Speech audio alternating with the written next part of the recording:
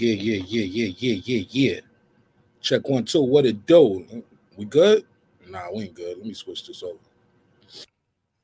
Got a lot to talk about tonight.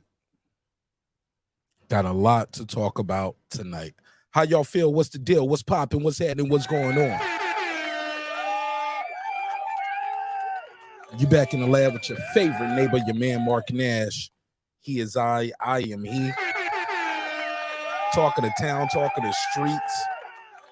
Yeah, I hear it. I don't miss a lot, but I miss a lot. How y'all feel, man? What's popping, man? Y'all having a good day wherever you at in this space? Got a lot to unpack. Baby. And we're gonna do it the right way. We'll do it the right way. With poise, with grace. Yeah, I'm gonna give some grace out there. Look, class. And we're gonna have a conversation, man.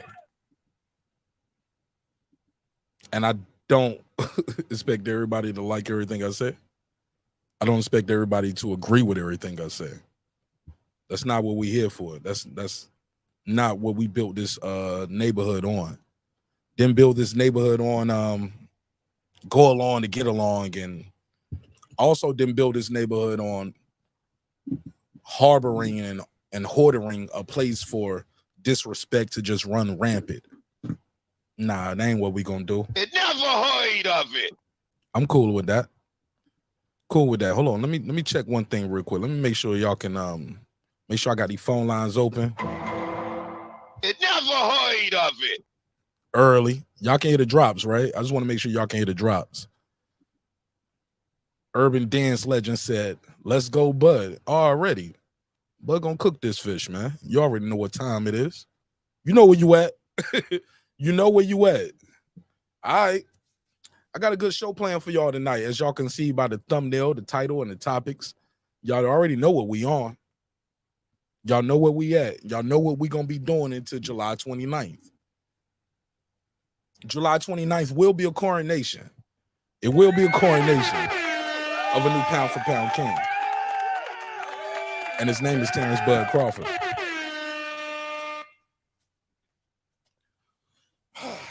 Where do we start? I know where we start. We're going to start with this overtime. I heard they was looking for me. I heard people was out there, had some smoke for Marq Nash tonight, man. Damn, I'm like, what I do? Put a case on me. I didn't know what I was missing. Missed a lot.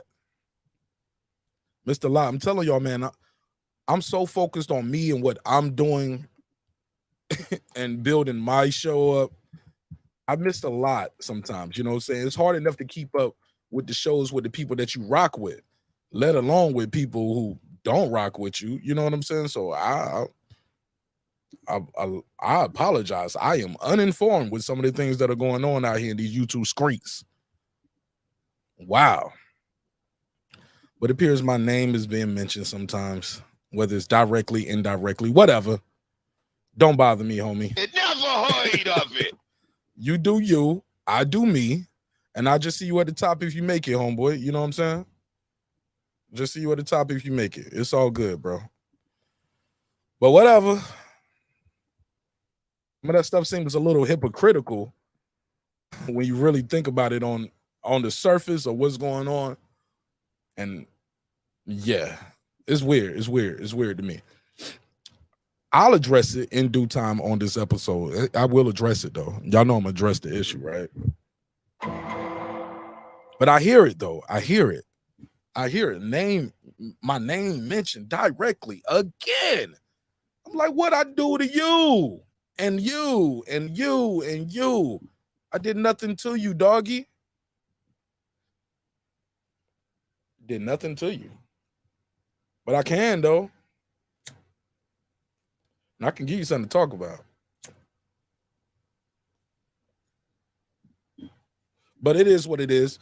It's gonna be what it's gonna be. We're gonna have a good time tonight. As usual. Per usual. We're gonna have a good time tonight. We're gonna start this thing off with a little Marq Nash overtime. Because we are in overtime. I should hit him with the I hate my job.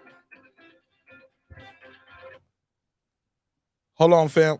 Hold on, fam. Let me run this intro. Stay right there. You ain't on air, but hold on. I'm gonna mute the mic, and I got you. Hold on, right there. So let me run this intro. Let's get into this overtime. Let people know we live. And yeah, you can call your favorite YouTube daddy and tell him too. You know what I'm saying? Marq Nash talking about you tonight. He's gonna respond. Maybe I will, maybe I won't, but I will address the issue. Like, it's a little disheartening, but I guess it comes with the territory. You know what I'm saying? A wise man once said, hey, look, the hate is stronger than the love sometimes. Oh, I'm gonna get to it when I get to it, JJ. I'm gonna get to it when I get to it. I'm gonna get to it when I get to it. But I will not be distracted off my mission. We rocking with this fight, Spence versus Crawford, biggest fight in the welterweight division in quite some time, probably the biggest fight of boxing this year. And yeah, I won't be distracted off my mission, fam. I won't get distracted. And you should not neither. You know what I'm saying? Ignore the noise. You know what I'm saying? Ignore the noise. Just grind hard. Keep working. And yeah, I'm gonna see y'all at the top if you make it. Let me start this show off proper. Let's do this overtime joint. And I'm gonna blast the link out. If y'all rock with me, share the link. Share the link, click the like button, or shoot, share it to your favorite YouTube daddy. I don't give a damn. Let's get it. It's your man Marq Nash overtime.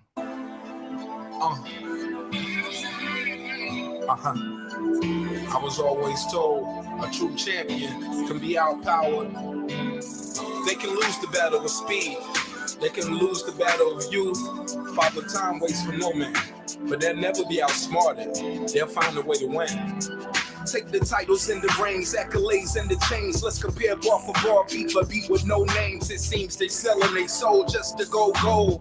Losing religion just to get in the business. I been the same way since the trenches, since the benches. Gonna be old and gray with dentures. Before I let you put a dent in this pimpin', you sweeter than cinnamon. Rappers should listen. Heard that? That was syllable flipping. Hop in the vehicle, continue my mission. Marq Nash, I'll be up in the kitchen. I can serve you a biscuit or give you the business. Won't give passes to passengers and backseats bitching.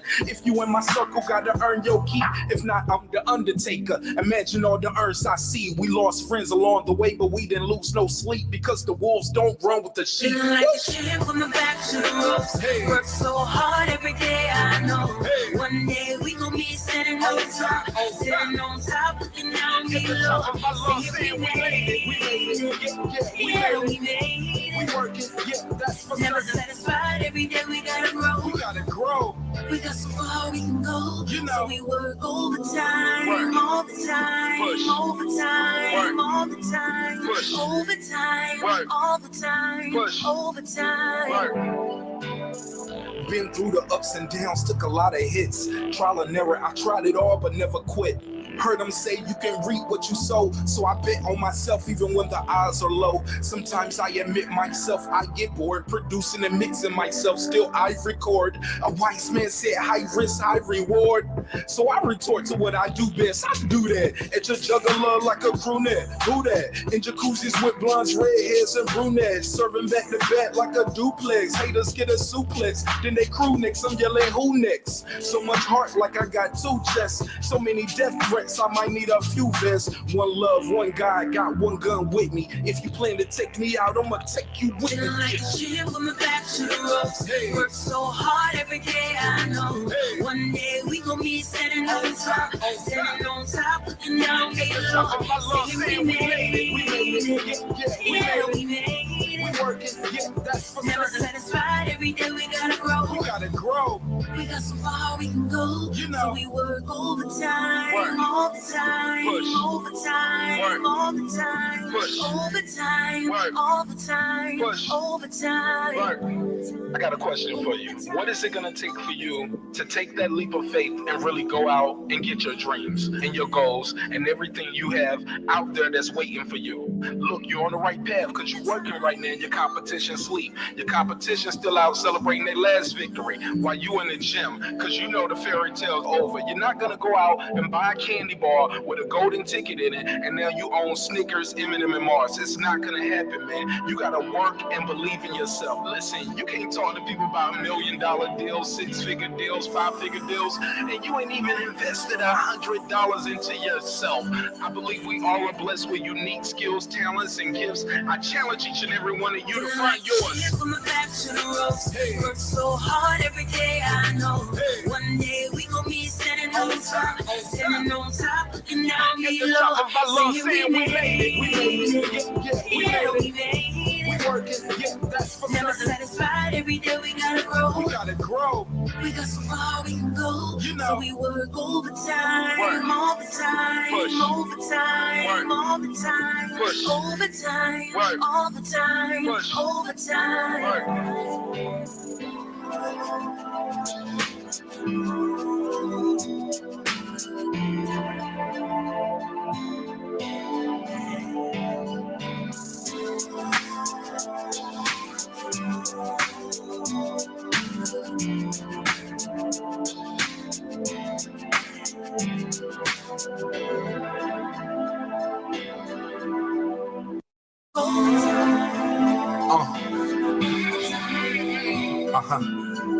I was always told a true champion can be outpowered.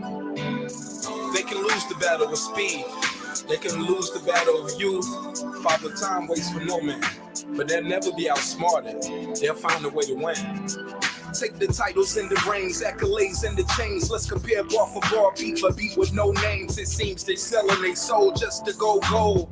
Losing religion just to get in the business. I've been the same way since the trenches, since the benches. Gonna be old and gray with dentures. Before I let you put a dent in this pimpin', you sweeter than cinnamon. Rappers should listen. Heard that? That was syllable flipping. Hop in the vehicle, continue my mission. Marq Nash, I'll be up in the kitchen. I can serve you a biscuit or give you the business. Won't give passes to passengers and backseats bitching. If you in my circle, gotta earn your keep. If not, I'm the Undertaker. Imagine all the urns I see. We lost friends along the way, but we didn't lose no sleep because the wolves don't run with the sheep. Feeling like a champ from the back to the ropes. Work so hard every day, I know.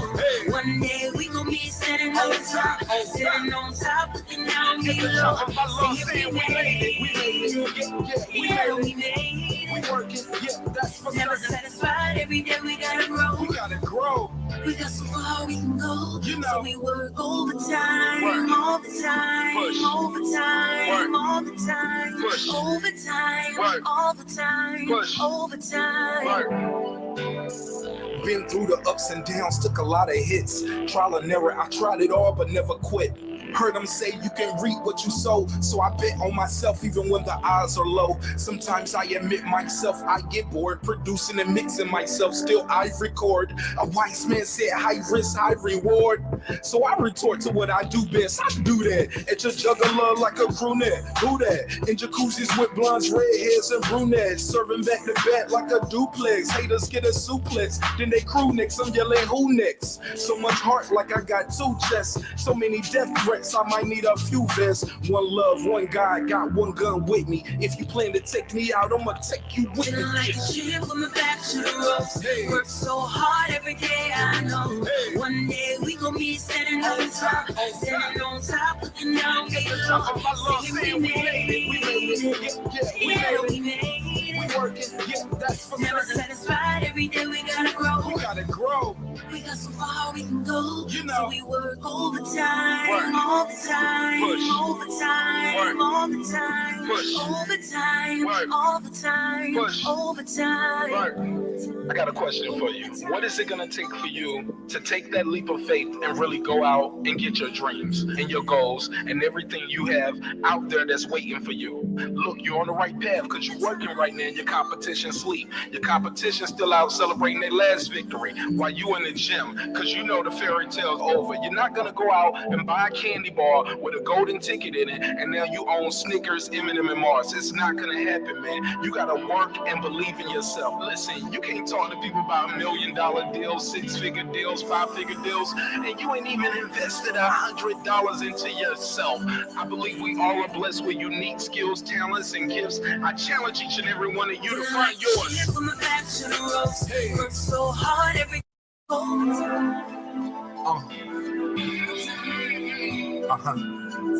I was always told a true champion can be outpowered. They can lose the battle with speed. They can lose the battle of youth. Father Time waits for no man, but they'll never be outsmarted. They'll find a way to win. Take the titles and the rings, accolades and the chains. Let's compare bar for bar, beat for beat with no names. It seems they selling their soul just to go gold. Losing religion just to get in the business. I've been the same way since the trenches, since the benches. Gonna be old and gray with dentures. Before I let you put a dent in this pimpin', you sweeter than cinnamon. Rappers should listen. Heard that? That was syllable flipping. Hop in the vehicle, continue my mission. Marq Nash, I'll be up in the kitchen. I can serve you a biscuit or give you the business. Won't give passes to passengers and backseats bitching. If you in my circle, gotta earn your keep. If not, I'm the Undertaker. Imagine all the earns I see. We lost friends along the way, but we didn't lose no sleep because the wolves don't run with the sheep. Feeling like a champ from the back to the ropes. Work so hard every day, I know. One day we gon' be sitting on top, sitting on top, looking down below. We made it. Yeah, we made it. We working, yeah, that's for Never certain. satisfied, every day we gotta grow. We gotta grow. We got so far we can go. You know. So we work overtime, Work. all the time, Push. overtime, Work. all the time, Push. overtime, Work. all the time, Push. overtime. Work. Been through the ups and downs, took a lot of hits. Trial and error, I tried it all but never quit. Heard them say you can reap what you sow, so I bet on myself even when the odds are low. Sometimes I admit myself, I get bored producing and mixing myself, still I record. A wise man said high risk, high reward. So I retort to what I do best, I do that. At your juggler like a brunette, who that? In jacuzzis with blondes, redheads, and brunettes. Serving back to back like a duplex. Haters get a suplex, then they crew next, I'm yelling who next? So much heart like I got 2 chests. So many death threats, I might need a few vests. One love, one God, got one gun with me. If you plan to take me out, I'ma take you with me. Feeling like a champ from the back to the ropes. Work so hard every day, I know. One day we gon' be sitting on top, looking down below. We made it. Yeah, we made it. We working, yeah, that's for Never certain. satisfied, every day we gotta grow. We gotta grow.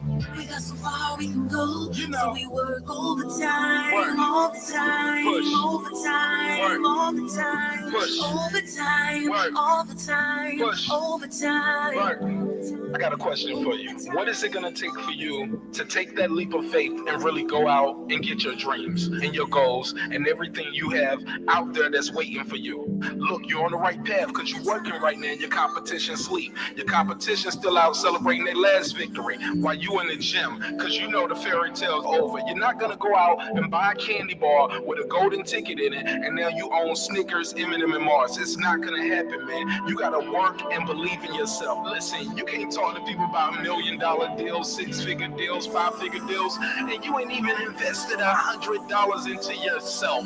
I believe we all are blessed with unique skills, talents, and gifts. I challenge each and every one of you to find yours. From the back to the ropes. Work so hard every day, I know. One day we gon' be sitting on top, looking down below. I love saying we made it. We made it. Yeah, we made We it. working, yeah, that's for Never certain. satisfied, every day we gotta grow. We gotta grow. We got so far we can go. You know. So we work overtime, Work. all the time, Push. overtime, Work. all the time, Push. overtime, Work. all the time, Push. overtime. Mark.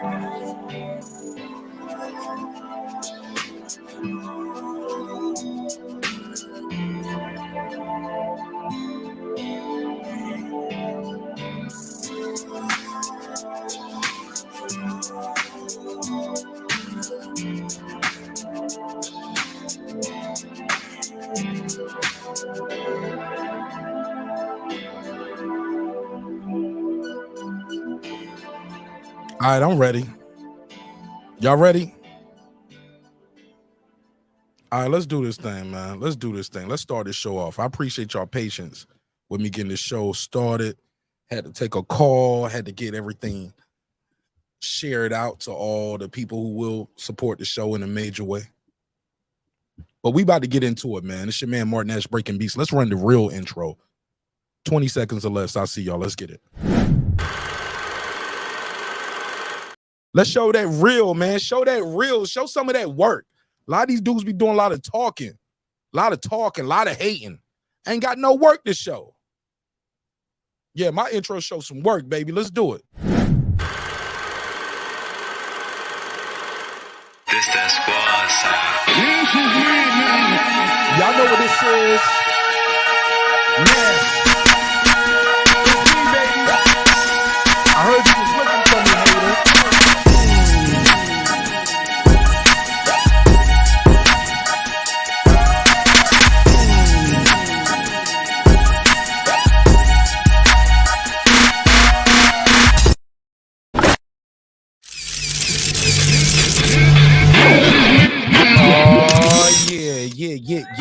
Yeah. Hate stronger than the love. The hate is stronger than the love. The hate can be stronger than the love, ladies and gentlemen, but I will not be distracted from my mission. I won't be distracted, homie. I won't be distracted. Let me do this neighbors only roll call, because without the neighbors, the show wouldn't be the show at this level, and we well over 50 strong, homie. Shout out to people who support me. I'm going to support you in a major way as well. What up? That guy clips 330 early. What up? Big Hova, I thought I told you. What up? Tell Toya. Shout out to my sister, Tell Toya. What up? Stephen Brimley, a.k.a. the unbiased fan Brim Reaper. What up, though? What up, gangsta? Kendall. What up? The kid's back. Just like that. What up? Johnny Goodman. What's hood, man? What up? DJ, he don't play. What up? D-Lo 404 boxing. Let's get it popping. What up? Shawn T with the strap. What up? Kansas City Mac, where you at? What up? On the mic with Terrence Bailey Sr. What up? Karma Serene with the Serene Saturdays. What up? Ace Retro, let's go. What up? Nick Rich in this trick. What up, gangsta? Aaron Parker, the big talker. What up? Taylor Bell. What up? Stephen Bateman. What up? All the way in Australia. Mama, we made it down under. What up, gangsta? Wanda Villa, the Rilla, a.k.a. the Epoxy Magic. What up? Transcendent Sports Channel, my Filipino brother from another, all the way in Canada. What up? Fistiana Fights, she just might. What up, gangsta? Jacob Sims, that's him. What up? Lady Shan done them season, my UK girl all the way in London. Tone. What up, gangsta? Haplo. What's good, fam? What up? I heard you know the word gets around quick around here. Heard what you said about your boy Marq Nash. What up, gangsta? I appreciate the kind words and the respectful words, my brother. I appreciate you. What up? MFB, What up? Patricia Shelton, What up? Miss Queen Sunkiss, What up? Rockman, What up? Beyond the Ring with Nonito and Rachel Donaire. That's 9-time champion Nonito. On his way to 10, on his way to the Hall of Fame, and we gonna rock with him every step of the way. What up, gangsta? Shout out to my sister Rachel Donaire as well. What up, gangsta? True Media Today, USA Boxing. That's Coach Malachi Williams. What up, gangsta? Puto. What up? Food Revolution, a.k.a. Foodie with the Beauty. What up, gangsta? KP from KC5. What up? Matt Wade got a dope single out called Papa Daddy. Y'all check him out. What up? Ill Status Boxing. What up? Tank the Sweet Science Examiner. What up? Beyond Above Media. What up? Pittsburgh T. What up? SF City Slicker. What up? I Know Boxing. What up? It's Mex. What up? Rider of the Storm. What up? Here to there. What up? Matty Yoel. What up? Cliff Bailey. What up? Con Shawnery. What up? Lisa Bell. She never fails. What up, gangsta? HLD. What up? Cooking with Sir Senior. What up? Brandon Washington. What up, gangsta? D Bevel the champ. What up? And of course, the big fish himself, my good brother, Derek Lincoln, aka member number 1. What up, gangsta? Hey, Derek Lincoln, I see you just hit 11 months in membership. You know, your avatar gonna change. Like once y'all get that 12-month membership, once you hit 1 year, you get that red bucket. You're gonna get that red bucket hat, homie. You know what I'm saying? You are officially untouchable. Once you get that 12. Once you get to that 12 months of membership, like, wow, bro. That means a lot. Like, damn, you stayed down for 12 months, man. I know we disagree all the time, but it means a lot that you can still support the show, even though I disagree with you on Spence and Crawford. We never go somewhere else with it. You know what I'm saying? Where it's like personal and I'm talking bad about you or me. You talking bad about me, vice versa. I got a lot to unpack in this thing tonight. Where y'all want to start at? Where do we start? Where do we start? Do we start with the drama? I'm gonna wait on that. I'm gonna let them get in the room. Once I'm gonna let them pile all in the room. And then we're gonna address the little drama where my name keep getting mentioned. Like, my name is my name, dog. Like, and it's kind of ironic the people I'm seeing saying my name. Cause last time I checked, some of these niggas was just on my panel last week. And they got a problem with me this week. Oh, man, we got to talk about it, B. Never heard of it. Okay. All right. People got an issue with what I do, how I do it, and it blows my mind. You got to put a case on it. Because one thing we not going to do is try to dictate, however you want it to go, homeboy, my content. You do your show your way, and you where you at. I do my show my way, and I'm gonna get to where I'm going and where I'm at too. And we're gonna address all of that in due time. In due time. Oh yeah. I'm gonna cook the bird up slow for y'all tonight. I just looked at my wrist, and I got time today. Yeah, you can hit the like or the dislike. Shout out to KG. Right. Hit the like or the dislike button. I don't give a damn. The real one's going to hit the like. Because what I find is a lot of people are watching the show and got an opinion about my content, my title, my thumbnail, my guest, my production, how I do when I do what I do. But the crazy thing is I don't see y'all in the chat. I don't see you in my comments. So how do you have so much of an opinion about what I do on my show if you're not watching it? Oh, you watching. You watching this motherfucker right here. You gonna watch this little red nigga. And I get it. I get it. When the views get low, the hunger show. When the views get low, the hatred and the hunger is gonna start showing. And I don't know what I did to have these niggas. Like some of these, and the niggas I'm talking about, they ain't even got no channel. Nigga ain't even got no channel. Marq Nash a bitch. I was like, bro, you ain't even got a channel. Who are you? Oh, now I remember. I blocked you about 2 or 3 years ago, dog. That's why you got this vitriol for me. Because you can't be a part of what I'm doing.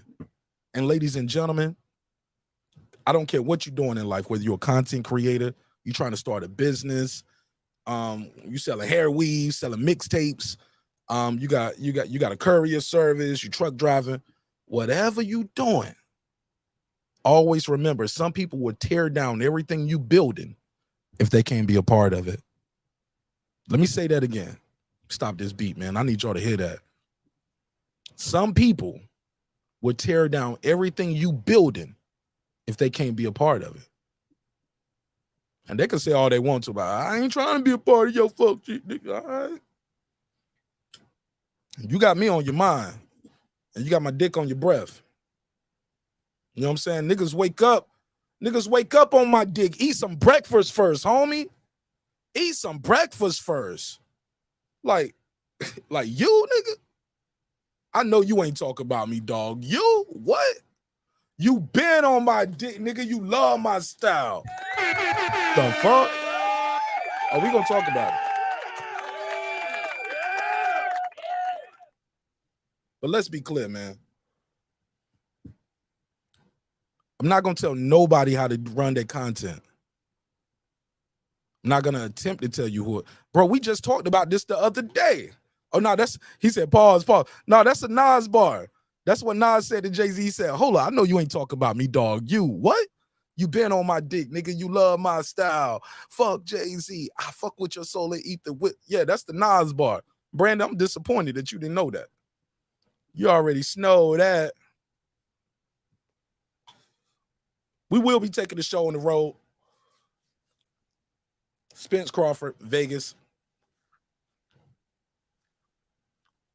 Appreciate everybody who's supporting me on the road, helping me get there, supporting the show in a major way. I really appreciate you. Appreciate it. All right. It's crazy, man. Sometimes the hate be stronger than the love, man. Sometimes the hate is stronger than the love, or it's strong. But we're going to talk about it tonight. We got a great show planned for you. I'm going to open the panel up. You know how I do it. I'm here for it all. This we will defend. I'll throw it away before I let you have it. You hater. Hater. Hater. Hater. Come on, fam. And I know where it's coming from. I get it. I get it. I get it. I was in your position at one point. Pause. I get it.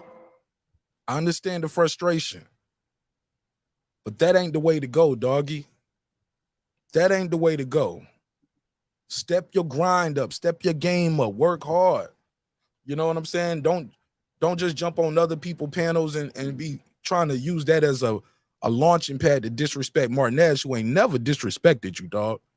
I just said you can't come kick it with me no more. That's it. You blocked. You are banned from the server. LT.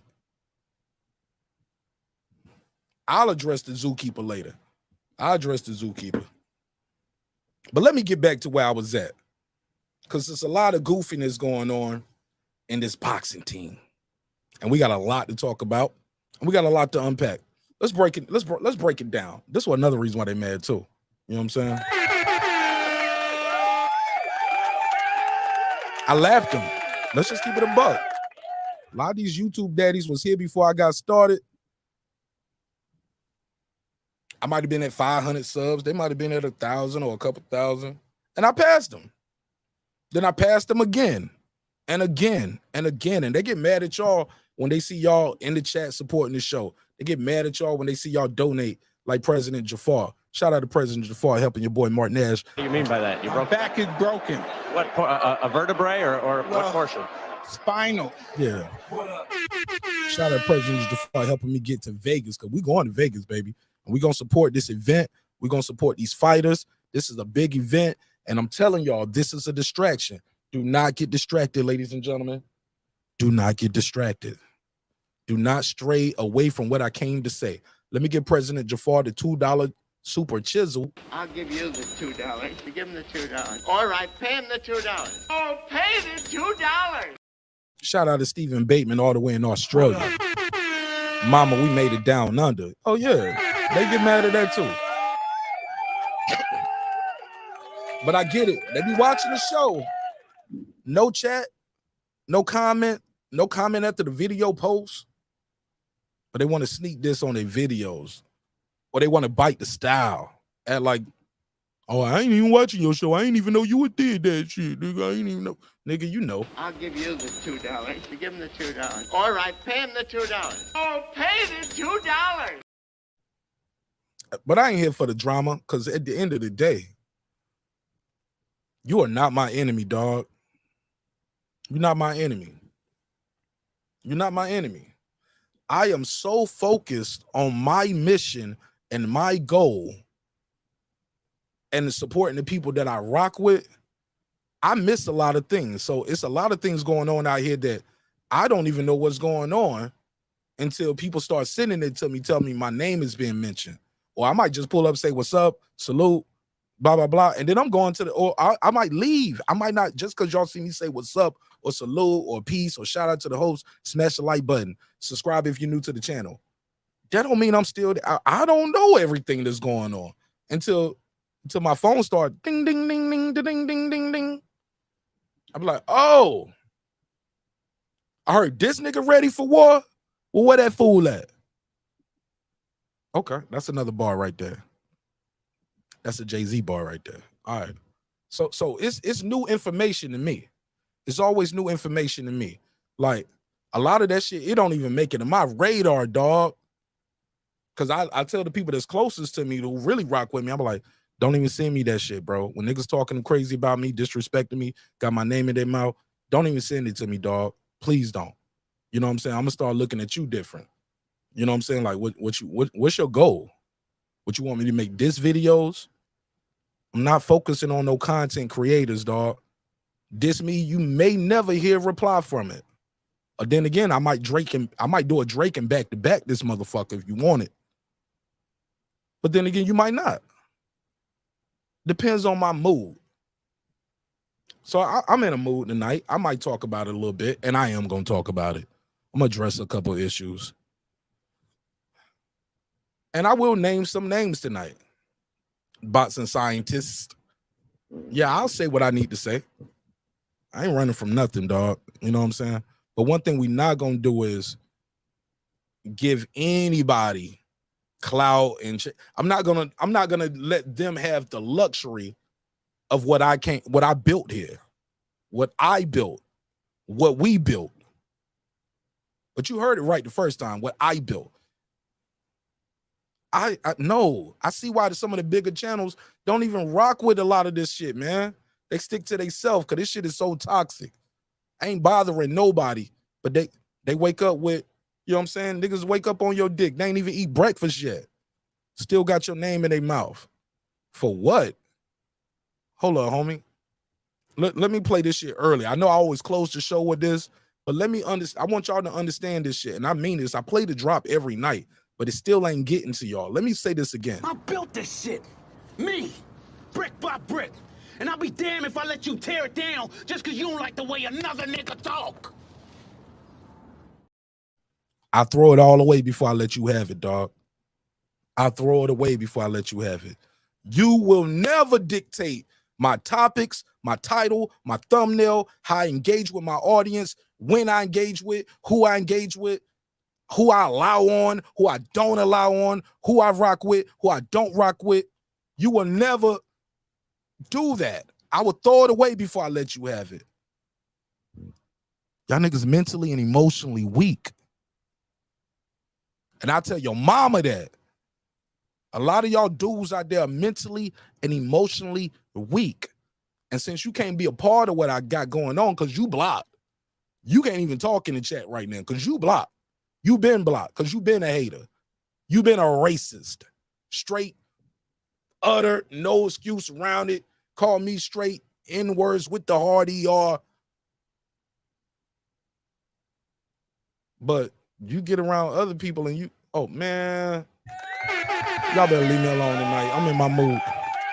I'm in my mood. He in his mood tonight.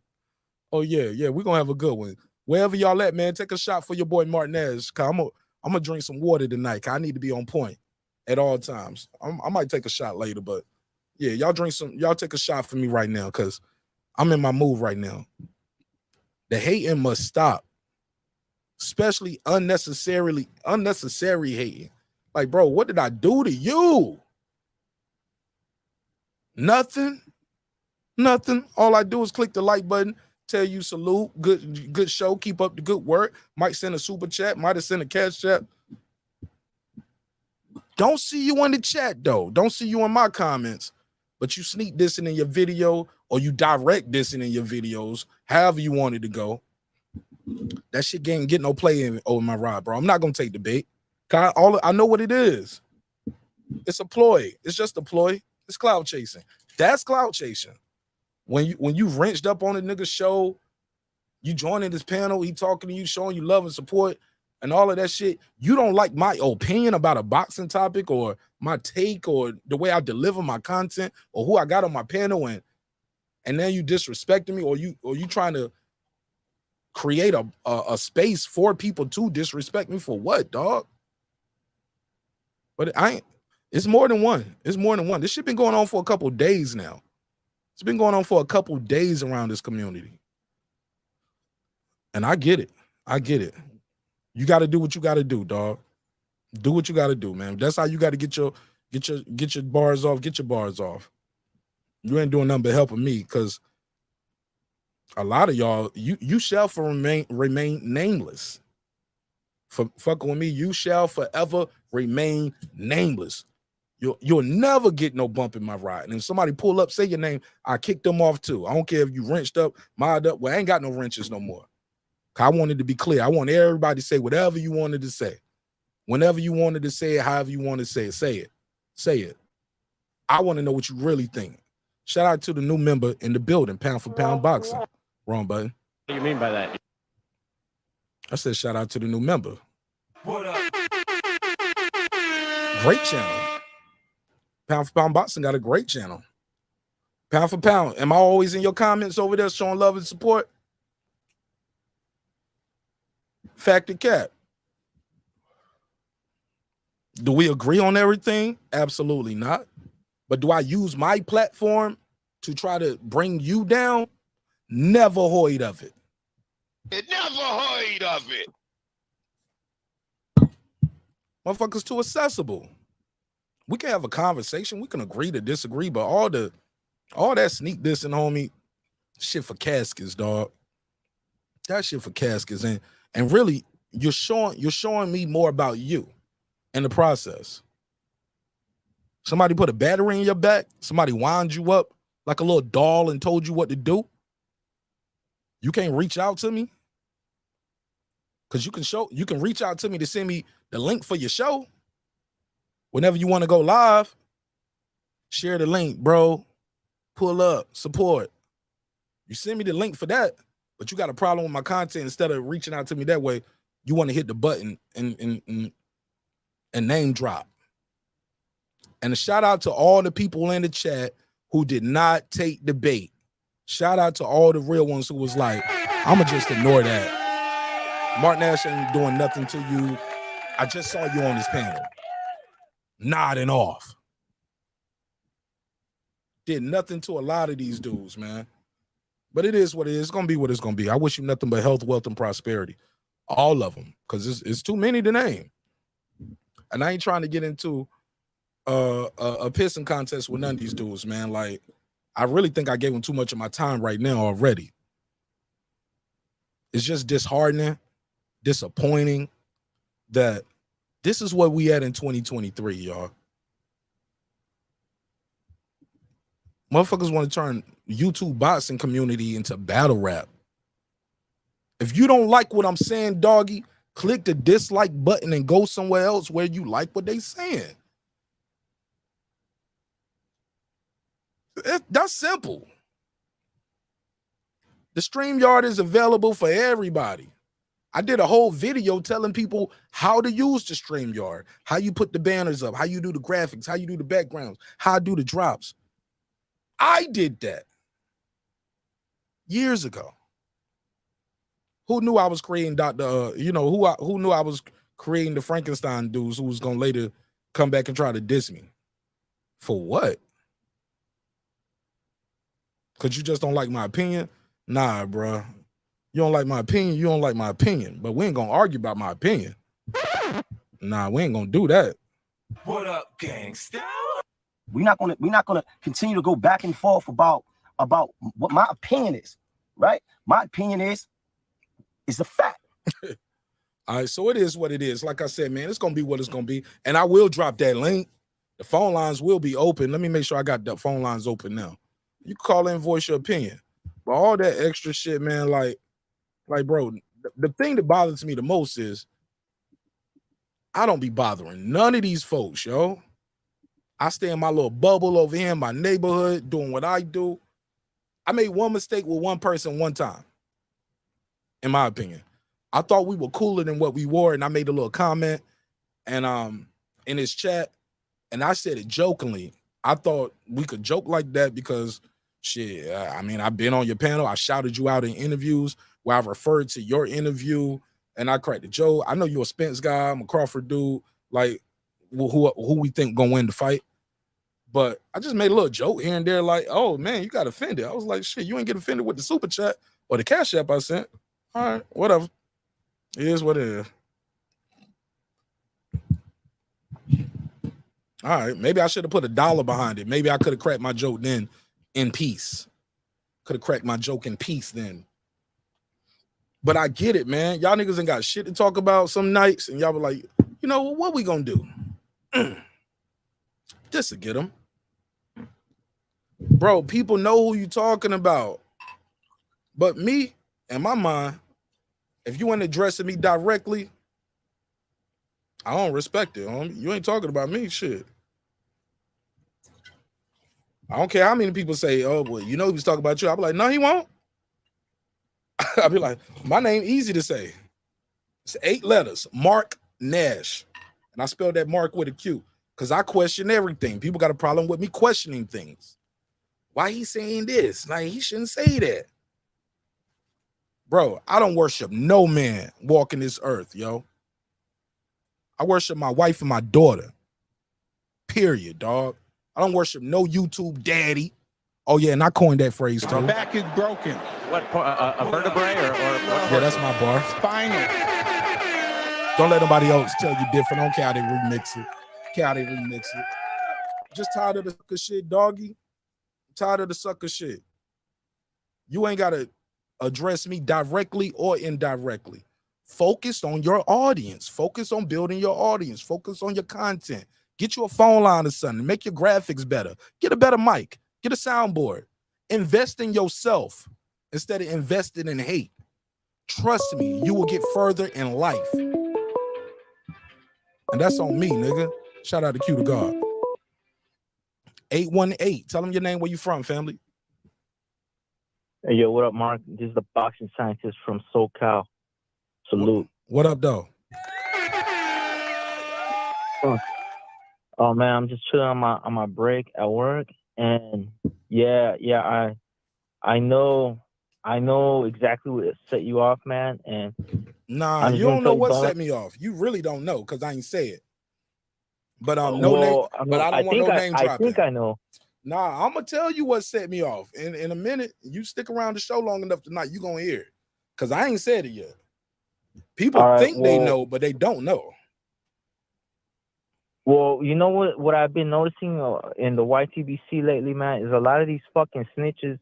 Sometimes I stumble upon a channel and I don't know what the channel's about, you know, so I go in with an open mind, an open heart, and sometimes I jump on a panel and then I find out, oh shit, this is a racist channel. And then I see people in the fucking chat. The problem is you have all these snitches. I'll see people in the chat saying, oh, boxing scientist, I just took a screenshot and I'm gonna show it to, you know, such and such that you're down with this like shit. I just discovered this channel. I don't, you know what I'm saying? And people like try to associate you with the channel just because you stumble upon it. And I actually got kicked off a panel, but people are trying to say I'm down with that channel and shit. So that snitching shit gotta stop, man. That's what's fucking causing all this fucking drama. And there, people are trying to instigate and trying to get, you know, content creators to go against one another, man. It's childish. Man, but it's yeah, cool. Man. It's cool, bro. It's cool. Like I got a glimpse of what you're talking about, but I ain't gonna say everything. But the content creator in question that you talking about, that channel, I ain't got no problem with him directly or indirectly. You know what I'm saying? Whatever he got going on is some shit that I didn't know about until tonight. And all I said was, what up? Or salute or something like that, or peace. And I asked, what's going on? Well, I'm asking for information. And then from there, it was like the door was open for everybody wants to smoke with Marq Nash. I was like, who the fuck is you? Oh, I don't know you. Right. I don't know you. Oh, I know you though, doggy, and you been blocked. The zookeeper been blocked. And that's why I don't understand why the zookeeper got a problem. But the other folks, I'm like, I don't even know y'all niggas. But I appreciate how everybody else handled it too. Cause they know I ain't did nothing to them. For the most part, everybody kept that shit cool. Cause they know I ain't do nothing to none of them dudes, dog. I'm not in this shit for that. For the most part, everybody kept it cool. Now I did see some people seem like they wanted to be something that it ain't gonna be. It ain't gonna never be that, dog. I'll never let you blow up off my name like that. You know what I'm saying? I'll never help you like that. You know what I'm saying? I'm gonna make you look stupid talking about me, and I ain't never said nothing bad about you. I'm gonna just make you keep looking stupid. But I don't got a problem with none of them niggas. Except one dude. Yeah. Because he called me a nigger. Damn. The zookeeper. You get what I'm saying? So it is what it is. Yeah, I never heard of that fool. I never heard of the zookeeper, but yeah, fuck that fool. And so it's just weird that like, people got a problem with Pudo being on my show, but the zookeeper can say nigga with impunity. You get what I'm saying? Pudo ain't never disrespected me. You can't like, bro. Do I like who he's affiliated with it? No, but shit, some people don't like the fact that some people might rock with MXBC or TWT, LDBC, all of that shit, bro. I ain't affiliated with none of that shit. I'm a one-man army, a song. You know what I'm saying? I'm a God-fearing man. I rep me. I rep my family. I rep life and love. I'm out here trying to build up channels, bro. I go to the smallest channel that only got 8 people in the live stream, and I share their link. I used to share Kyle's link while I was live, and he was live at the same time. Because I was like, you ain't stopping me from doing whatever I'm trying to do. You know what I'm saying? And I would send people to Kyle's show because I'll be talking about hip-hop. Y'all go over here tonight if y'all want to talk about boxing. You know what I'm saying? So I don't know, bro. The way people move is different, but I got love and respect for black and brown boxing. Do I agree with everybody who's on his panel all the time? Hell no. But can I tell him what to do and who should be up there? Hell no. I can't tell I can't tell bro what to do. You know what I'm saying, with his show. But he can't tell me what to do with mine neither, or nor can anybody on his panel. Shout out to Black and Brown Boxing. But I just didn't like some of the zookeepers' comments. And I'm like, damn, fam, you going somewhere else with this shit. Like, and I don't even know you. I never did nothing to you, never disrespected you. But you're gonna get all the disrespect tonight. And anybody who love them, they can get it too. Like, it is what it is. But you got anything else? Because my phone lines are binging off the hook, and I ain't even got to my main topic tonight. But I had to address some of the shit. No, I just wanted because people was telling me to click the link. I was like, bro, I ain't even gonna get to talk. Why would the fuck would I need to click the link? Like, when I got my own show, I'll talk as much as I want to on my own show, and can't nobody mute my mic or overtalk me or kick me off. You know what I'm saying? Speak my piece. Speak my piece on my shit. Like, nigga, I built this shit. You know what I'm saying? And you can never have a conversation with me, zookeeper. But I fuck with you, bro. Let me take this next call. I got love for you, dog, because you fuck with me, and I fuck with you, and I don't care if you Mexican or not. And I hope you don't care if I'm black. If somebody got a problem with you going to a black channel, or if they got a problem with me letting a Mexican person on my channel, stay away from them people, bro. They are toxic. They are not your friend. You hear me, dog? For real, dog. I ain't never showed you no disrespect, bro. We always crack jokes. You crack jokes on me, I crack jokes on you. That shit is weird where other people are telling grown men where they can't go with their Wi-Fi or where they can get their entertainment from. They try to act like we're in jail and shit. Like, the Mexicans gotta be with the Mexican and the blacks gotta be with the blacks. Well, go to jail, bitch. Ridiculous. Well, go to jail then, bitch. That's what you want. Go to jail. I'm in the free world and I'm living like a free man. And if I like a Mexican person's content or white guy's content or somebody from the UK, whether it's a male, it's a female, it's a black or white, bro, who raised these people, bro, to be such cowards? People. They're insecure. That's what it is, dog. And you know, a lot of these Mexicans that like there's this one Mexican I found out tonight everybody ain't Mexican. I found out some of these people. I found out these people fake Mexicans out here. I didn't even know that was a thing. I didn't even know what a Mexican was till tonight. I was like, they call them Mexicans? You a fake ass Mexican? You a Mexican? Yeah, it's okay. I think I just made that up. I just made that up. Mexican. You a fake ass Mexican.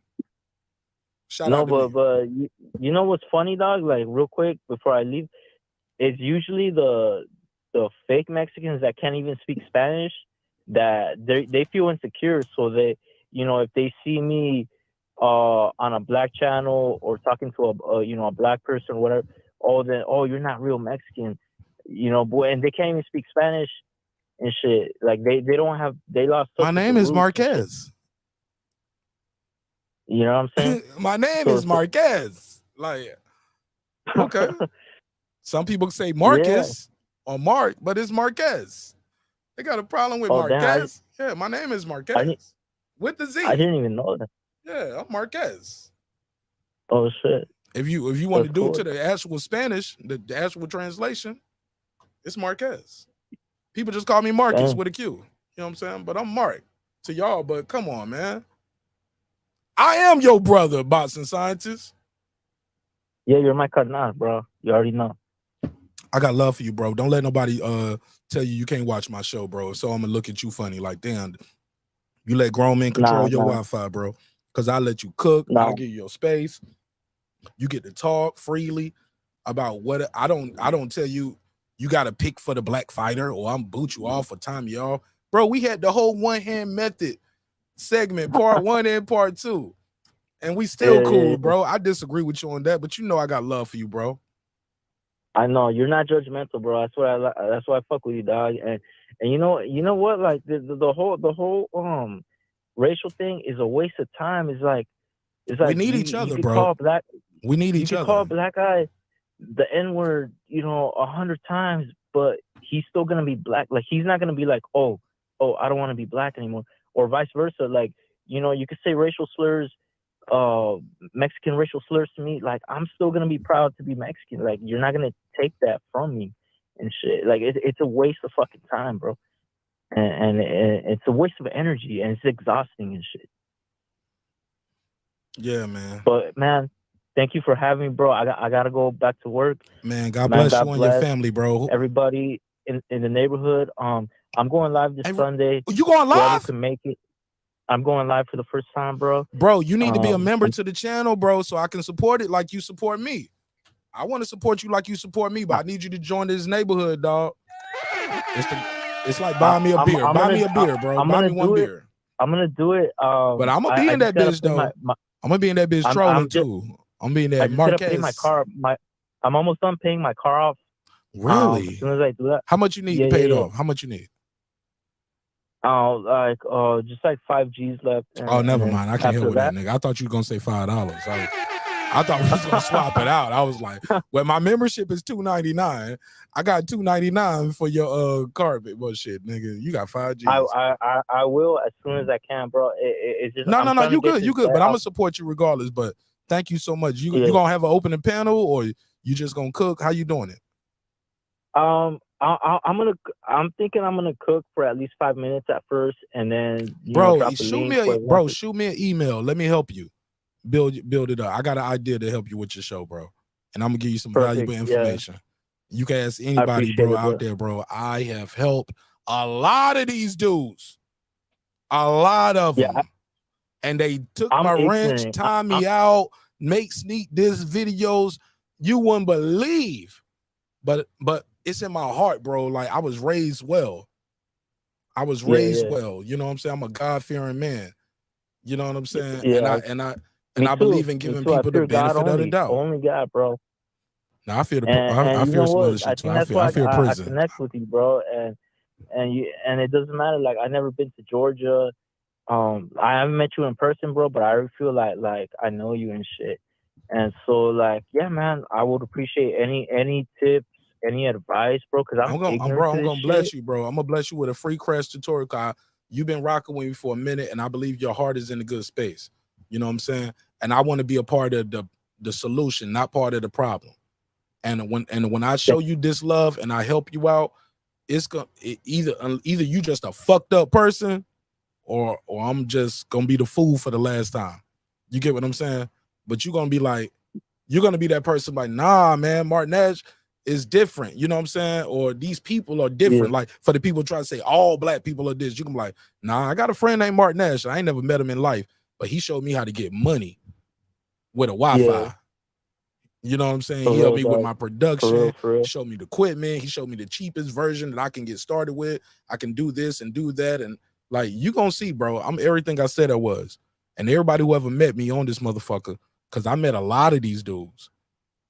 The ones who rock with me, rock with me. The ones who I met, even if they don't rock with me, they still know like I ain't do nothing to you. You know what I'm saying? They can never say the worst thing I did to a nigga probably is mute his mic. You know what I'm saying? That's the worst thing I did to anybody, dog. Is mute your mic or kick you off my show. I'm not making diss videos and thumbnails and talking about you, your family, and none of that. Cause that shit's some sucker shit. And people kill each other for less where I'm from. You know what I'm saying? So I never engage with that. I just move on. You know what I'm saying? Now, does that mean I'm gonna be bullied and you gonna make 30 videos about me? No. I will push that button, you know what I'm saying, if need to. But bro, I'm trying to live my life, bro. You take care of your family, do what you do, dog. And I wish you health, wealth, and prosperity, my brother. Thank you for your call. And you know you got a home here in the neighborhood, the Boxing Scientists. All right. But according to the Boxing Scientists, next week he's going live for the very first time. What's your topic? This Sunday is gonna be Latinos. Are we Latinos Unidos with a question mark? Like, are Latinos united? Because we have some issues that I have to address. Are you going? Can I be your resident black? Yeah. Can I be your one black guy on the panel? Nah, I want to cook with you. You don't have to be Latino to chime in, like you know, because if you're from the outside looking in, I want every perspective on it. Like, you know, what do you see we got to work on and shit? Like, bro, shoot me an email, bro. I got to build with you on this one because I got a topic about that I was gonna do, and I wanted some Latinos up here, and I had a couple Latino brothers I thought was gonna be a part of that topic, but some of them they ain't fucking with me right now for whatever reason too. You know what I'm saying? I'll shoot you an email. Yeah, and I'm gonna help you with that, bro. All right, so fuck with me. Let me get the next call and get back to the show. All right, man. Thanks for having me, bro. Yeah, because you've been talking too long. This was cool. This was 15 minutes, though. Get the fuck out of here, nigga. All right, man. Get your talking ass up out of here, man. Anybody come to listen to me and the Boxing Scientists all night, get your ass up out of here, nigga. Hey, look, I had to hit the mark. Hey, look, I felt like Martin, yo. Let me hit him with the drop while I take the next call. Be a man. I've been waiting to say this all year, and I'm gonna say it. And this is a good time. Get the stepping. Yeah, man.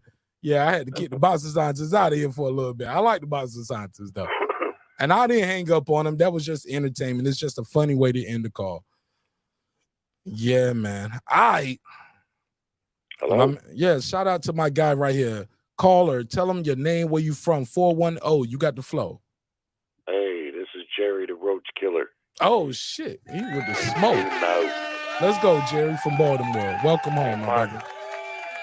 You know, others have said it. Mayweather said it. You know, elephants don't recognize ants. You keep doing your thing, brother. Why I listen to your show is because it's very refreshing to me to find an entertaining boxing show that ain't constantly crying race and talking about race, man. I've just about had it with that. I think I got the most diverse channel on this bitch, dog. You do, man. I got ladies, black, white, Filipino, Asian, Jamaican, African, Caucasian, and they all over the world. They Australia, Canada, Mexico, UK, hey, man, Canada. We're all God's people, you know. We gotta stop talking. Norwegian. I got a Norwegian homie up here. Yeah. Well, you know, I get tired of it, man. I get tired of it from the fighters doing it. You know, I've heard. I ain't gonna lie, man. There's a lot of black YouTube content creators with boxing that just constantly with the race thing, man. Constantly. I can't stand it. It turned people off, bro. Huh? It turns people off. Like, we know it exists, but like sometimes you want to pull up over here and crack some jokes. You know what I'm saying? Look, man. If something really racist happens, then then it's worth speaking on once in a while. But most of the times, it's not that. It's just people crying racism. Jerry, can I do it? Hold Jerry, I don't mean to cut you off, but you know you the homie, Jerry. Can I do it? Jerry, can I push the button on him? Back to your country, white power. White power, yeah. Right, I crack that joke all the time. Black people could be offended. Some white people could get offended by that. Go back to your country, white power. Man, we crack race jokes over here all night long. Yeah. Reggie cracked some racial jokes the other night. Some people could get mad at me with like, oh man, you let Reggie say that racial joke. Brandon Washington cracked racial jokes. I crack jokes on Brandon Washington about his religion. I call him Bacon Washington sometimes. Bacon Washington, he is a devout Muslim. And I crack a joke and call him Bacon Washington in the midst of my argument and my conversation. Man, that's still my brother, and I got love for him. He's supporting me going to the Spence Crawford fight, man. This shit is bigger than that, man. Like, these are jokes. It's entertainment. Y'all are not leading the civil rights movement from your Wi-Fi. Get off the gas, my nigga. Nobody, I look, in the words of the great legendary rapper Jay-Z. Wrong button. That was Pornhub. What the hell was I doing? We don't believe you. You need more people. Yeah, we don't believe you. We don't believe you. You need more people. Shout out to Blood Boxing. He said it best. Y'all niggas weren't even alive. Half y'all niggas weren't even alive when they was marching and fighting for civil rights. You get what I'm saying? Well, let me say this, Mark. Let me say this. Let me do this real quick. Let me do this drop real quick. I got a super chat. This is from Abigail, a beautiful sister in Wisconsin. She said, Marq Nash, put a case on him. Yeah, let me put a case on her and let me give you the drop. Abigail Hollis, thank you so much for supporting the show and helping me provide this content for you guys. And I'm keeping a name of everybody who's supporting the show from now to then, because when I do this roll call, like I'm shouting out the super chats, the cash apps, everybody who made this Vegas trip possible, because you guys are making this possible. I'm already booked for my flight. I'm already booked for my room. I'm there. All right. So Breaking Beats neighborhood, we're gonna be there. I'm gonna be there early for them weigh-ins. I'm trying to get some interviews. You know what I'm saying? And it's gonna be dope. You know what I'm saying? We're gonna have a good time. We call this here a little twin. Wow. Nigga. All right, go ahead, Jerry. Yeah, making jokes about our indifferences between race, that's one thing. That's been done for a long time, and there's nothing wrong with that. It's the hurtful stuff that bothers me. Also, I wanted to say two other things. One is this Spence Crawford fight reminds me a whole lot, man, of Leonard and Hearns, because back then, you may not be old enough to remember, but people were so divided and at each other's throats about that matchup, man. This fight has that same feel. Now, let's hope that the fight turns out to be as good as what Tommy and Sugar Ray's fights were, because it has the same feel going in. And then lastly, that Andre Ward, Son of God thing was on tonight. I caught it tonight. Have you seen that? Bro, I did a members only screening party last night. I'm telling you, I got the best members only on YouTube. If you know, you know. So if you don't have Showtime, but you fuck with Marq Nash, you get that boxing Showtime content. You know what I'm saying? You know. And we did as soon as midnight struck last night, because it didn't premiere till 8 o'clock tonight. That was the regular.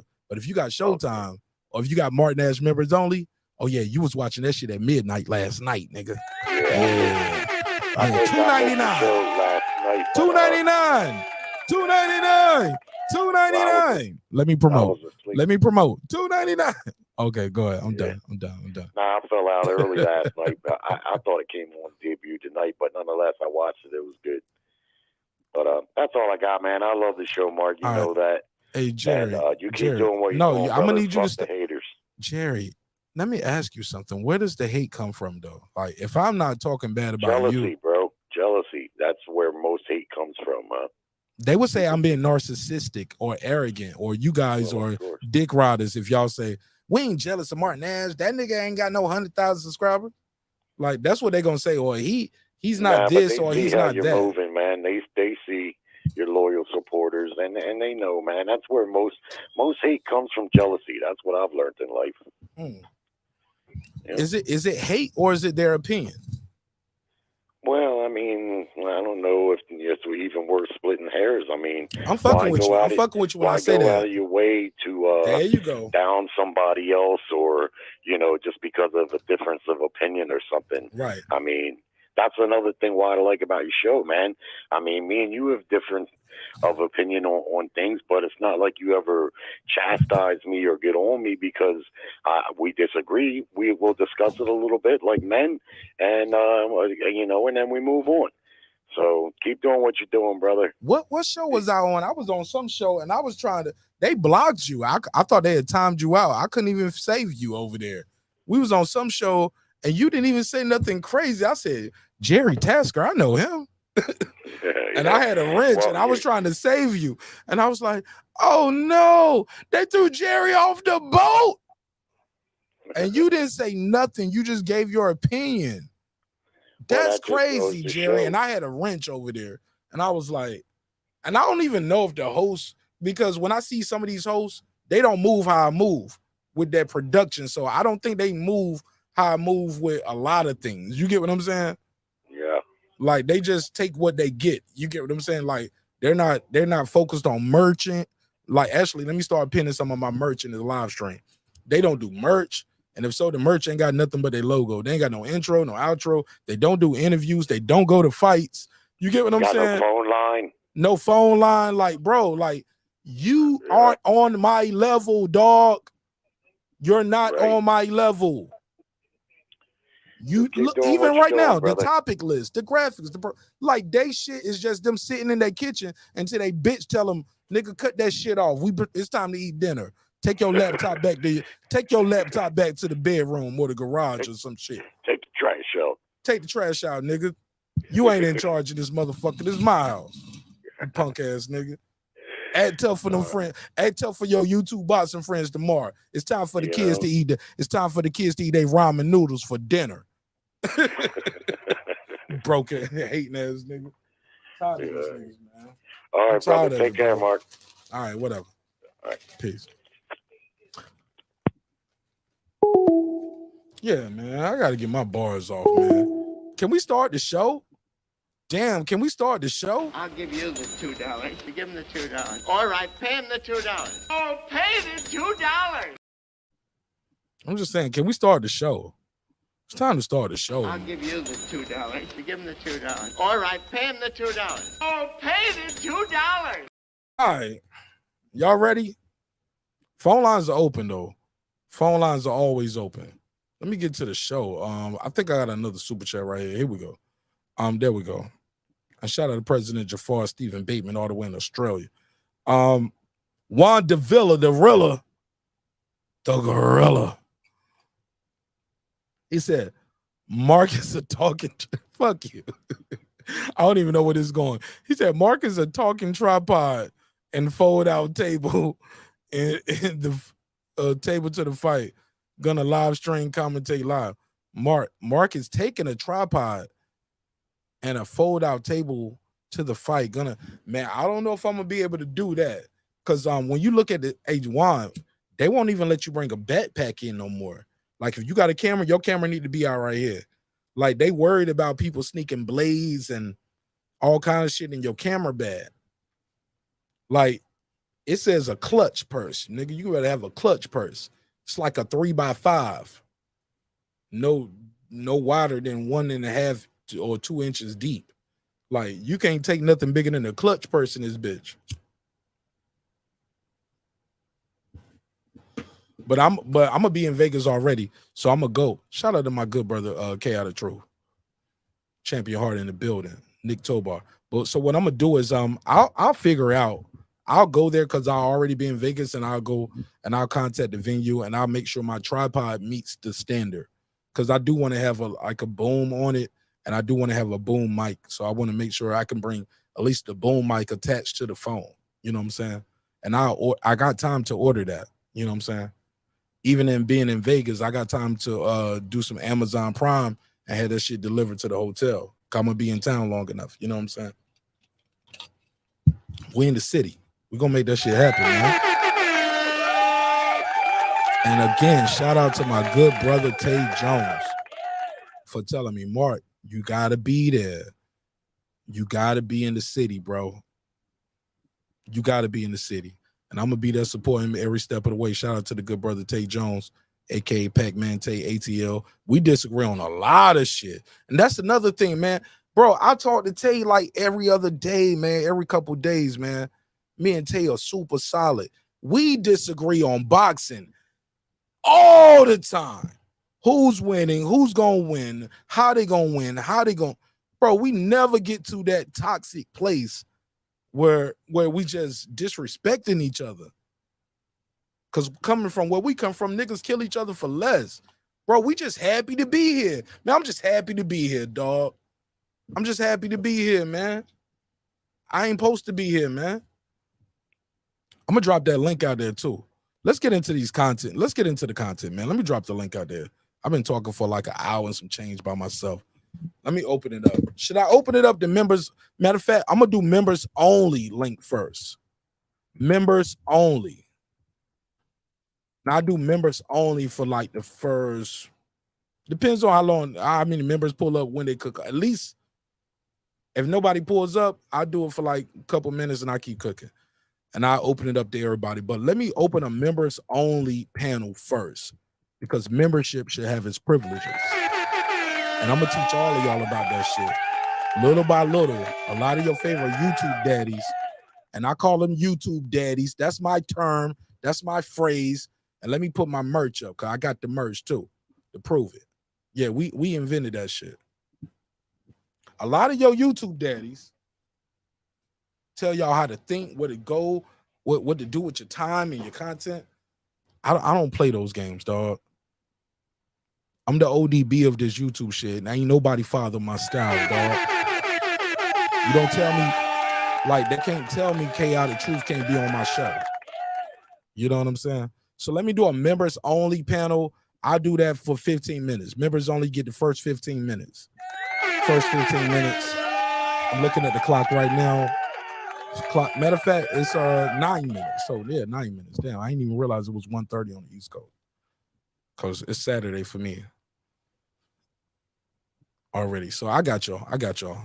So look, I do the members only. And the cool thing about this, the way I'm doing the chat now, if you don't like what somebody's saying, you block them. So they don't see you, you don't see them.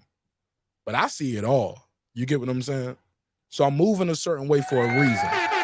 If y'all don't trust me, trust the process, baby. Trust the process. It don't look like I know what I'm doing, but trust me, I know what I'm doing, and I'm one of the best at it, and y'all gonna learn. All right, so we done with all the bullshit, right? Now can we start the show? All right. I dropped the link out there and I pinned that at the top for the members. Members only first. Members only get the first 10 minutes of the panel so they can get heard, say what they said, uninterrupted, because membership should have its privileges. And as y'all can see, as I go through this topic docket, by the time I get to the end, I will end the live stream and members will have a members only show. And it would be members only. Well, actually, we call it neighbors only because this is the neighborhood. It's the Martinez neighborhood. So neighbors only has its privileges. And it's a neighbors only panel, neighbors only led.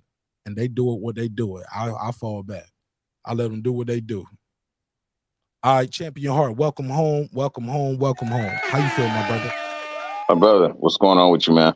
Man, I'm blessed beyond words, my brother. We got a great show planned for y'all tonight. Y'all ready to have a good time? Most definitely, most definitely. All right, what do you start at? Because we got Tank Davis in jail. Yeah, you know what, man? Remember when you had mentioned this? You had put up a post, and remember I said that I didn't really think that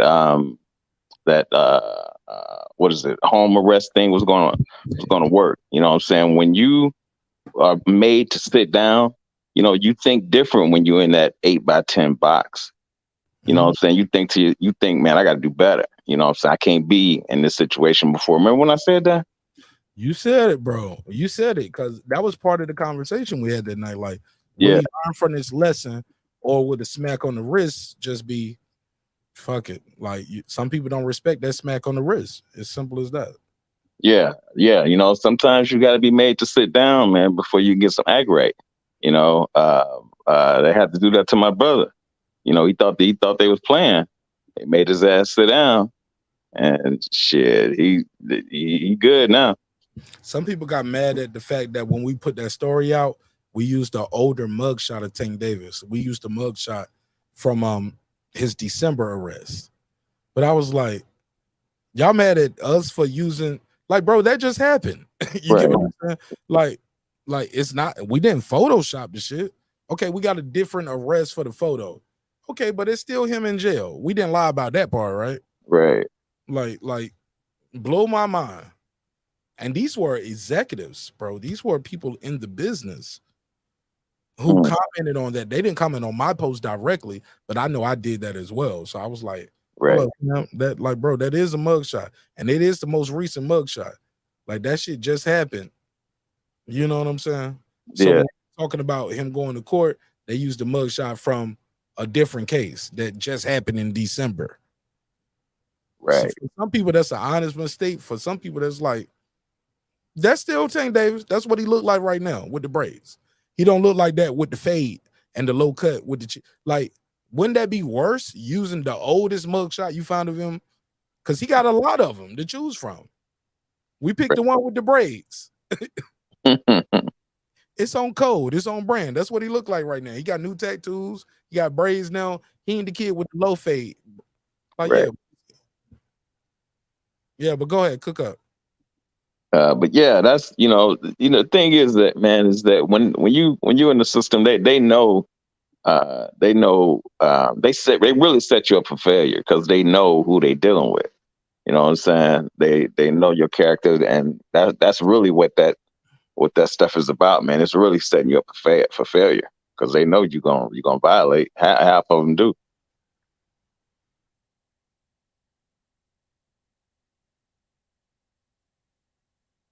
Hello? What happened? Hello? Yeah, I'm listening. Yeah, so that, I mean, that's all I was saying, man. I mean, I had I had said it, man, when because you got to be made to be put in an uncomfortable situation, and it was just too comfortable for him. All right, they say he was spending his I don't want to get too far into it before I go to Puto.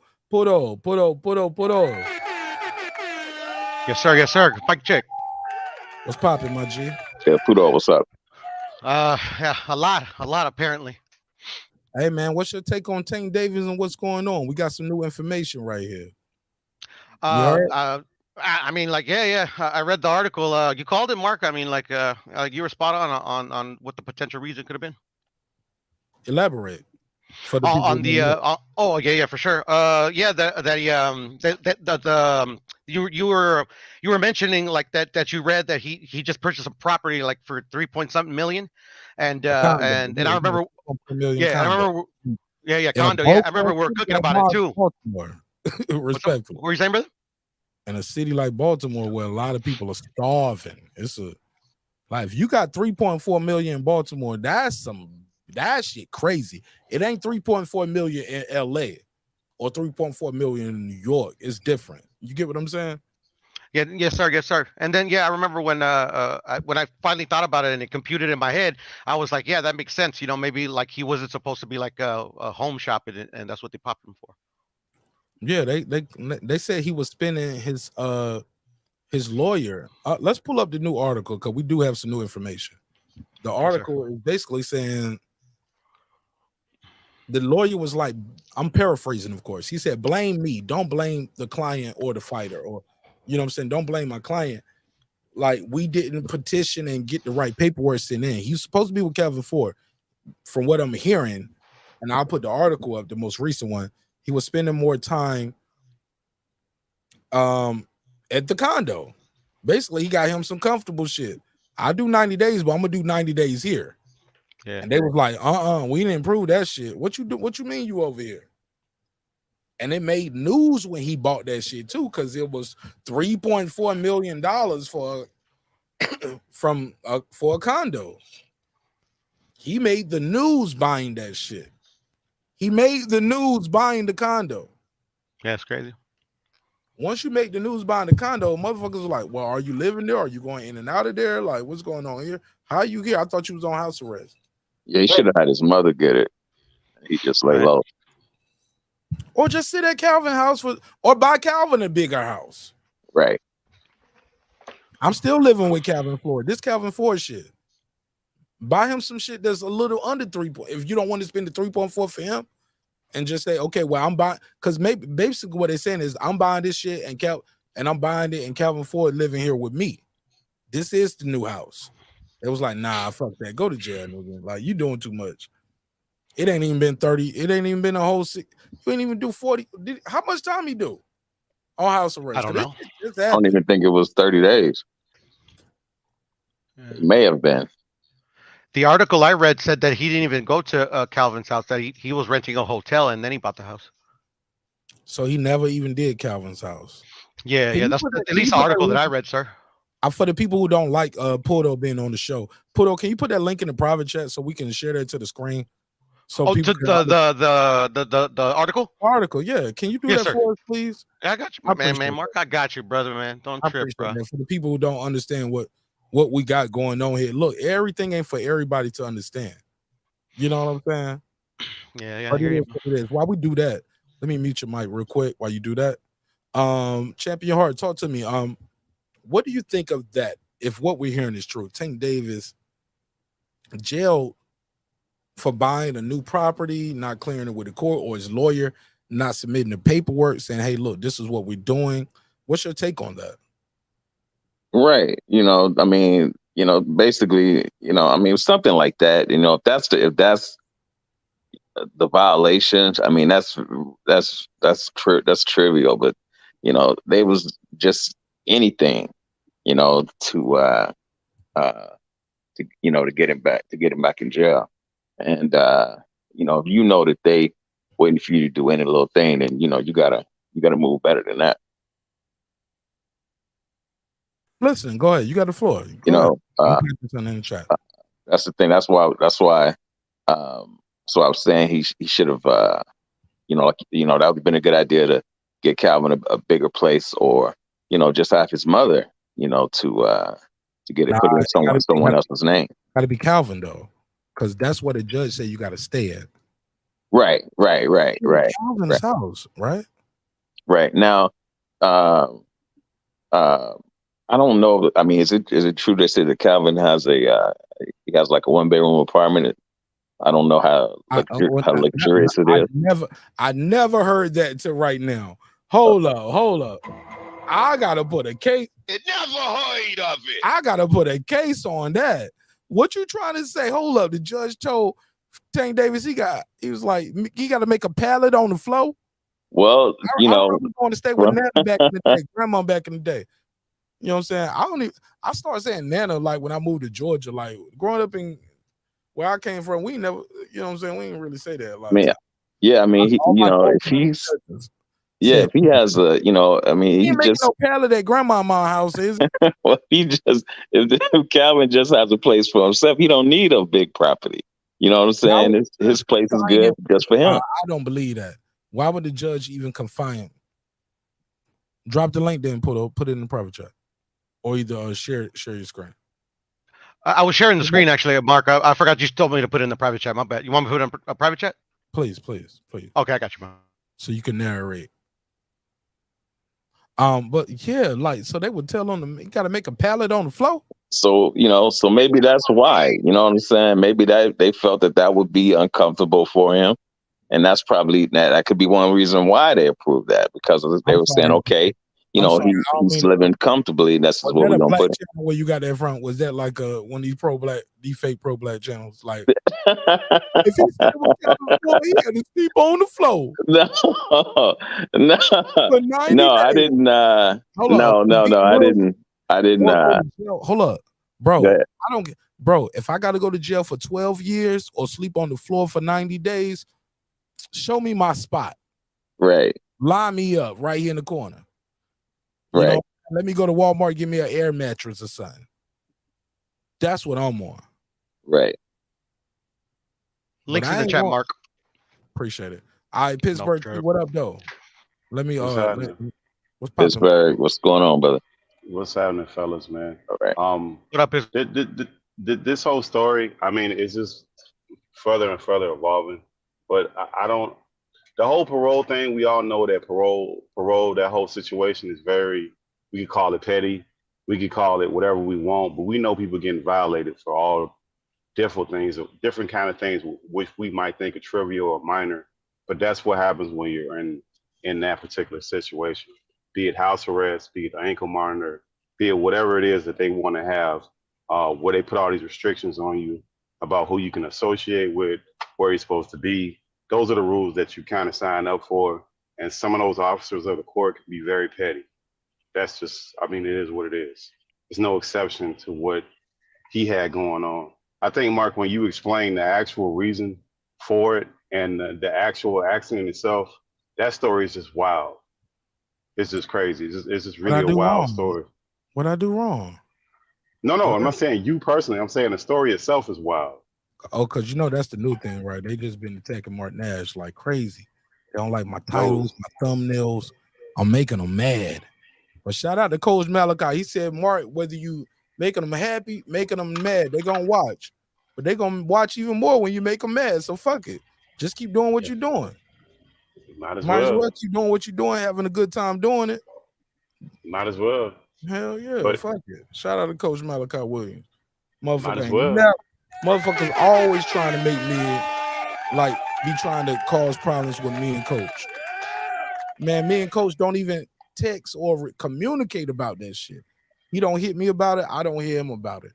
That shit don't hit my radar, dog. The nigga who sent it to me, I be like, bye. All right, whatever. Like, bro, we are human. We are talking about boxing. We talking about a sport we love. We do not have to agree. But then we get that sucker shit we got today. You know what I'm saying? And we got 2 days ago. But it is what it is. It's gonna be what it's gonna be too. Porto, what's got for me right here in the private chat? What is this? It's an article from, I believe it's the Star, maybe it's the Baltimore Star. I'm not sure, but it's actually written by the Associated Press. It's just on the Toronto Star's website, and it just details why they arrested him. And that was because he moved into a luxury hotel and then into a new home he bought without the judge's permission. So he never stayed with Coach Cal. Hold on. So homie just said I'm gonna do my own home detention without your permission. Like I'm gonna stay 90 days, but I'm gonna stay here. That's what I got from it, but I think when I read it again, I'm like, shit, I think I might be assuming, but yeah, to me it's kind of clear that might be the case. Yeah, but and anybody who know. And again, his lawyer said it's my fault. Not well. All that do is get you fired. They don't get him out of jail. You get what I'm saying? Right. Yeah, and then again, like the judge standing there explaining all that, they give him all, don't they give him all his paperwork when you don't? Well, I mean, I wouldn't know, but I would imagine they give him all his paperwork for probation, showing you what you can and can't do. No, I'm gonna tell you though, dog. And this is the naive too that comes with this. It's very possible Tank Davis communicated with his lawyer, and from what we're hearing by the lawyers on a mission, they did not communicate with the court and get permission. Tank Davis just did what he did. I communicate with my lawyer. My lawyer supposed to be working this shit out. He never had the full green light from the court, and his lawyer never did what they were supposed to do by asking the court, "Is this okay?" Yeah, apparently, Mark, when they brought him into the impromptu hearing, the lawyer tried to argue that the Calvin's house was too small for the boxer and his security detail. That's why they made the move. Oh, so okay, let's scroll to that. But they should have had that. They should have known that before the judge made his decision. Yes, sir. They got him some time out to get his check though and make sure his money was right, but he definitely didn't go to jail that day. But yeah, that's bad. That's bad. That new house should have been Calvin Ford's new house, even if it was a rental or a lease for. You get what I'm saying? You gotta have what kind of your lawyer got to be a little more finesse than this. You gonna stay with Calvin Ford, and this new place is Calvin Ford. Not you making state news and city news in Maryland and Baltimore because you just bought a $3.4 million condo. Oh man, what the fuck? I thought you were in jail like Homer is. Well, we need all this for my security. Man, you could have released a different property, bro. You could have, like, he didn't. How did that make the news?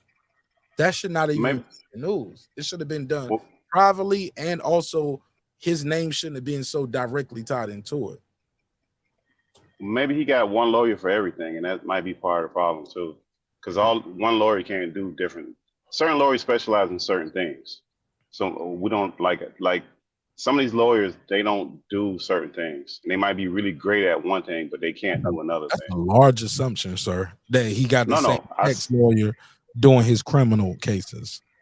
I don't know. That seems like a very basic thing for a lawyer that does criminal cases to be able to handle, though. No, that's not true. Not when you have to update the court when you move. No, when you sir, in parole. multiple criminal cases and multiple. No, this one. Let me finish. Well, hold on. Let me finish. You talking about Tank Davis though? He is go ahead. I'll let you finish. No, go ahead. He is a person who has multiple properties, multiple states, multiple criminal cases. Also, he is a boxer, and he has somebody got to deal with that. I think we might be a little naive with just assuming that one lawyer is enough to handle. Yeah, that lawyer can handle your Florida case, your Baltimore case, and handle your boxing business. But that's what I'm saying, Mark. That seemed like for him to update the address, that seemed like something very basic that the lawyers should have been able to handle, is what I'm saying. And also, I was thinking right now that I think the lawyer, I don't know how experienced he is, or maybe even Tank's family, they should have known that, like, we only got to this point because I believe the chickie hit, plus the judge didn't accept the plea bargain that he already that they already had ruled on. That was like they wanted him to go to jail, so he should have just kept it more. He should have rolled the dice. He got a different judge too, though. Like, and that's the crazy thing. The judge that said, "I'm not accepting any plea that doesn't come with jail time," isn't the judge that gave him the 30 days and all of the home confinement. That's not the same judge. It's two different judges. Are you aware of that? I remember you telling me that yesterday, but I didn't account that in what I was thinking. But at the end of the day, I'm just thinking it's just like, I don't know. It seems like they wanted to make an example out of Tank, and ultimately, I think that's what they're doing. Well, see, that's what I was saying, man. That's what the parole thing is. That's they setting you up for failure with that stuff. That's what that's about. Elaborate. Could it be that just parole is just petty though? That they just it's not parole. It's not parole. We saying the wrong term. It's not parole. But I mean the house arrest thing. House arrest thing. Yeah. Violation. Yeah, the violation is trivial. Like I was saying earlier. But that's and that's to like what Puro was saying, that they wanted him in jail, so you set him up with the house arrest. How they set him up though? Well, like I said, man, when you in the system, they know who they dealing with. And you know what I'm saying? And 8 out of 10 times, they know these people are gonna violate or whatever the case may be. But brother, I was in the system. Many brothers and sisters in the chat and of different demographics have been in that system. They defied the odds. A lot of people in the chat tonight were motherfuckers who just they defied the odds. They don't supposed to be here. I can't just ride with. Well, no, not everybody violates, but a lot of people do. That's what I'm saying. No. A lot of us don't have $3.4 million to go spend on a new condo, neither. You get what I mean, but I just think that what about the system itself is like that system is very trivial. Hello, that $3.4 million you spent on that condo, you could have bought tour buses and outlined and put all kind of security. You could have set up tents and all kind of shit to block off Calvin Ford house.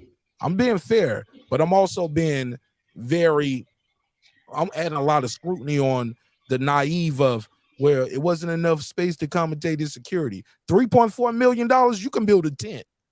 You can build you can have 5 or 6 tour buses that got a built-in shower, security. Bro, you can do a lot with $3.4 million. Far as instead of just saying, I'm gonna just do what I do. Like, I think we've been a little naive right there with that. And it won't take $3.4 million. It won't even take $1 million to have a impromptu little shed or a house or a shower. All that shit could be built, add on. Okay, wait, Calvin Ford is gonna be living here and rent a house and on a compound, and this is where we're gonna be staying. But you just buying a condo and moving in there and saying, I'm gonna just stay here. Bro, that ain't how it works. And Tank Davis been in jail more than right. And I was just getting ready to expound on that. He's been there more than once, so they know, you know what I'm saying, who they dealing with. They, you know what I'm saying? But that's not a setup though, Champion Heart. He petitioned to get that. He would have been in jail either way. So that's like I think the system, when you get in that parole, you get in the house arrest, all that stuff, you know that stuff is trivial. Say it again, Mark. Why you say he would have been in jail either way? If he was at Calvin Ford house like he agreed to, and like he said he was gonna do, he still would have been in jail. That's what you saying? I'm not. You said he was gonna be in jail either way. I'm just trying to get some clarity. No, I never said that.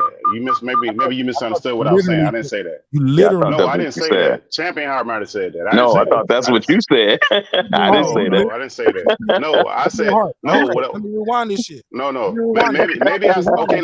Let me say this, Mark. If I said that, I said that in error. That's not what I was saying. What I'm saying is, look, this is what I'm saying. What I'm saying is that is a trivial system. You know that those rules are what they are. He's on house arrest, which has very stringent rules. We know plenty of people that violated from either personal knowledge or secondhand knowledge, people that violated. So that's just what it is. And he committed a crime. So this is not like they went around and just picked him up and found him to put him on house arrest. He did some shit, some real, a wild ass story of what he did to even be in a situation where he's only getting 90 days. So for what Champion House's original point was that he just didn't value what the opportunity he was getting for only being on house arrest. Right. So that's how I look at it. Like, I don't think it's a setup. I just think that he just didn't do what he needed to do. And he know he was in that system. You know, it's very meticulous with that system, with the way that they want you to move. You have to move a certain kind of way. And you're agreeing to that, going on to that. So it's no longer what you think is fair, what you're trying to be comfortable, because your ass could be in jail. That's just what it is. You're not going to be comfortable in jail at all. So you can't be comfortable under that system at all. You agree to it. And the reason I'm saying it was a setup because, like I was saying, you know, they know who they dealing with. And basically it's like, okay, we just don't give him enough rope to hang himself because he going to eventually do that. You know what I'm saying?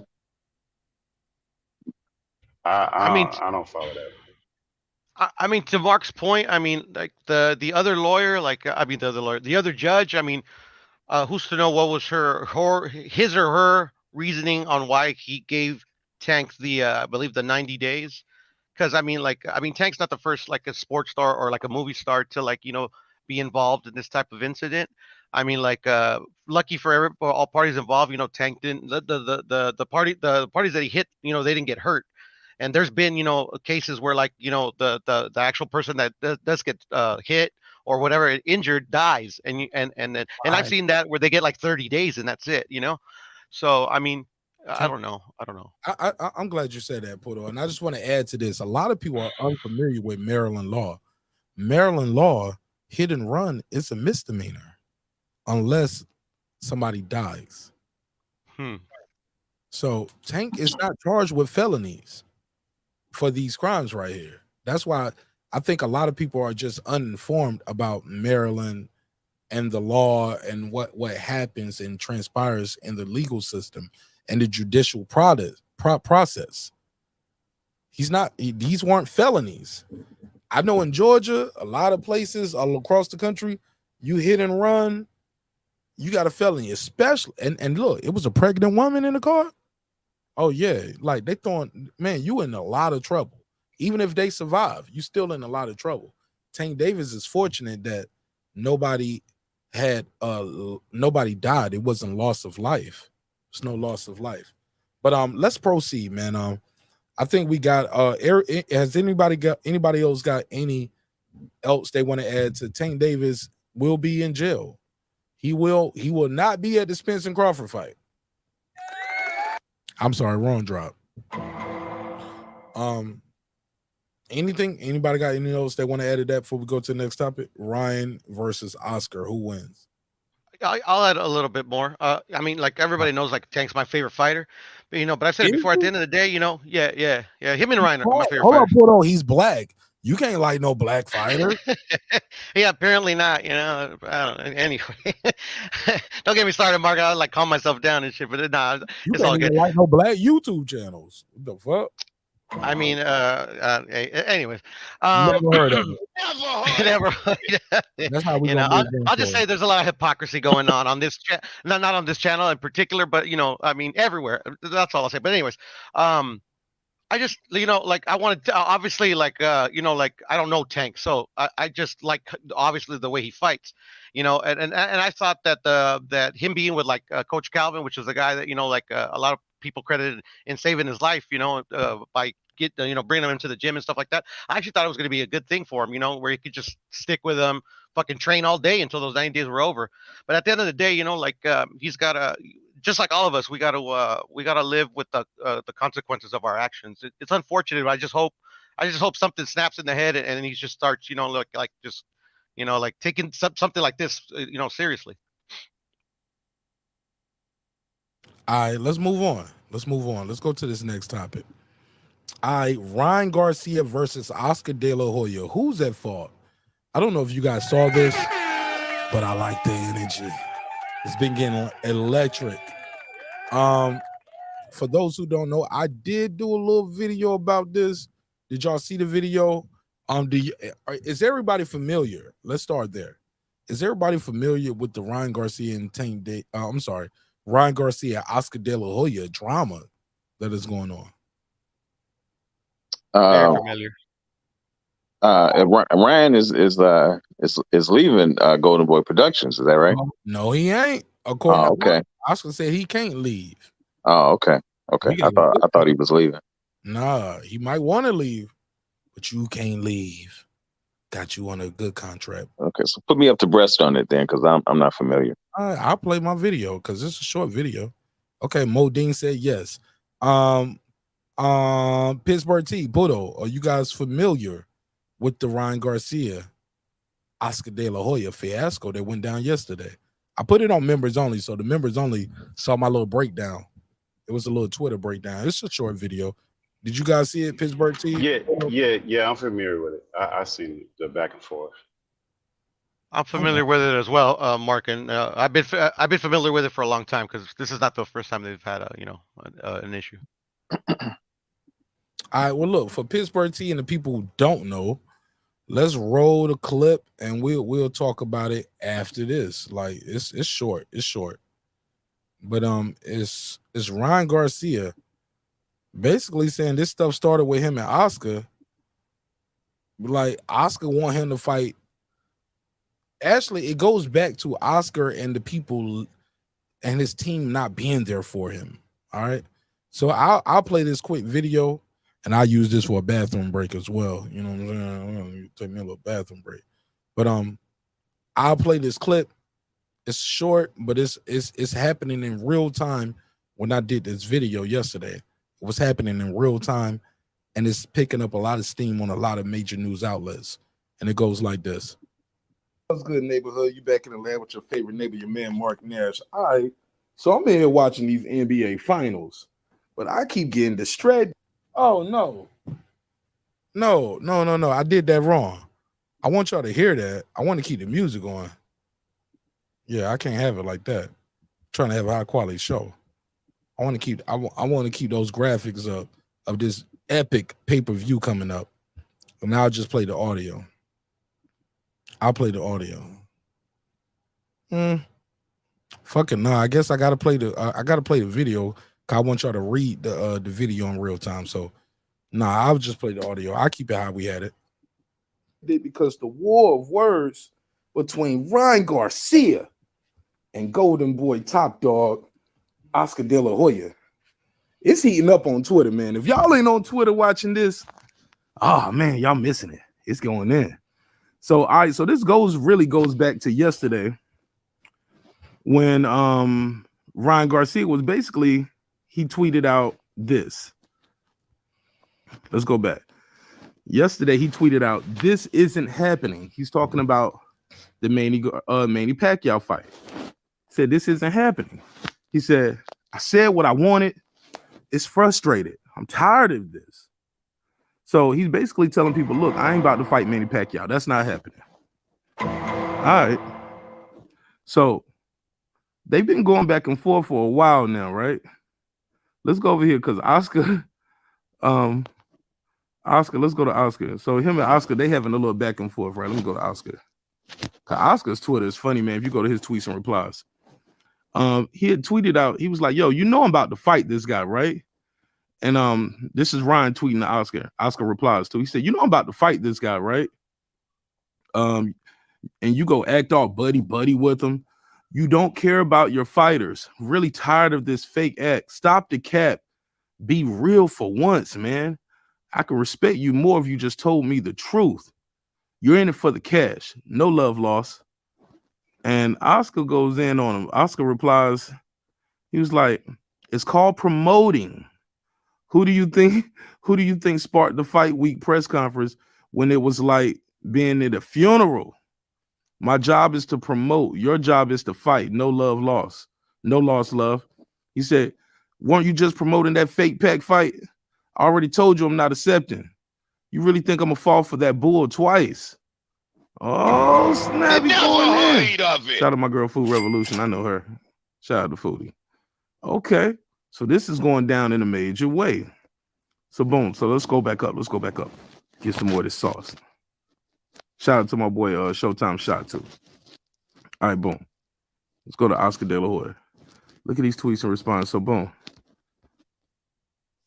He said, look, I told you I'm not gonna fall for that bull twice. Oscar was like, not gonna argue over social media. When you have time to sit down, man to man, we can get you another huge payday. He said, it's called promoting. He was talking to Ryan. He said, also, you keep saying Tank's team offered more support for you, blah, blah, blah. Bro, they set you up to lose with that rehydration clause. And most importantly, Al Heyman didn't even show up the entire week. Actually, he never shows up. How's that for support? Okay. He said, you idiots. We have a solid binding contract because people is like like talking about Ryan should leave. Ryan should leave Golden Boy. He said, and look, he even continued. He said, what the F? Ryan Garcia, it's been almost 2 months. And you still crying about the post-presser? The blame for your loss is on you and your advisor, Lupe. Not to be confused with Lupe Fiasco. He's the only one who pushed you to accept that insane rehydration clause. And that is the reason you lost. Man up. Own that. Okay. Ryan Garcia did not take kindly to that. There's some other talking here. People clowning Oscar about the coke and the fishnets and stuff. He got a good spirit about it. He be laughing about it too. Somebody was talking about him leaving Golden Boy in here. Where's it at? So here we go. Somebody said, Ron is about to leave you for the PBC. You're a horrible promoter. Notice he said, no, he can't. Laughing out loud. Somebody said, you high heel wearing fishnet coat boy. He was like, nah, that was a one-time thing where I was drugged and almost lost my life, but now I'm healthy and so full of life. Look at him. All right, so boom, let's go over here to what Ryan Garcia had to say. All right. That was he replied. He said, you know what? You know I'm about to, here we go. Let's go over here. He replied to that. No. Oh, did he delete it? He deleted it. Where the tweet at? Tweet it. He was tweeting and tweaking. Okay, yeah, here we go. Oh, he replied to Oscar to what Oscar said. It's been 2 months. You still crying? He said, "Okay, buddy, you got it all figured out. Tired of you disrespecting my whole career like none of it matters. Loyalty and common sense is lost in your head. Stop treating people that way and think they will just accept it." All right. So it appears Ryan Garcia and Oscar De La Hoya. This isn't look.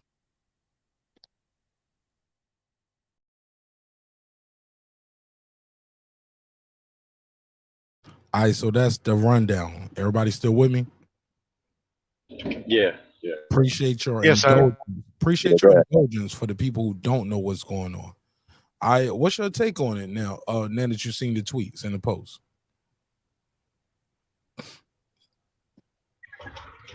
I mean, I don't think it makes a difference. I think, to me, like, Ryan got to understand where he's at in the position. Even though you're unhappy with your employer or the person you got a contract with it, if he's got that type of contract where he evidently just can't get out of it, and we haven't seen Ryan sign with anybody else, so there must be some truth to it, then he has to face that kind of reality of the situation that he in from signing that contract, whatever might be in that contract.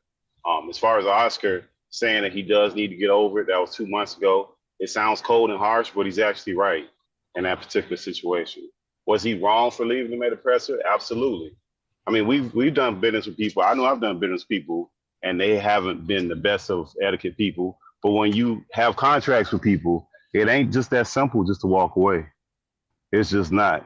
And sometimes it costs you way more money than what you would think in future business to do that. And a lot of times, hopefully his cooler head will prevail and his ego won't get in the way of that.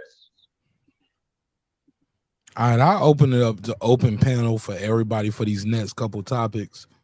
I'm going to open it up to open panel. Open panel. It's not a members only panel anymore. It's open panel. I just want to make sure my members get a chance to speak. And sometimes I'm going to let y'all know going forward, I'm going to do a lot more members only panels because I believe membership should have its privileges. You feel me?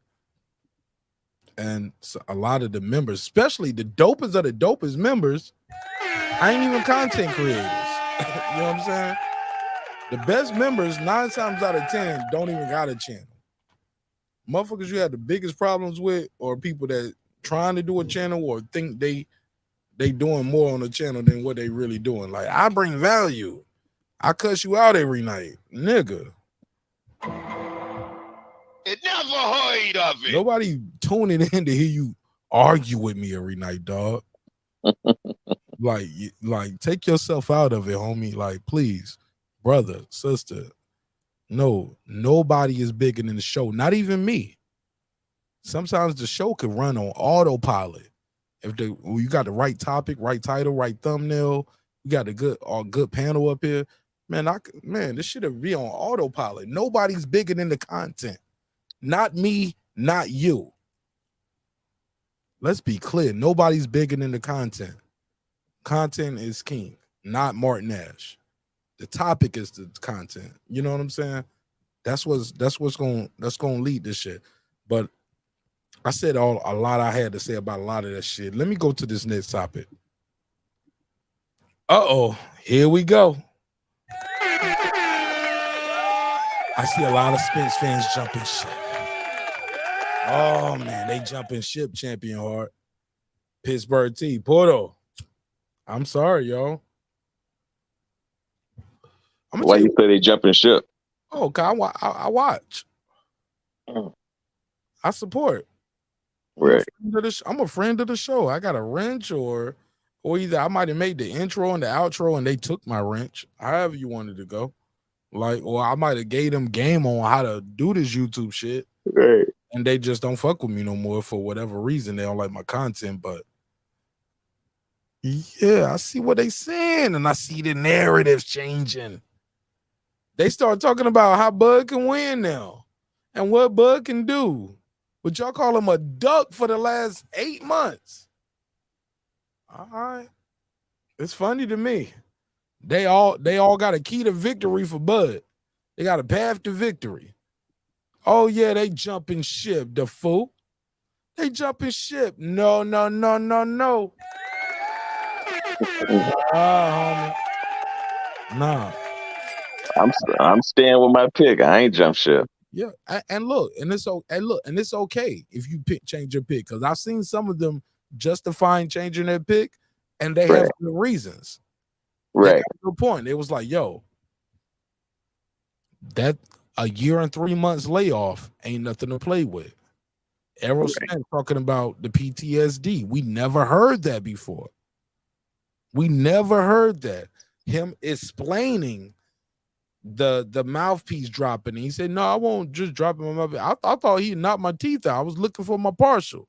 People was like, that's not making it better, dog. That's a lapse in concentration. That's a lapse in focus. He's talking about, I didn't want people to see me with no fake teeth. So I wasn't hurt. People was like, hold up. Is this a boxer making an excuse? Was he hurt? Was he not hurt? Okay, you wasn't hurt, but you were just focusing on the wrong thing. That's still bad. That's still bad going against this guy, Terence Bud Crawford.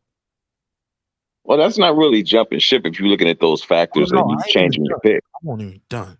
Oh, okay. The guys who said Terence Crawford was a coward, he a duck, they all got a path to victory for him now. They all saying, hey, look, if he win, I won't even be surprised, man. I'll give him his props. Nah, nigga, don't give him his props. He a coward. He a duck. How you giving the coward and the duck props? Nah. Guppy gang. We started that one here first, too. Fish fry. It's still on. I'm sorry. Don't tell me, Marq Nash, every title for the next 60 days, you and me talking about Spencer Crawford. You motherfucking right. Yeah, I'm on it. This is going to be your leading source for Spence and Crawford banter until July 29th. However you want it, and you know what side I'm on. From now to July 29th, I'm sorry. Some of y'all be like, man, I don't want to talk about this every night. Don't click on my show. I'm going to have a segment. It might not be the leading topic, but it's going to be a topic. Because I talked about this fight for over 600 days, and it wasn't even made. This fight is less than 60 away. You don't think I'm going to talk about this fight?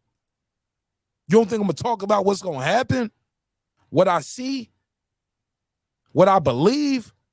This is going to be a coronation, vindication. Or I'm going to be the biggest fool on YouTube.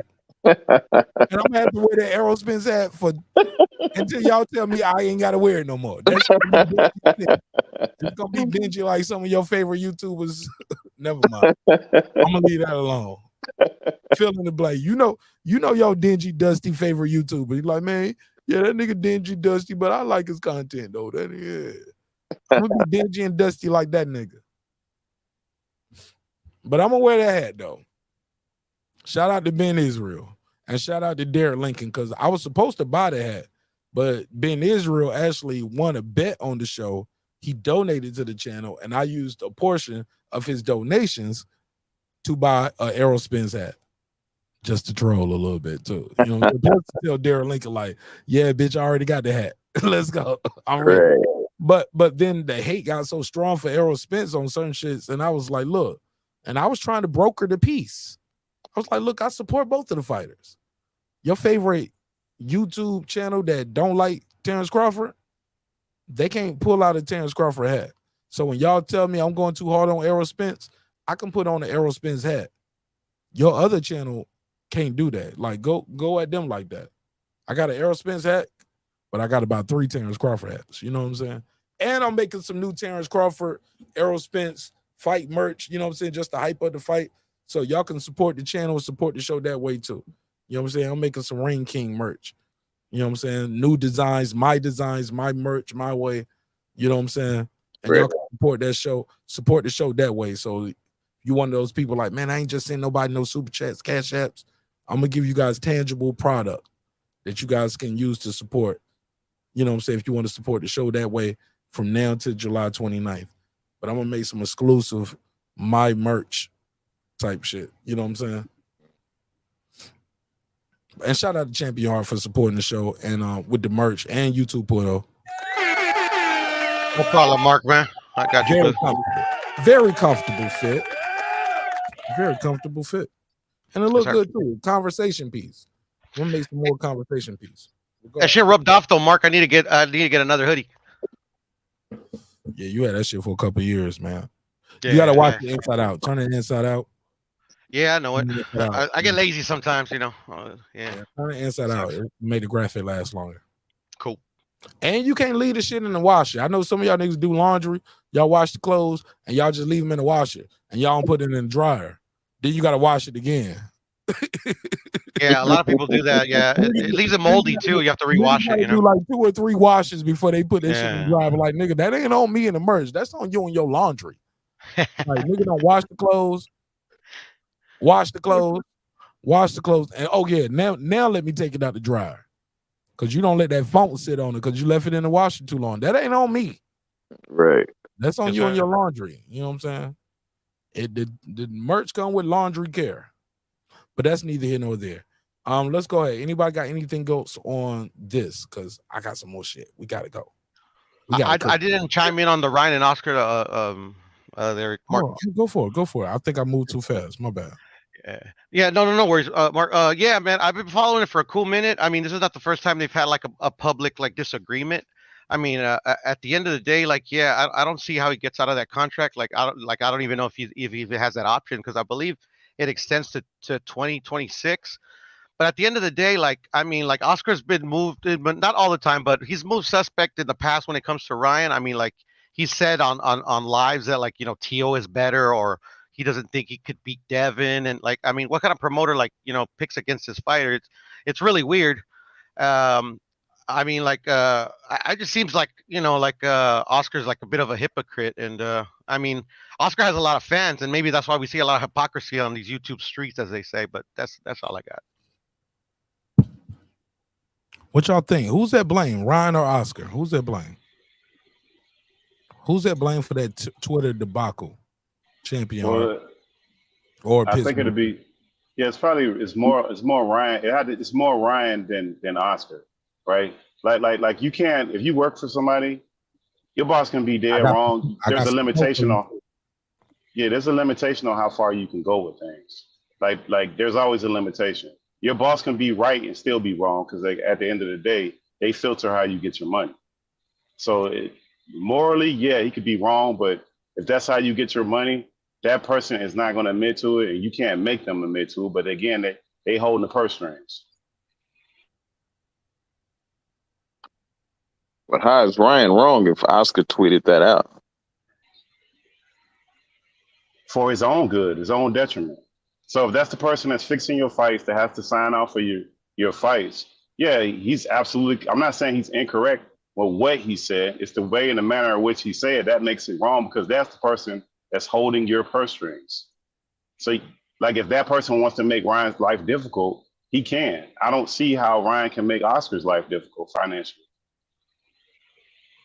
Right. So do you think that was punishment for him letting him take the Tank fight with that ridiculous rehydration clause, as he says? Well, Oscar said he told him not to do it, right? Yeah, but doesn't he have to sign off on the fight ultimately since he's under contract? Yeah, but he said he told him not to do it. So he said he told him not to do it, and he blamed somebody for telling him to do it.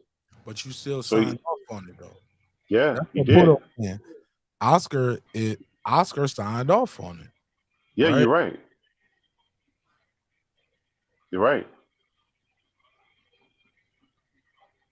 Yeah, it's going to be interesting to see what goes on. Oscar didn't mention nothing about the threats on his life in his tirade though. He forgot all about that, didn't he? Why Oscar? Why he didn't reiterate that? Like, look, man, you know I got love for you, but like I said before, people were threatening my life. I couldn't be there right then, but you know I'm there for you, and I'm always here for you. I'm a call away. You got my number.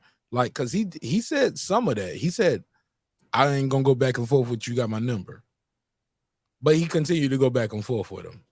You know what I'm saying? Good point. Like, be a man. Be a man. You lost. Suck it up. You still on this shit from 3 weeks ago? Like nigga, you got your ass whooped.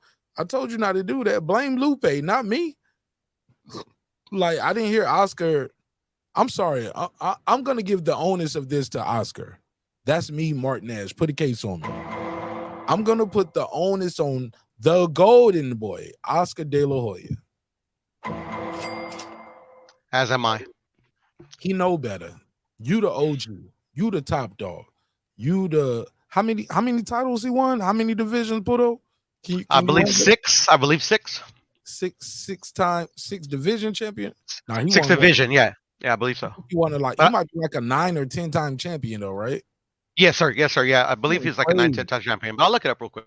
Yeah. Give me the Oscar De La Hoya stats. Now for the people who be like, damn, Puto just be up here just doing nothing, being disrespectful. Yeah, no. Puto, can you please put those stacks up for me? Please fact check the fact checker.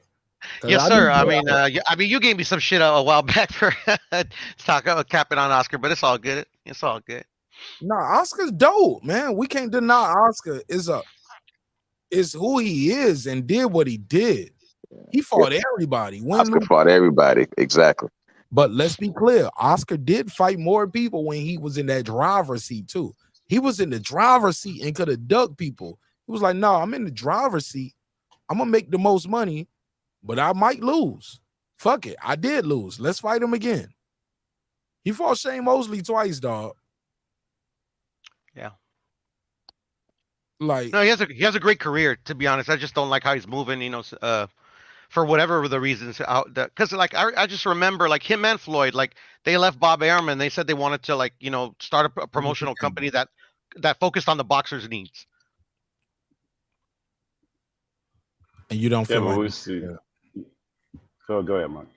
I thought he started off really well though, Marq, to be honest. I think he just became what he sought not to become. I don't know, because I thought he started off very well.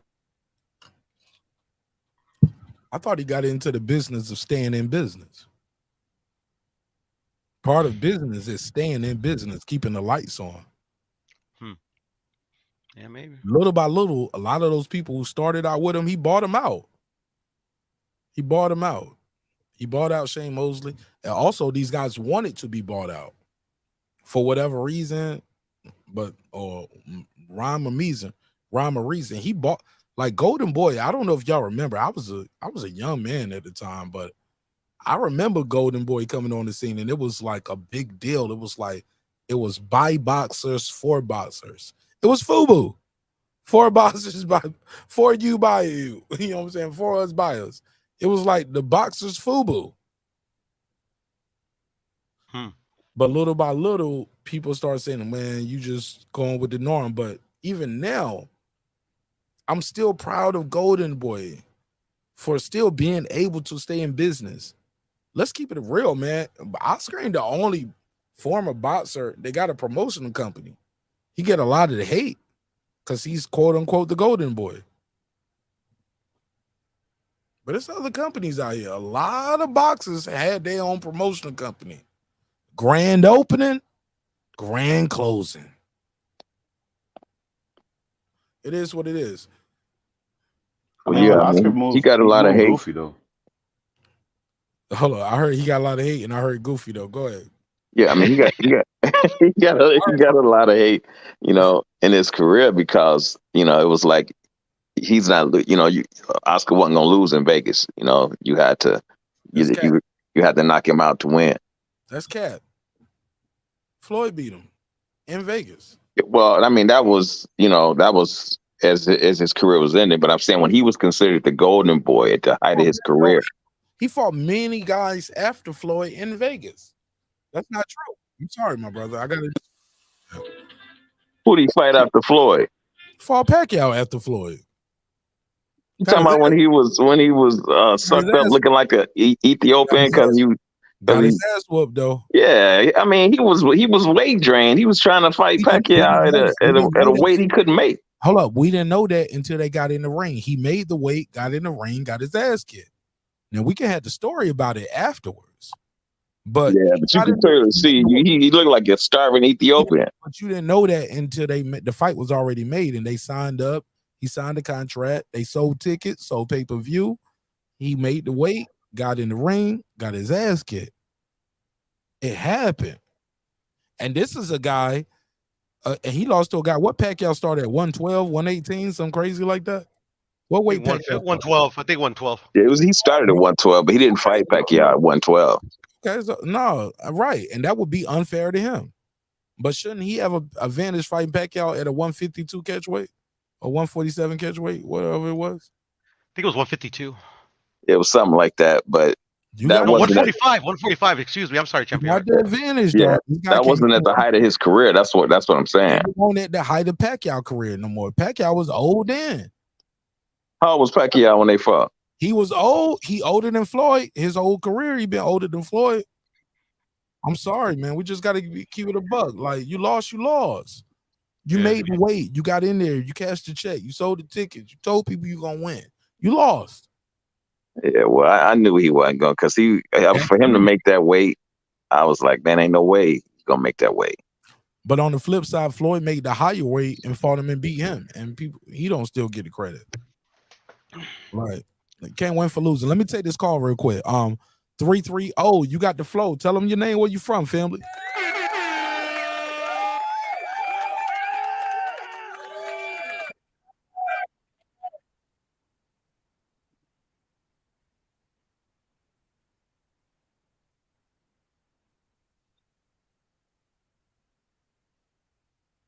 Hello?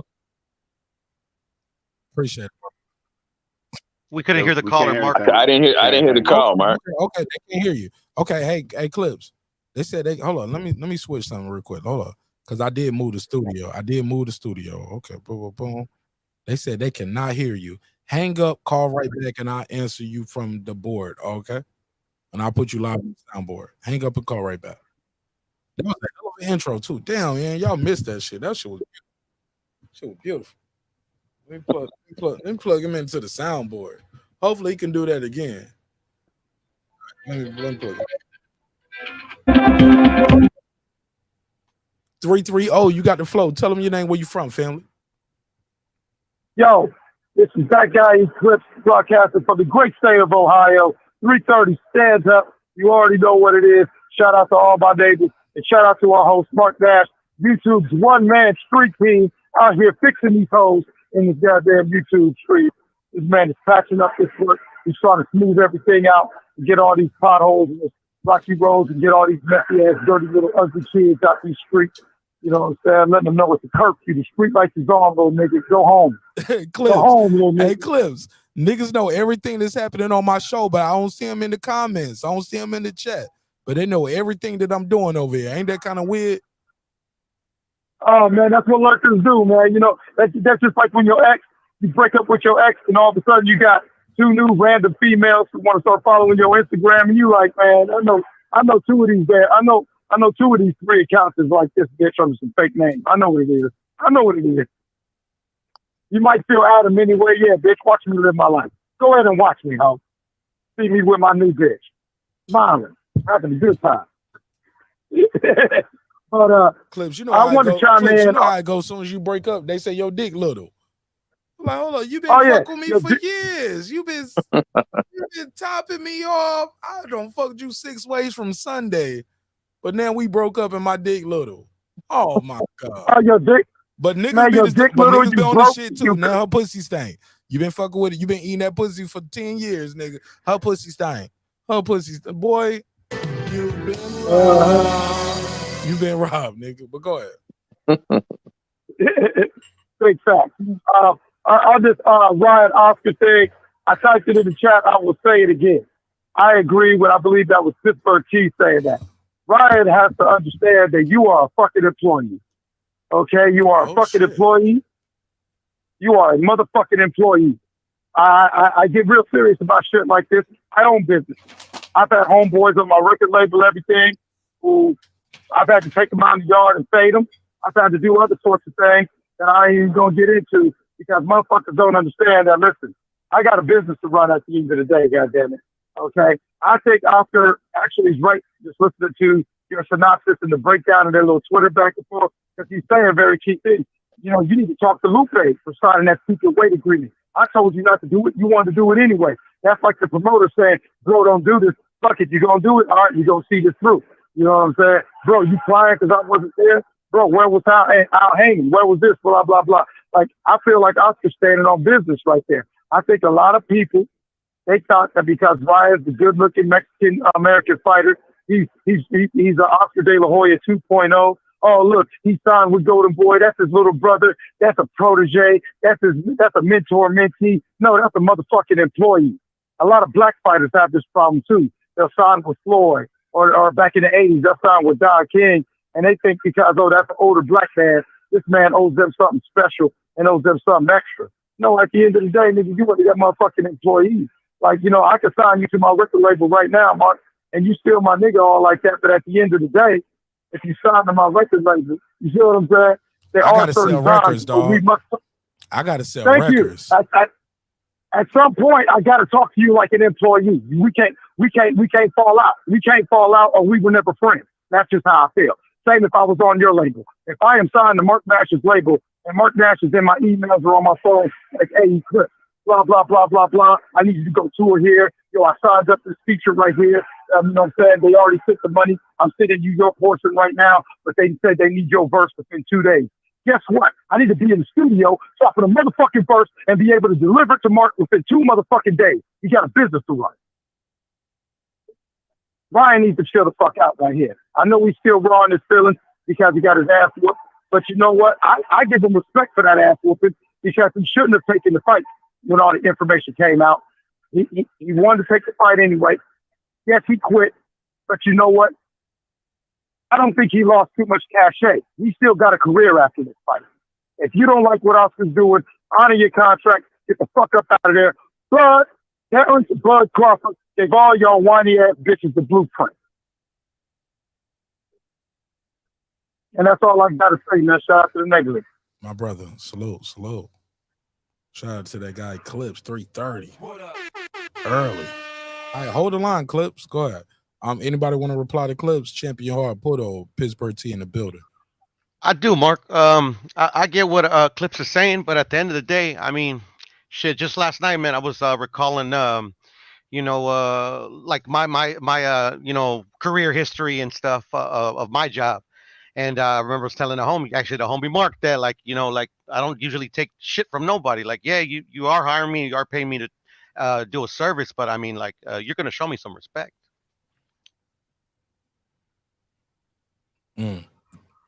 Yeah, but I mean that when you start saying stuff like when we're young men, we're filled up with testosterone, and we feel like the job needs us when we go to these jobs, right?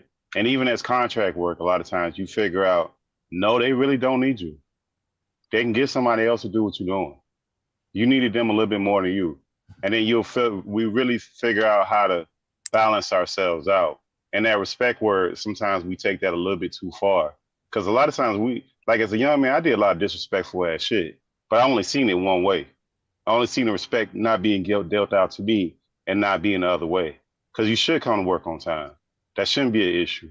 You should be presentable. You should be there's certain things you should be doing that are disrespectful to that person that took the time to hire you, and we don't do them. And we don't see a problem with that. We only see it the other way. I mean, I get that, but at the end of the day, I mean, like, shit. If I'm driving a truck for you in the pouring rain, at least you could buy me some windshield wipers.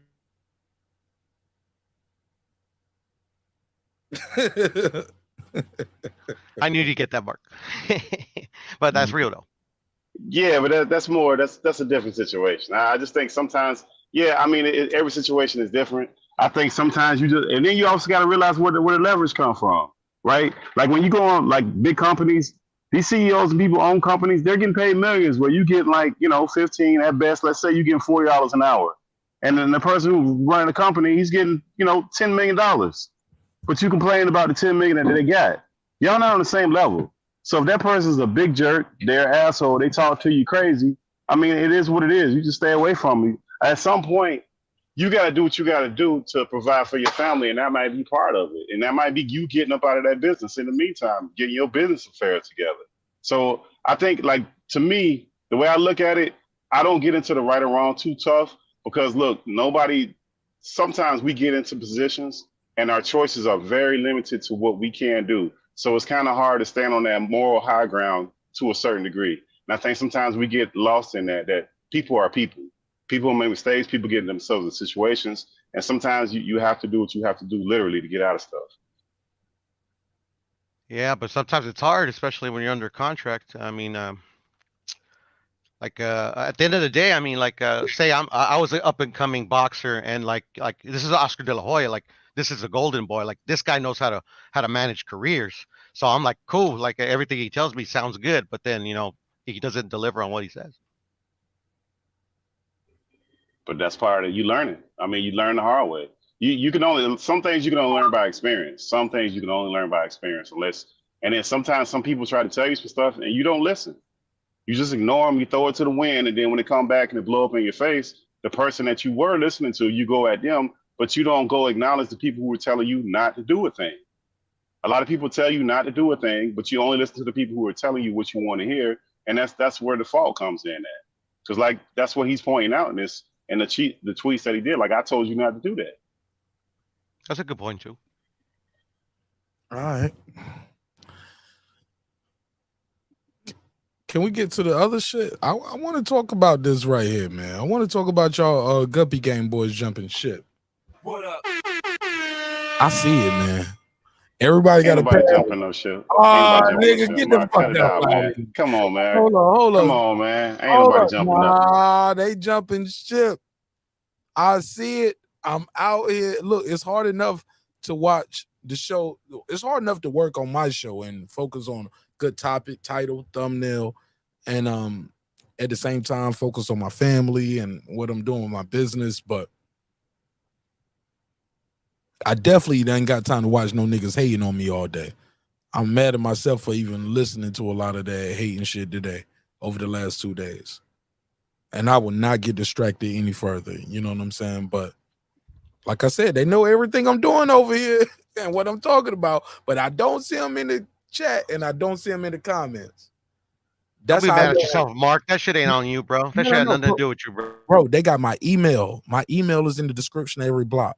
My IG, my Twitter, you know what I'm saying? I got a phone number. I got 2 phone numbers for the show.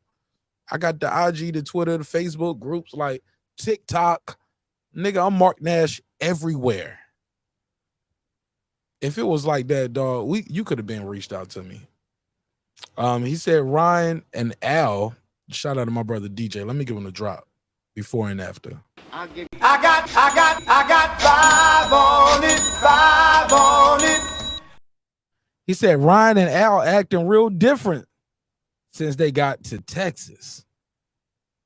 Oh no, he said Ryan and AJ acting different since they got to Texas. I got 5 on it.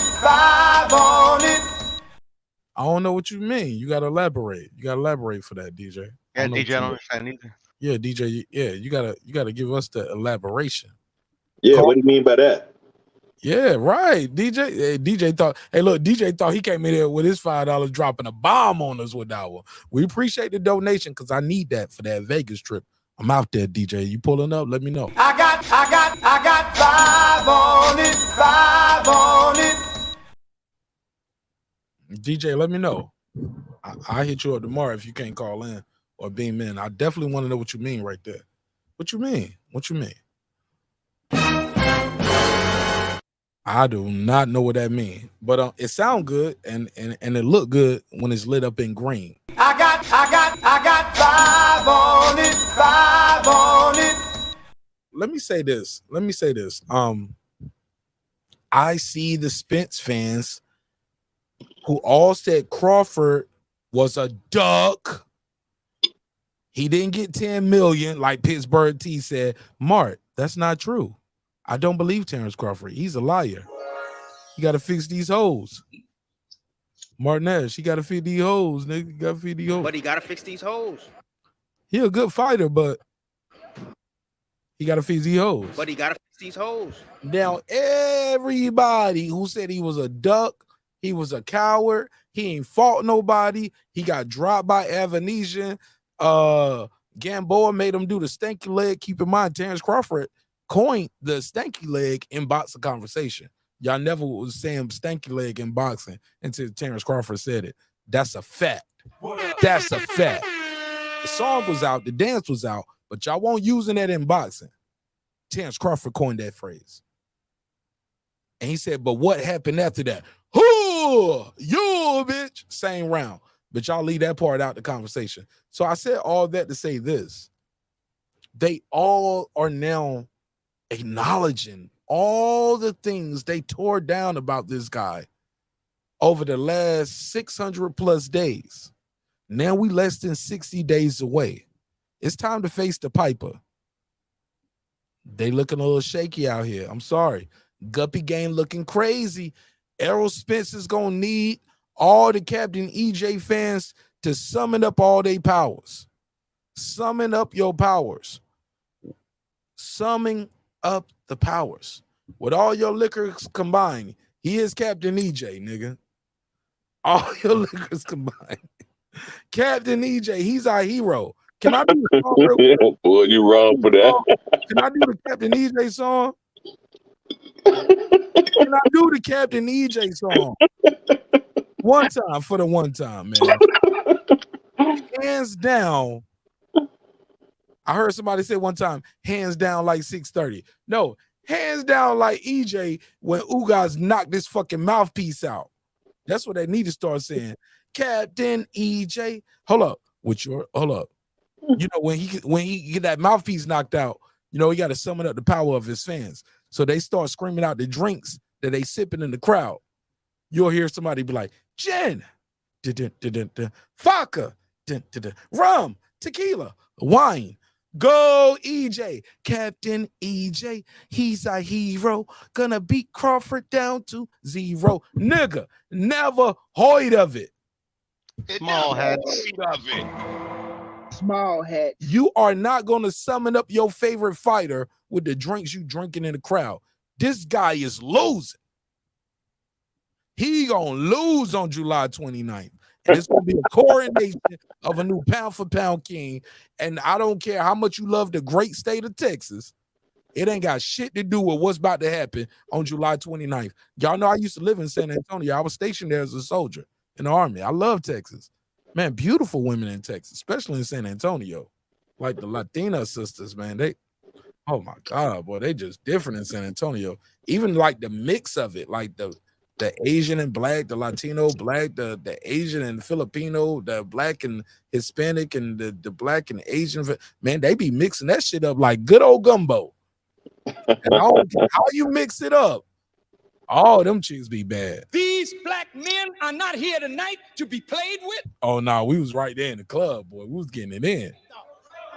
They are here tonight because they want to change in their life and they want to change in their community. Oh my God, we was changing the communities off that military post right there at Fort Sam Houston. Shout out to Fort Sam Houston. Oh my God. What up? Oh my God, I was changing the community. But we got my good brother DJ in the building. Thank you so much for supporting the show in a major way. Let me give you the drop again. He said Ryan and DJ been acting different since they got to Texas. Let me give him the $5 drop. And thank you so much for being a member and supporting the show in a major way, man. I got 5 on it, 5 on it. Go ahead, DJ. You got the floor. Yeah, man. What's going on, everybody? Yeah, it's just crazy, man. They both, been cussing out their promoters lately. Ever since they got to Texas, like AJ just told Eddie Hearn, get off my D. I think it was either yesterday or earlier today. Said he ain't fighting Dillian White again. Oh, I did see that. I did see that. I was gonna do a video about it, but then I decided I'll just do it on members only. You know what I'm saying? Like, so I don't know about y'all, but I ain't ever heard him talk to Eddie Hearn like that. So that was like, man, they've been acting different since they got to Texas, man. Yeah, I didn't know that, but yeah, you're right. DJ, Yeah, I didn't know that either. Eddie like that. Yeah. Yeah, I ain't just me. I've never heard him talk to Eddie Hearn like that. Is it the steers or the Never mind. What is it? Marq, you hell for that, man. I didn't even finish what's saying. You don't even know what I'm talking about. Boy, Marq, Man, they we be done all tripping, heard boy. that before, man. And you said you just started laughing. He know he be tripping. I was talking about the cuisine. But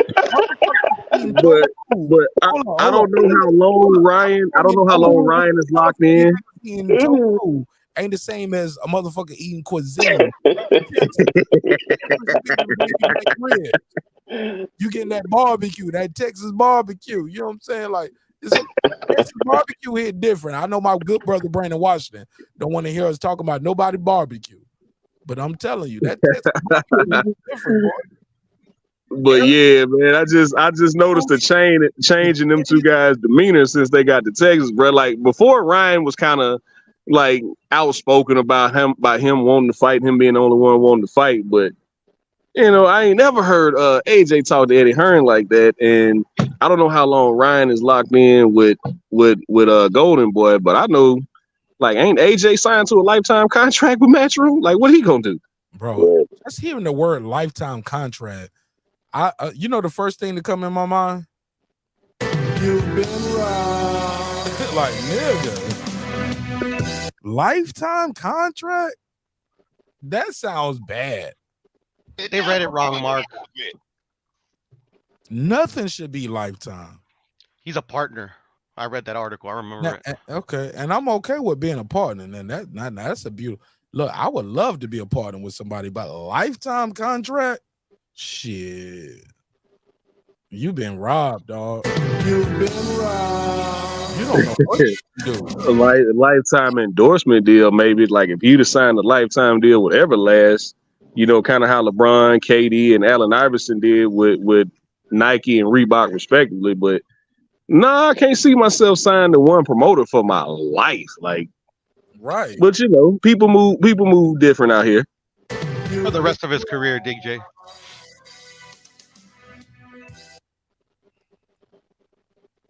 But I love AJ. I ain't gonna lie.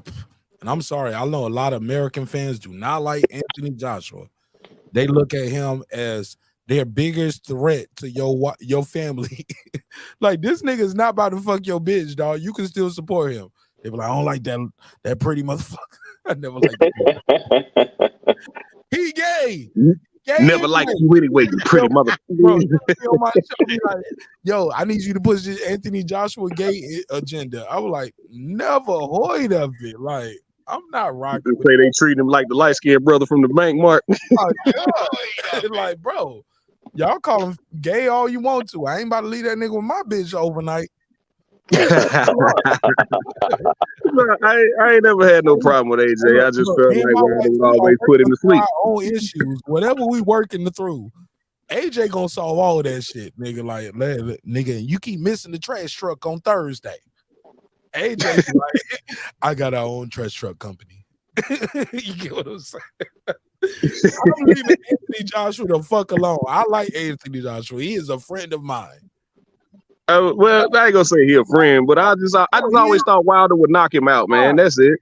I ain't never really had no problem with him. Hey, look, believe it or not, Errol Spence is a friend of mine. Errol Spence ain't never did nothing wrong to me. Believe it or not, I like Errol Spence. I got the Errol Spence merch. I'm buying the other shirt just to support it, just to support him. You know what I'm saying? Y'all know I'm buying the Crawford merch already, but I'm making my own merch too. You know what I'm saying? I want y'all to support me, support my movement, support the show. You know what I'm saying? Support the fight. You ain't got to like name one of these dudes, but you can support the event. And I'm gonna have some merch that support both fighters and the event. You get what I'm saying? And you can support your favorite channel. Like, yo, I don't fuck with PBC, but I fuck with Marq Nash. I don't fuck with BOK Prime, but I fuck with Marq Nash. I don't like Terrence Crawford or Errol Spence, but I fuck with Marq Nash. So I'm gonna make some merch, you know what I'm saying? For the people that fuck with me, you know what I'm saying? Like what we doing. And I'm gonna keep this shit pushing, bro. Ain't nothing gonna stop this hustle. I don't know what they doing, Pittsburgh T. Since when taking care Champion Heart, DJ, Puto, since when taking care of your family been a bad thing? Since when having a good time talking shit about boxing, making a couple dollars in the process, why is that a bad thing? Why am I your enemy? Y'all ain't mad at Brian Custer? Brian Custer worked for Showtime and ESPN. Y'all mad at Brian Custer? Marq, Nash your topic tonight, though. Boy, y'all better leave me alone. Because I'm going to call them on their bullshit. But I ain't going to call them. I can't give them a shout out, though. I feel like when I give them the shout out, I'm letting them breathe. And I don't want to let them breathe. I want to kill them with blindness. My grandma used to say, baby, kill them with kindness. But my shit is on some, no, I'm going to kill you with blindness, dog. I don't see you. I'm too tall to act small. I don't want to make diss videos about other content creators. But I promise y'all, I'm on my Drake shit, man. Y'all got me in album mode for this fight. This fight, I'm in album mode. You know what I'm saying? Like, diss me, you never hear reply for it. Drake said that, but then he did back to back on Meek Mill. My nigga, I keep saying, like, do what you do. I'm gonna just let y'all niggas live, but y'all keep tugging the motherfucking bear, bro. I'm gonna show y'all everything I can do, and I'm gonna clown. I'm gonna show y'all why I am who I am. And motherfuckers know who know. You can't out funny me. You ain't gonna out produce me with the content, and I got enough time to do it. I got enough time to do it. I'm my own boss, dog. I'm my own boss. I think you might have snitched on yourself, Marq. That's what it really is. If I did, I did. Look, bro, when you do lives, long stream lives, sometimes you're going to put your foot in your mouth. Sometimes you're going to overspeak. Sometimes you're going to say some shit you mistake. You shouldn't have said. I'm a man, though, dog. I'm man enough to apologize when I make a mistake or I misspeak or if I disrespect somebody. That's where we differ. That's where we differ with a lot of these dudes. Some dudes going to live and die on that hill where I'm just going to disrespect you for nothing, just for views. Bro, I see why the bigger channels, I see why Ellie don't do open panels. I see why the big channels don't do seconds out. You'll never see them do an open panel channel. Ak and Barack, you'll never see them do open panels. I just saw Top Rank do some shit today with Unboxed. I don't even know Ricky and whoever that shorty is. I don't even know these folks, but they up there interviewing Josh Catterall. Top Rank got a whole production that they doing for Unboxed. It's a guy and a girl. It's a dude with a name I cannot say without saying 6 syllables. You know what I'm saying? And it's a girl who's from Latina descent, I believe. And shout out to Unboxed. Like, they doing their thing. You know what I'm saying? Salute. Man, now you got me. They ain't getting none of this hate. They ain't getting none of this hate. They ain't got to deal with it. They ain't in the midst of the trenches with this YouTube shit that I'm dealing with right here, with the content creators and the YouTube daddies, and because their shit is not accessible. They ain't gonna let y'all call in. You can't click the link. You can't give your take on the topic and what's going on. But even me, I'm a problem because I want to moderate and host my show a certain way. My G, fuck it. Do your show your way. You got a Wi-Fi, you got a YouTube account, you got an email. That's how easy it is. That's how easy it is. All you need is an email and a Wi-Fi. Do your thing. Keep my name out your mouth in your content, whether directly or indirectly. Because some shit I'm going to let slide, some shit I'm not going to let slide. Some niggas going to get the ether. And I'm going to make an example out of a couple people just to let everybody else know what they got to deal with when they fucking with the kid. You know what I'm saying? Some people got to be made example out of. And I might let your YouTube daddy slide today just so he can see what I do with this other dude. So I let him double pump and fake jacks and figure out what he want to do. Bro, you want to keep doing this? Because I'll go there with you, dog. You ain't going to out-rap me. You ain't going to out-produce me. You ain't going to make better beats. You ain't going to do better production. You ain't got a phone line. Y'all niggas ain't even got phone lines no more. Like, what the fuck? Bro. Shout out to the best show. Y'all better figure this shit out. You know what I've noticed also as well, Marq? Like a lot of these guys, man, they're really not willing to debate their point of view. Like a lot of these channels, like their word is law, and that just is what it is. That's how they feel about it. They don't want to hear nobody else's opinion. At least you give people a chance, as you say, to get their bars off and disagree with you. A lot of these bigger channels, man, and a lot of even smaller channels don't really want to debate with people because they scared of being found out. DJ, you know they stole that line right there. Get your bars off. They don't like, nigga. Why you saying get your bars off, land your plane? I told you to make t-shirts about that a long time ago, man. Where did you get that from? You didn't come up with that, dog. Even the opening statements and final thoughts, all of that, bro. Motherfuckers been still in the flow, still in the content, still in the style. Like they be, bro. That shit is annoying. And then you harbor and hoarder a platform for disrespect, bro. And I ain't do nothing to you. I ain't do nothing to none of these dudes. I avoid it at all costs, DJ. And if I was one of those dudes looking for that and trying to get popping off that, I could have did that a long time ago. A long time ago. Marq. What's popping, my G? I'm gonna see you anyway. I'll say last thing I'm gonna say, then I'm gonna slide out. Hey, D Bevel, when you gonna give me a chance to win my money back, man, with this UFC shit? All right. You're taking Kai Car France. I got the other guy. That's a bet. That's a bet. That's a bet. That's a bet. All That's right, a bet. on. We're on, brother. Yeah, I'll take Don't Blink tomorrow, man. I got your message, but I can't reply in Cash App. I can't reply to your message in Cash App, but I got it. I appreciate it. Yeah, I just wanted to make sure you got it, man. If I lose the bet, I pay up. So thanks to Mark Nash. I got it, man. Appreciate you, man. Yeah, but I'm gonna slide back and hop in the comments, Mark. Y'all be easy. Take it easy, bro. Hey, DJ, hold on. What's DJ, up? Before you go, I gotta check you, nigga. What you say? What? You heard me, nigga. now address the super chat that you put up in the chat. And what's up with that? What I put up in the chat? You heard him. Well, you heard your V, nigga. You heard Chase. It's on the screen. I put it on the screen. Just a reminder. Now, what's up with this? Ryan and Al, AJ. Hold on, let me mute everybody. I'm about to say, I thought I already addressed that. Like I was, that's what I was saying earlier. Like I ain't never heard AJ talk to Eddie Hearn like that, and Ryan being more. It seemed like he got a little bit more air in his chest since he got down to Texas, man. So hey, be specific. Who say AJ? I told you what he said. Be specific again for the people just pulling up. What happened? What are you talking about? When AJ told Eddie Hearn to get off his D, I ain't fighting Dillian White. I'm doing this, I'm doing that. Like, whoa, I ain't never heard him talk to Eddie Hearn like that. What's the problem?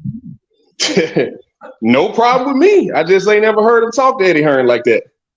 Does it seem like if I'm not mistaken, what we hearing, if you know, AJ wants to fight Wilder, and Wilder wants to fight AJ. Can we agree to that? Have we been hearing those rumblings? Those two dudes want to fight each other. Hey, look, for everybody watching, I'm skipping to the last. I've always said, Mark, I never thought AJ was ducking Wilder. I felt like Eddie Hearn blocked the fight. I've always said that. You said y'all have never heard me say AJ was ducking Wilder. It was always Eddie Hearn blocked that fight. Eddie Hearn blocked that fight.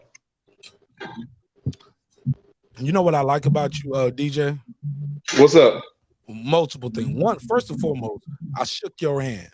You shook my hand. I met you in person. Right? Absolutely. We disagree on boxing all the time and UFC all the time. Right? Right. We do not make diss videos about each other, subliminal or directly, right? No need for it, man. No need for it. Okay. I just want to make sure I'm on the same page. I mean, because at the end of the day, I can call you. I just want to make sure the right niggas in the room tonight. Because I can't stand it. I had all I can stand. I can't stand no more, dog. Like, bro, like that shit some sucker shit, DJ. And that's disappointing. Bro, I would not be up here sneak dissing or directly dissing Kyle. You get what I'm saying? Yep. You. I mean, 'cause at the end of the day, Mark, you can hit us up, man. Come on, bro. If you really felt like that, you know what I'm saying? You got my contact information. You can hit me up. All right, I just want to make sure we're on the same page. Absolutely. Now on the flip side of the coin, now how do you feel about people that got my number and got your number? Let's say I did that to you right now, DJ. When you kind of feel a little weird, like, damn, Marq Nash know how to talk to me. I just started my channel. Why Marq Nash talking about me? Marq Nash got 16,000 subscribers. Why are you talking about DJ right now? When you feel that kind of way? I mean, I just think it wasn't real. Like you just doing it to get a rise out of me. Yeah. You doing it to get me to talk about you. Because at the end of the day, if you got my contact information, you could have hit me up if you felt that way. Or you could have invited me to a debate. Hey, DJ, the niggas who talking about me. Oh, never mind. Just go back to the chat. Y'all have a good one, man. I'm gonna hop back in the comments. I'm gonna leave you alone because you biased. I don't want you to be biased because you. Hey, I'm gonna say this though. I'm gonna say this last thing, then I'm gonna go. Like, even though I think Errol Spence gonna win the fight, right? Hold on. Hey, that Poseidon shirt kind of hard though. I'm not gonna lie. Nigga, you on that good shit, ain't you? Nigga, you on that crack. you on that good. You think a drunk with an eye injury and 15 months layoff gonna be pound for pound the best boss in the world? Nigga, you are tripping. I'm only going to Vegas for the coronation. The coronation, huh? Coronation. I want to say I was in Vegas when it happened. Oh, this ain't about the bro. This well, I invented the fish fry. You was there for that too. Remember that, right? Yeah, it's gonna be a lovely thing when EJ finally get that last Infinity Stone, Mark. Bro, and look, and if so, I'm gonna have my EJ hat. Bro, I ain't even bringing my EJ hat on my flight because I feel like I'm jinxing myself in the fight. But I don't. But part of me is like, bring it with you anyway, so you can burn the hat. Cause I ain't bringing that shit on the flight, as in like, well, just in case EJ might pull. He ain't gonna win this fight. I'm bringing that hat to give it away to a fish fan. I'm bringing that hat to burn it. I'm throwing it in the trash. I'm leaving that shit in Vegas. This is where all the fish is. I'm gonna make a whole episode about me destroying that hat. That hat ain't making it back to Atlanta. Man, I'm out, man. That hat ain't coming back to Atlanta. That shit is getting landed, dropped off in the ocean, in the Bellagio pool. Matter of fact, I might toss this shit in the Bellagio. This picture that you looking at, Bud, right here in front of the bro. I might toss my Errol Spence hat in there.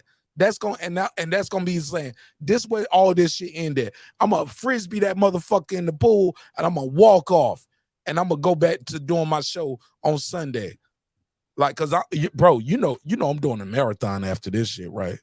You know the marathon is gonna be on, right? I will not let y'all guppy gang niggas off the hook for this fight. Pittsburgh T, D Bevel the champ is in the building. Champion Harputo. Y'all talk to me. Hey, Mark, I think you confusing two things though, bro. Like, look, Spence fans can recognize that Crawford is actually good, bro. I'm gonna be all over the place. I got an audience to please tonight, man. We here. Yeah. I got you. But I think it get confused that Spence fans can recognize the dude is a good fighter. That don't mean he didn't duck. No. Y'all said he ducked. Y'all said he was a coward. Y'all said he ain't I ain't call him no coward. No. I don't know about that coward shit. A duck is a coward. What the fuck? He ain't won that fight. You one of them? Yeah, he ducked that fight. He did. He did duck that fight. Duck or that not? don't mean I can't recognize he can't fight, bro. That's one thing ain't got nothing to do with the other. Got he him. Still ducked that fight. Got him. No, that's two different things, bro. Got him. If he ducked then, he could have ducked right now. That don't mean you won't change your mind, Mark. Mandatory minimums, making a couple million here and there, fighting the Alexis Rokas and the Blair Cobbs of the world. And yeah, bro, he could have did that. Man, that don't mean a person that don't like chocolate don't all of a sudden like chocolate either. That don't mean a whole bunch of nothing. Hey, look, Spence must be allergic to chocolate because he gonna get the bubble lips on this fight. All I'm trying to tell you is you can't say the man is a coward and a duck because a duck is a coward, bro. You trying to change the meaning of the word duck right here in the middle of the night, less than 60 days from the fight?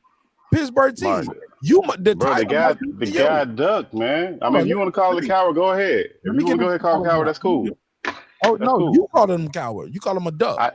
I call him a duck specifically. I'll give you the $2. You give him the $2. All right, pay him the $2. Oh, pay the $2.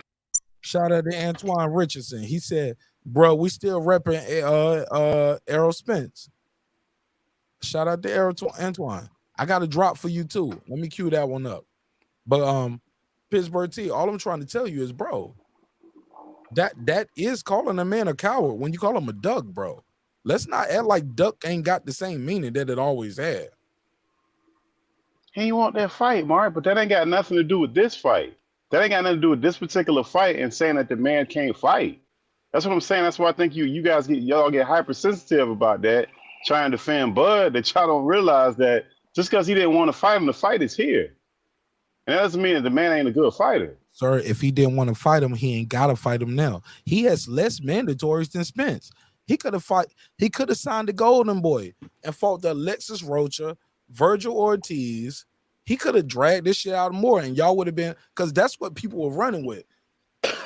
Do I got to put the picture on the screen? Let me put the picture on the screen. Y'all remember that picture when he took that picture with Oscar and Bernard and everybody went crazy? Come on, man. Everybody don't be muted all at once. Don't let the phone lines blow up. Where the chat at? Y'all saw it happen. I saw it happen. I was there. I lived through it. I had a channel during this period. Y'all called Terrence Crawford a fucking coward. Y'all said he's over there with Golden Boy because he's scared of Errol Spence. Why would you be with Golden Boy? Why would you even entertain that kind of conversation if you're trying to fight PBC? And PBC got all the competition in your division. Same motherfuckers right now saying, if Terrence Crawford win, I won't be surprised. I mean, motherfucker is pound for pound one of the best people in the world. Nigga. It never heard of it. Man, Mark, y'all still had a magical fight for Spence too. Y'all had a whole fight with Keith Thurman. Champion Heart, you know I'm telling the truth. You know, bro, we disagree on who gonna win the fight. But y'all, bro, Pittsburgh T, D Bevel the champ, Pudo, look, we can all disagree. I think everybody up here except me, I think I'm the only person on the panel that got Bud winning the fight. But y'all know I'm not lying. Okay, well, I got two. It's 2-on-4. 2-on-4. It's not two. It's not even two. It's just. But listen, y'all know, regardless, but y'all know I'm not lying. They did these videos when the fanboys, Mark. The fanboys, Mark. Because see, sometimes like fanboys. And look, and y'all was on their channels, and y'all was raising your pom-poms. I'm about to do like the other YouTube daddies tonight. I was like, I saw you on his channel, nigga. You was on his channel, nigga. You see what fanboys do? They fuck it up for the real fans. Suckers. You know what I mean? They fuck it up for the real fans. They make everybody from all sides irate. Tribal. You know, exactly. It's even like, you know, the hardcore Wilder fanboys will make it hard for the AJ true fans. The hardcore AJ fanboys will do the same thing. Same with Bud and Spence. But honestly, when it comes to this fight, the question is, can Spence deal with Bud's knockout power? And then can Bud deal with Spence's output of throwing 8, 9, 10 punches, you know what I mean, in seconds? You know, because Spence, I mean, when it comes to the inside fighting, Spence will dominate in that. When it comes to staying on the outside, I think Bud will dominate in that. I just really don't know what's going to happen in this fight. You know what I mean? So we just really got to see who's able to, you know, lead the charge on getting the victory. You not picking, really cuz? What's that? You not picking? I want to pick. I just really don't. But get his ass. Because when it comes to this, all right, man. No, I'm sorry. I mute my mic. I'm sorry, D-Bell. When it comes to I'm sorry. When it comes to picking in this fight, it's hard to pick because this is a true best fight in the best. This ain't about fanboys saying this guy ain't fought nobody. This guy ain't fought nobody. No, these are the guys. We always knew Spence and Bud are the guys. Now I know punk ass Thurman, Danny, and Ugas and all Mean Machine. Forget all them dudes. These are the guys fighting each other. I don't know where it's gonna go, cuz I really don't know. I want to make a pick. I can't make a pick and say Bud is gonna knock out Spence because Bud has never fought a Spence, but Spence ain't fought a Bud either. You know what I mean? So it's like I don't know. Can I reply to that before we go? And if anybody wants to say both sides of the fence you're playing, fuck you, because I really don't know who's gonna win. Well, I'll take the now first the day before the fight, I'll get on here and make a prediction. Play the fuck you juice. Pause. No. I'm just saying the day before the fight, I'll get on here and make a prediction. What I think is gonna happen, but right now I really too early. Yeah, it's too. I don't know. I really don't know.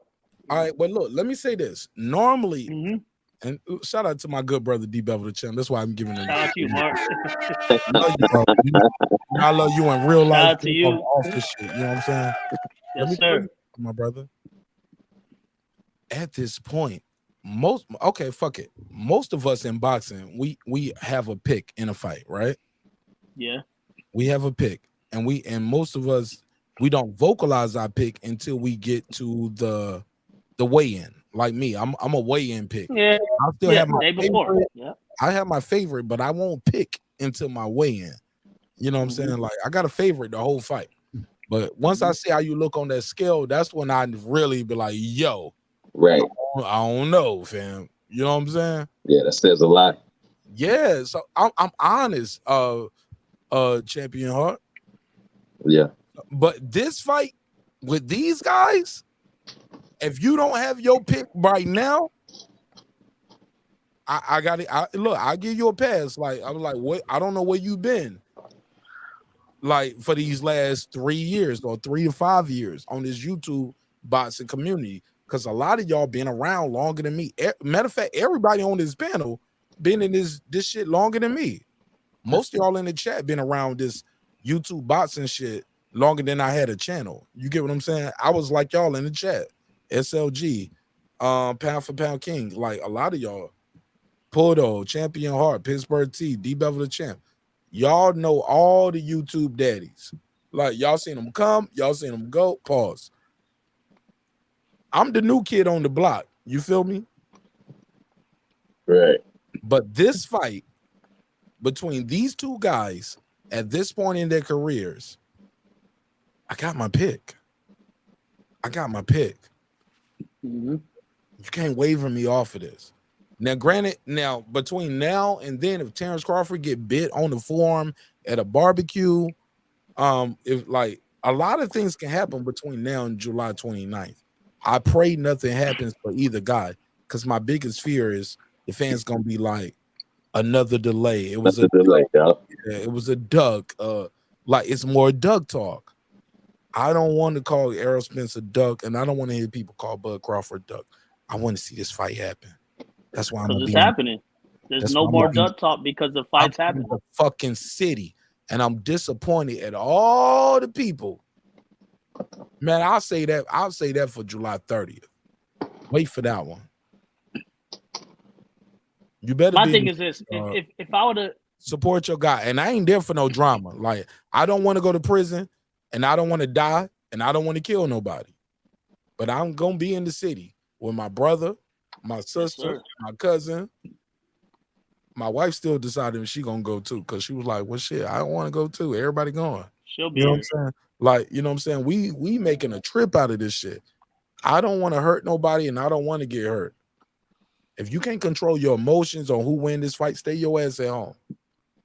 But understand this: win, lose, or draw, Errol's gonna win, Bud's gonna win, or it's gonna be a draw.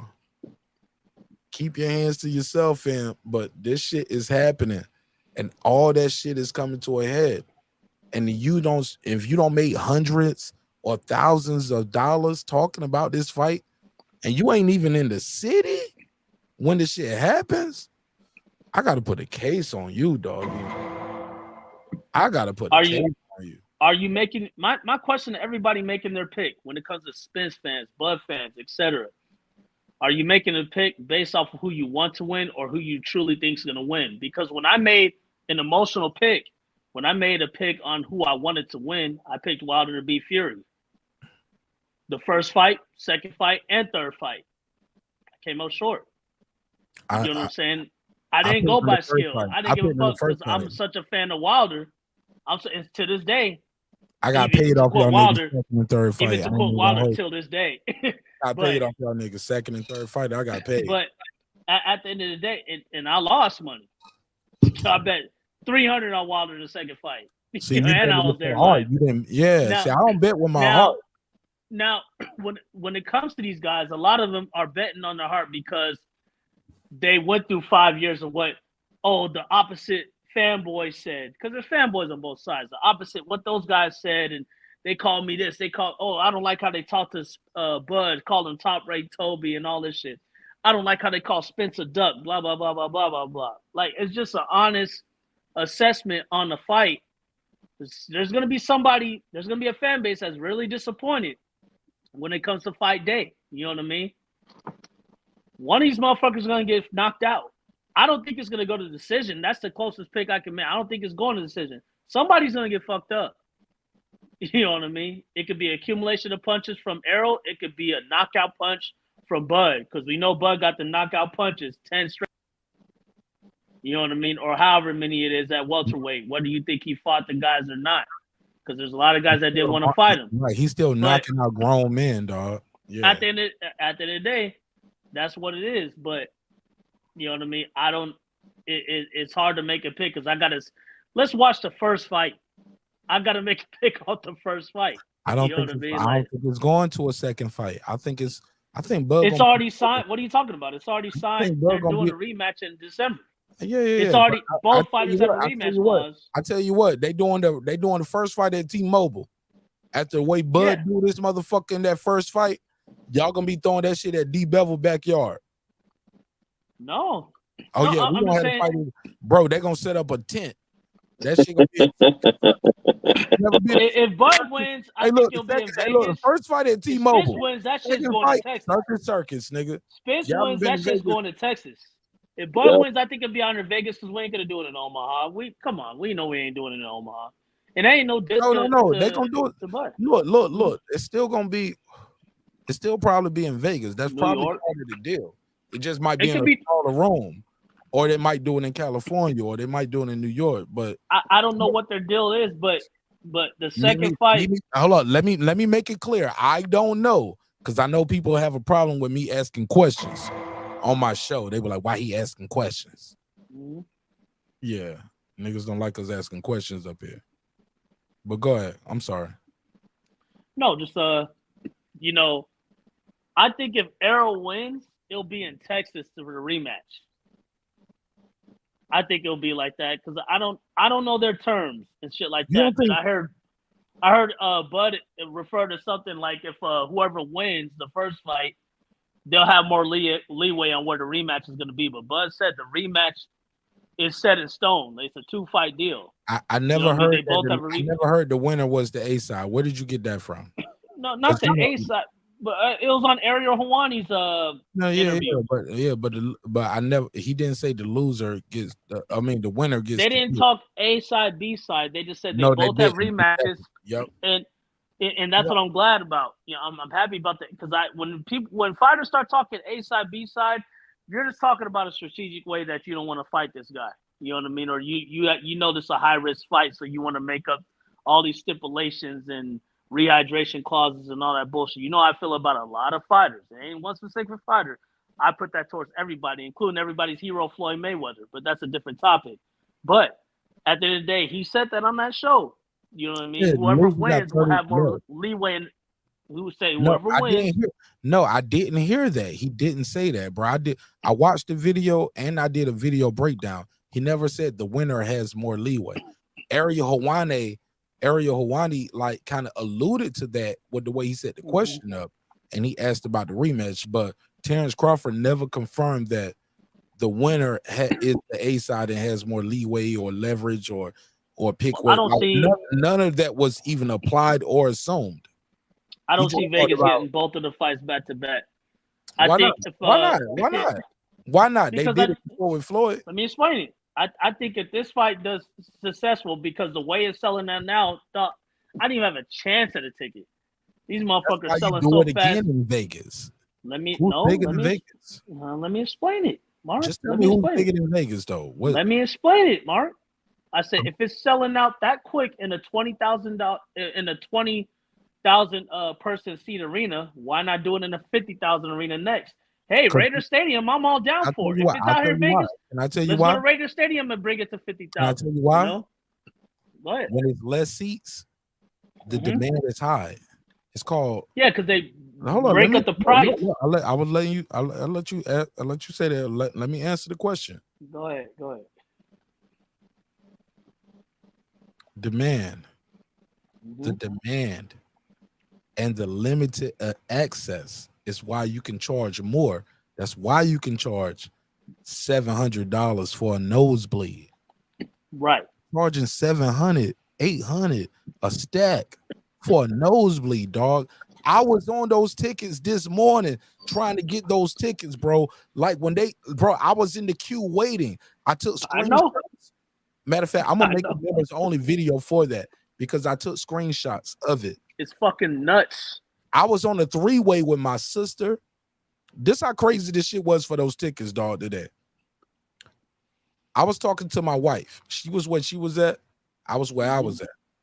I was on, so we were texting. I was on a three-way with my sister and her homegirl. And she was on the three-way with her homegirl. My sister's husband was on the laptop and on his cell phone. Do you see what's happening here, bro? We were 8 by the end of all of this, before that shit even took off, before that shit even clicked the queue, the start, we were 8 deep, ready to buy 8 tickets. The first one to get in, buy all 8 tickets for all of us. Yep. Laptop, cell phone. You on three-way, I'm on three-way. We on a conference call, bro. It was like a StreamYard shit. That shit was crazy this morning. I don't even know. Hold up, D Bevel. I don't even know half these chicks, yo, that my sister was on the phone with, and all of us trying to get tickets. All of us trying to do it at the same time, and we all gonna see who the first one to get in. The first one to get in, who can get the tickets by 8, and we all gonna pay you. We could not get it done. We could not get it done. Marq, all I can say is welcome to Vegas, man. Like, bro, people don't know. I was so mad. I was like, man, this some bullshit. I was like, man, hey, look, you had to buy the resale from the same people that's selling the original tickets. I was like, shout out to my boy, Goodfella. Shout out to Goodfella.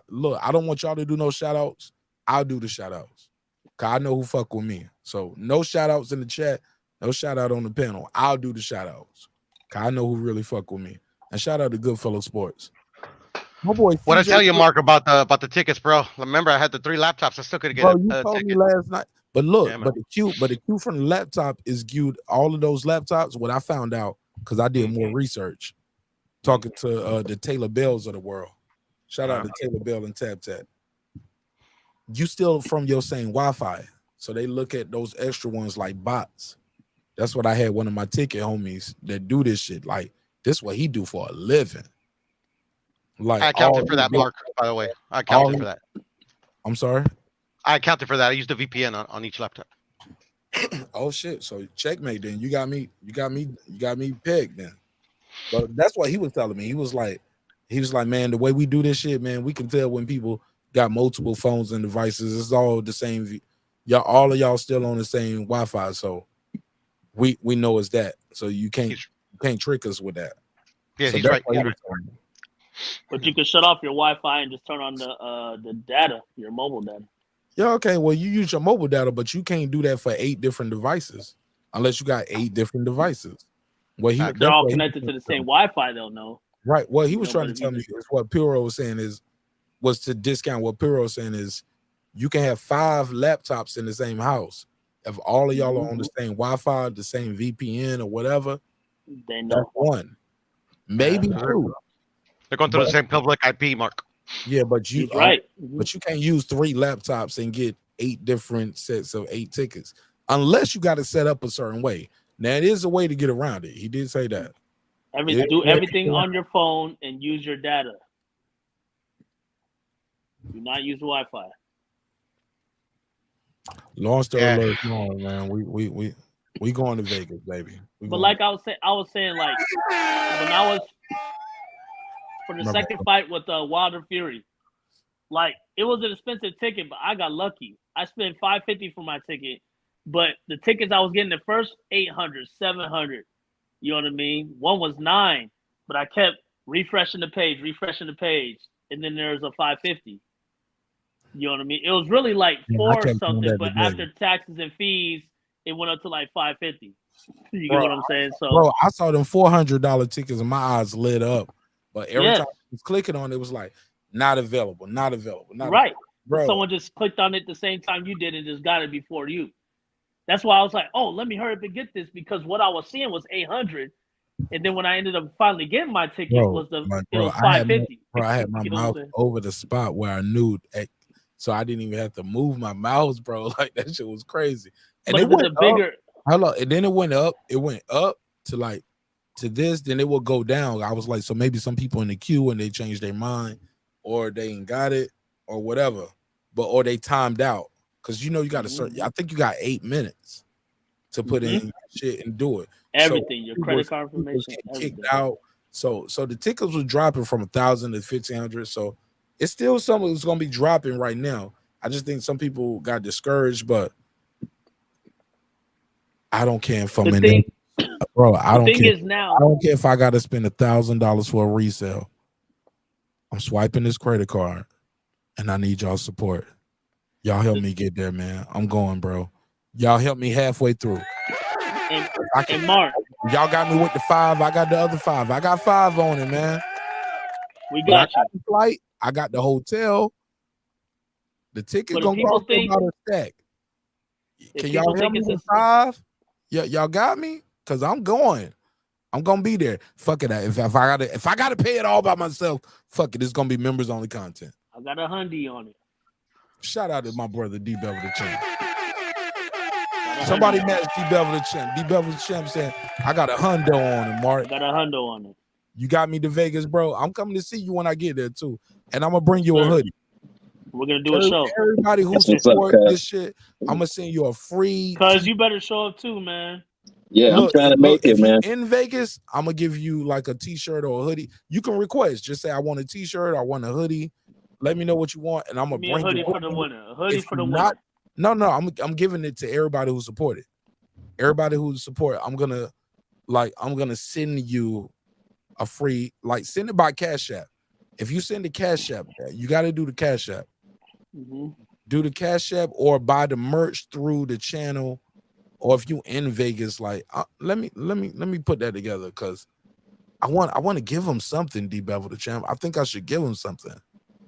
You know what I'm saying? I gotta send him a free t-shirt or something, right? Coffee mug or some flip-flops, some stickers, something. I gotta send him something.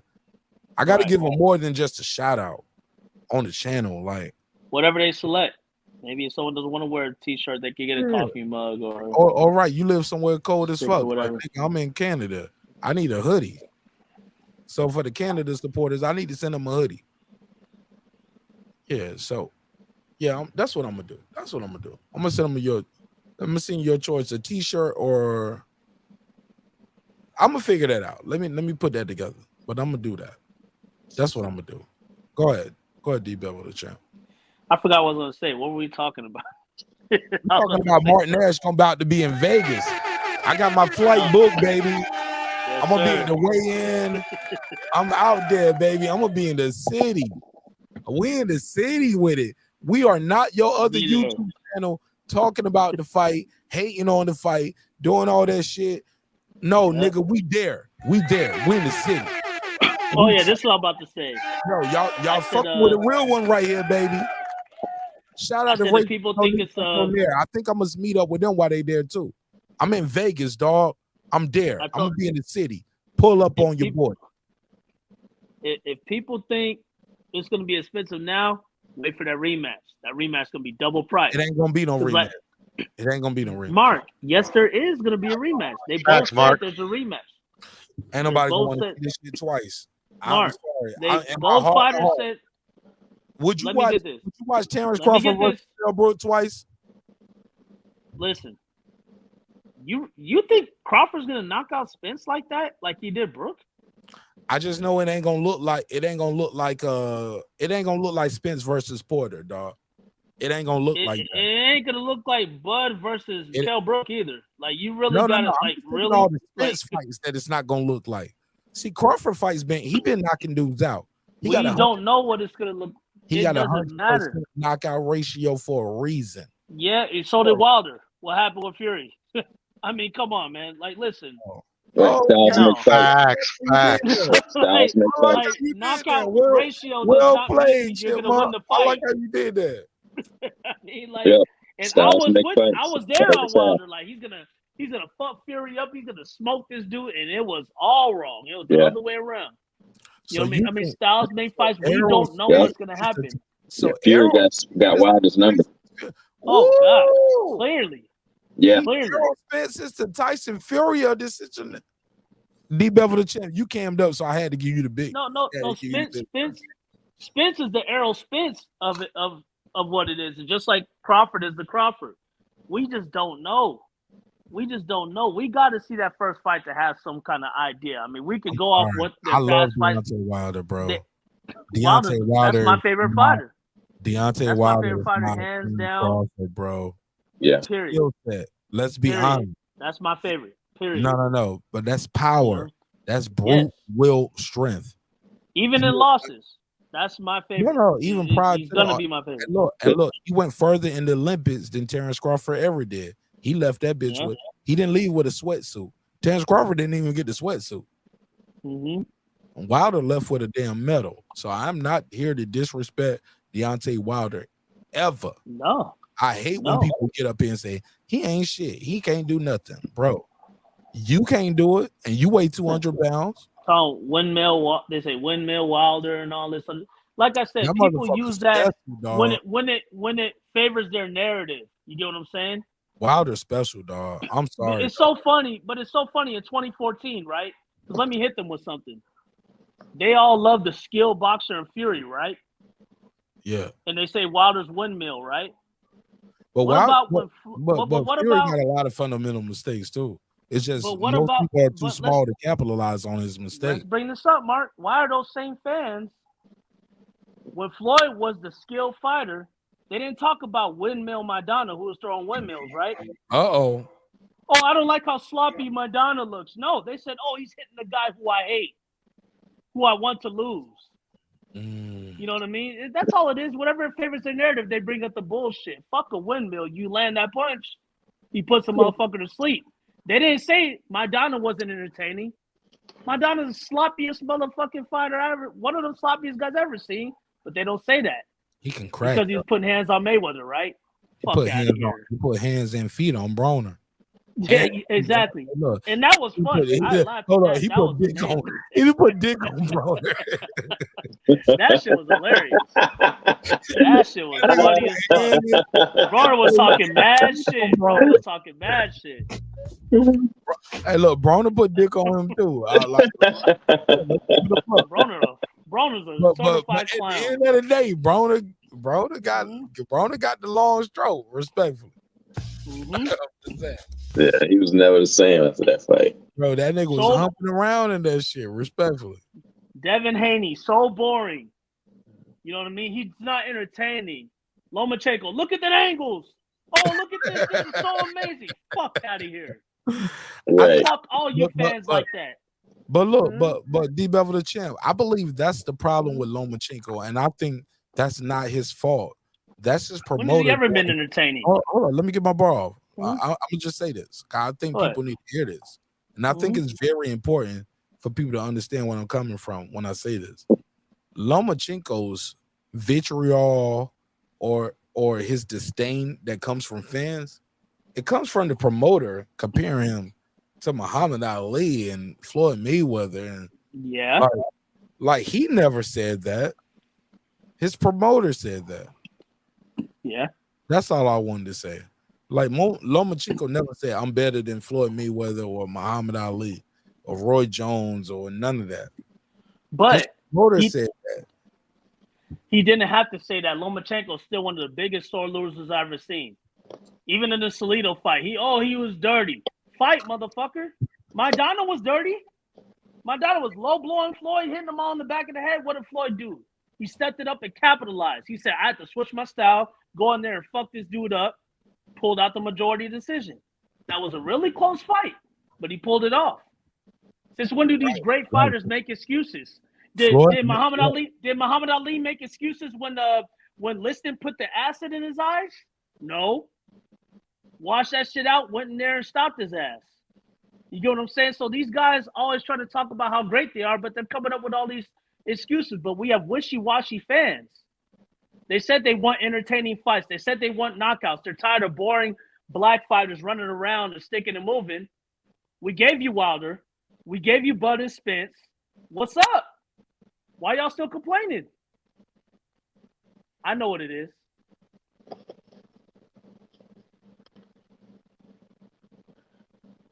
Go ahead. It's open. Go ahead. Yeah. Go ahead. Let me just say, man, salute, to all my brothers, man. Much love and respect to y'all. And salute, cuz. And I'm gonna definitely try and be there for the fight, man. So I'm working on some things, but I'm definitely gonna try and be there for the fight. But I'm gonna roll out, man. Much love to y'all, man. Give each other. Champion Art, pull up, bro. All right, cuz. Definitely, You gotta be there, man. Pull up. We're gonna be there, man. Bro, you gonna be there, bro. You gonna. I gotta help you get out. Bro, you're coming. We all gonna be. Look, we gonna be. We pulling up the D-Bevel champion. Right. The champ. We gonna all meet up at his house. Yeah, that's gonna be wonderful. The real one's gonna meet up there. Like right. and when I say the real ones, I'm talking about you, him, and his sister and his pops. That's it. His pops, yeah. Anybody else other than you, sis, and D. Yeah. We'll make it happen. I need an email. I need a confirmation. I need to know what's going on. Other than that, I'm bringing the pistols, nigga. You tripping. Bro, I'm keeping it a buck. I got reciprocity, homie. I got clearance. Yeah, that's what's up. I got clearance. That's what's I ain't up. playing with my safety, my family, my freedom. With none of y'all fuck niggas over no boxing match, dog. That's what's up. I'm pulling up D-Bevel the champ. I'm pulling up to eat some shrimp wrapped in what you be doing the shrimp wrap? Matter of fact, we'll probably be throwing a side on the grill. Hold up. Yeah. Hold up. He might do bacon wrapped shrimp. So if you are offended by the bacon wrapped shrimp, my nigga, do not pull up. I can argue with you about that shit. I might slap shit out you, doggy. Man, it'll be Polish sausages I ain't having no conversation about no nigga talking to me about Champion Hart made some bacon wrapped shrimp and you was a part of the video, nigga. My face, nigga.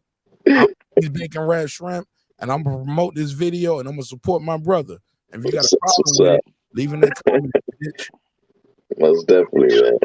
All right, I'm gonna holler at you later. All right, now I get what y'all. All right, cuz. All right, now. All right, man. Let's go to members only, man. Cause I got some other topics on the docket, man. We had a good time here tonight.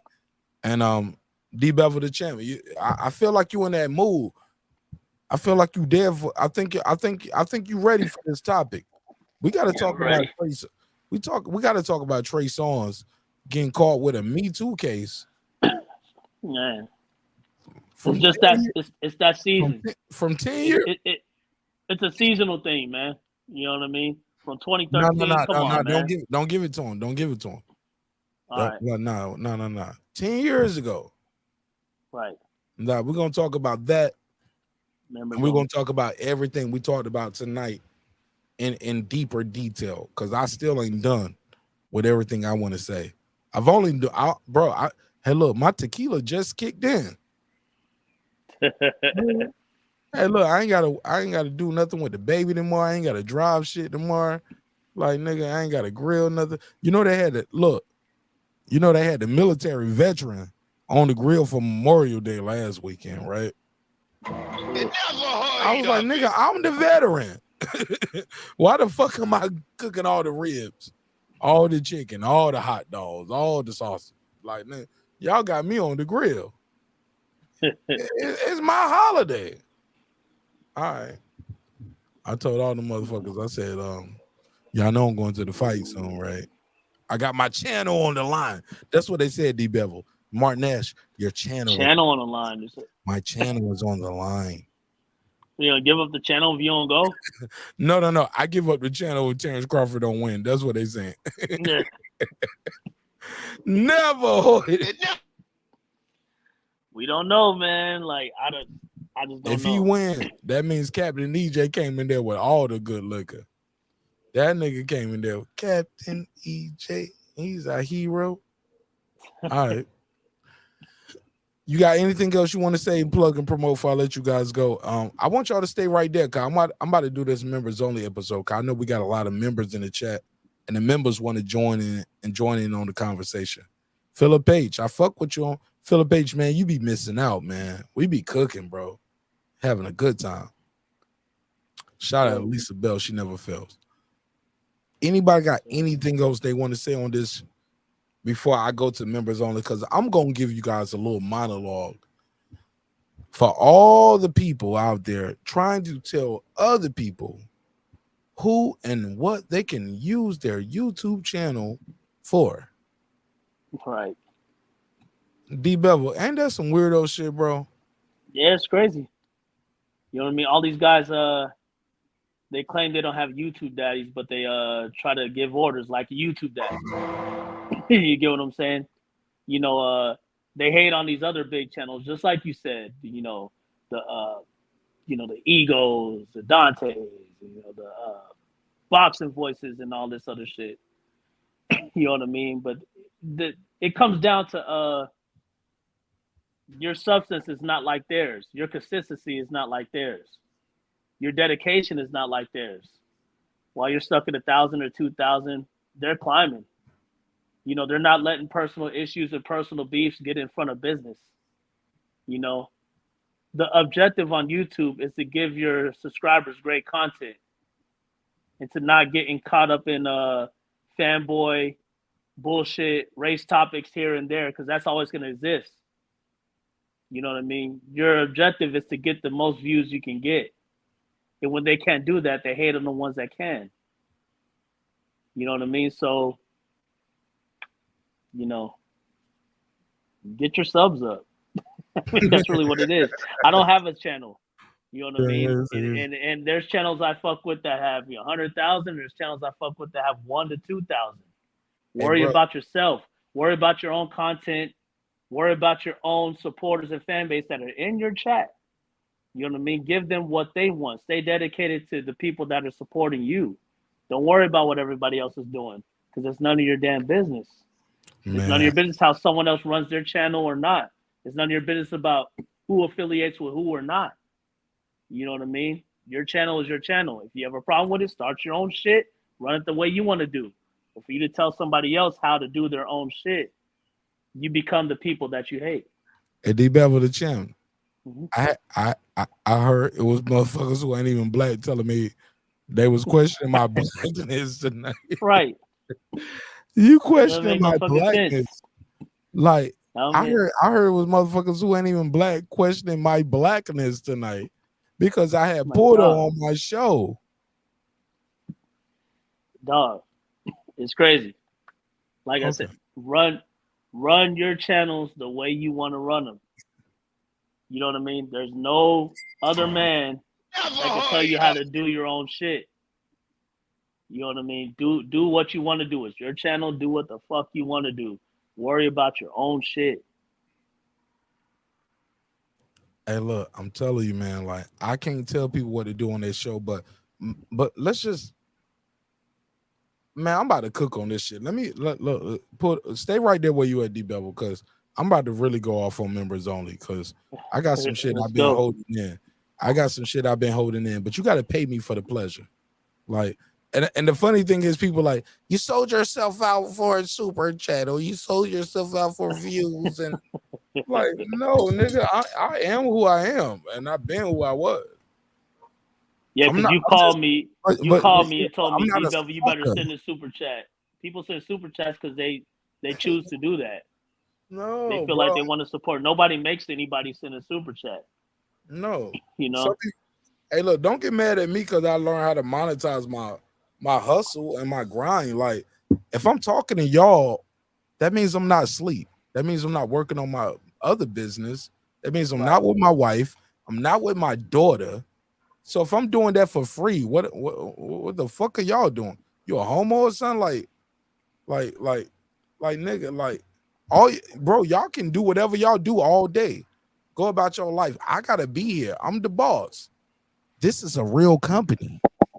It has an LLC. It has a PO box. Like, I'm not you, YouTuber. You other YouTubers, y'all do it your way, and I'm not disrespecting you.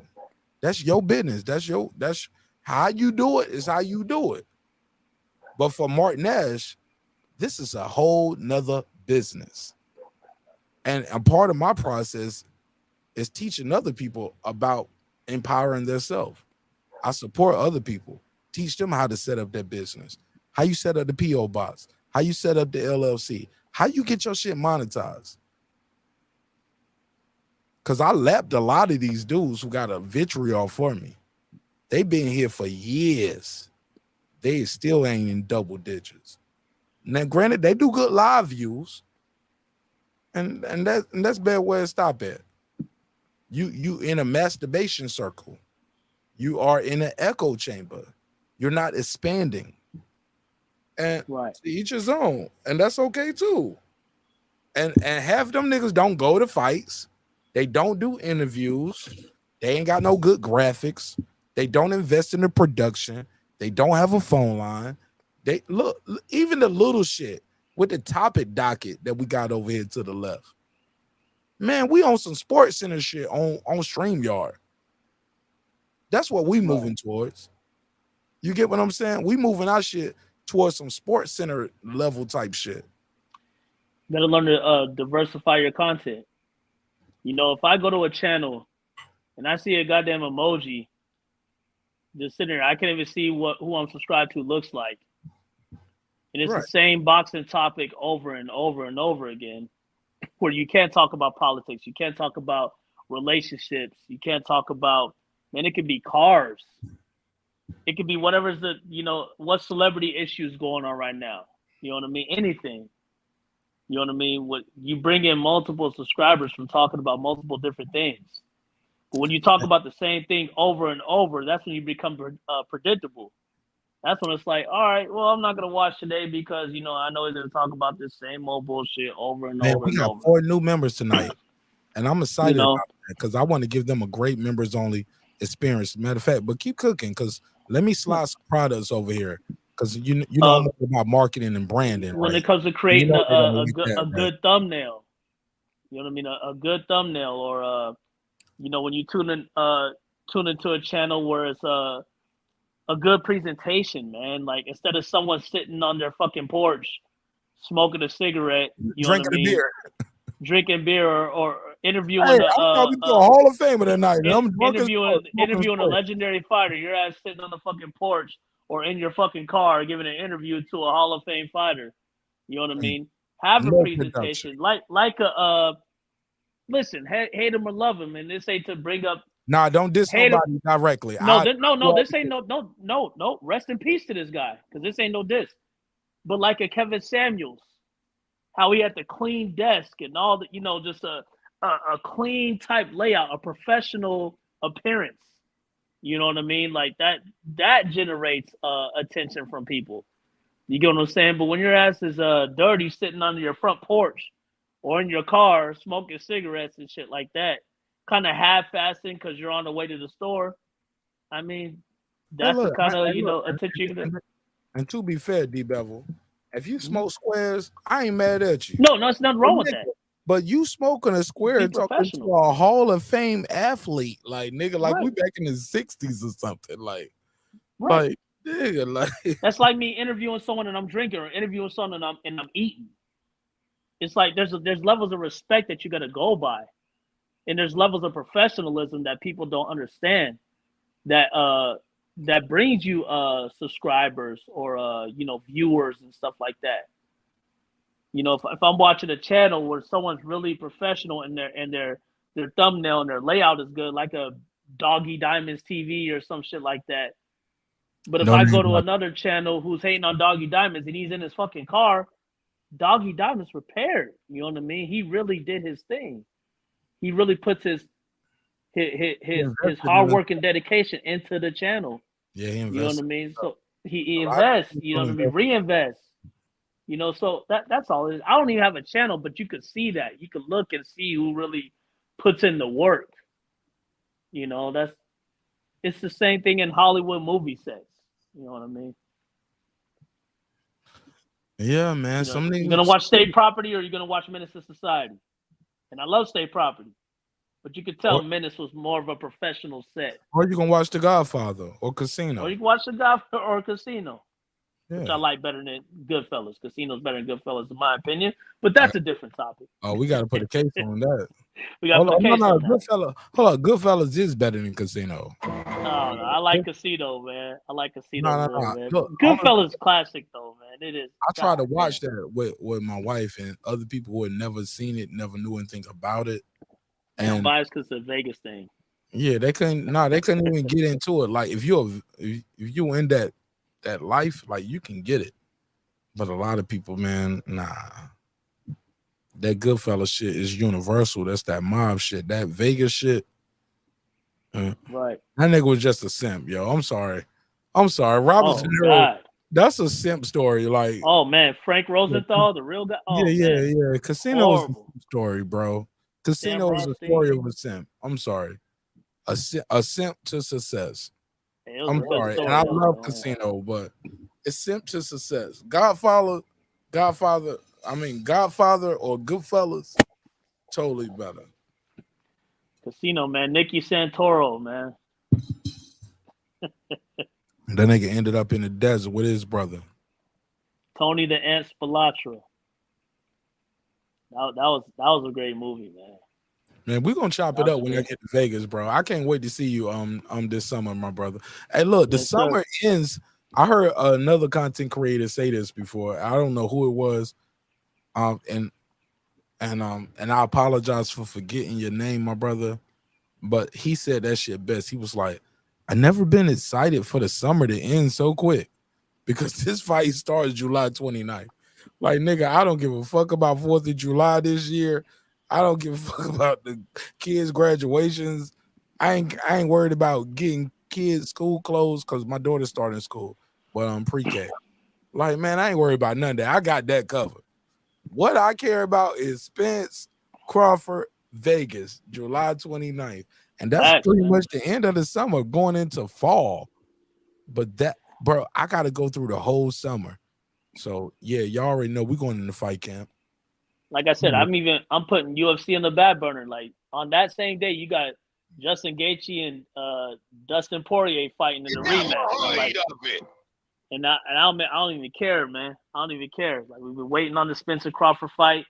I don't care who was ducking who. I don't care how long it took. Yeah, I was disappointed how long it took. They jumping ship. But at the end of the day, the fight's made. You know, it's happening. You know, it's happening. They're still in their, mid-30s, early 30s. They jumping ship, and the boat is full, homie.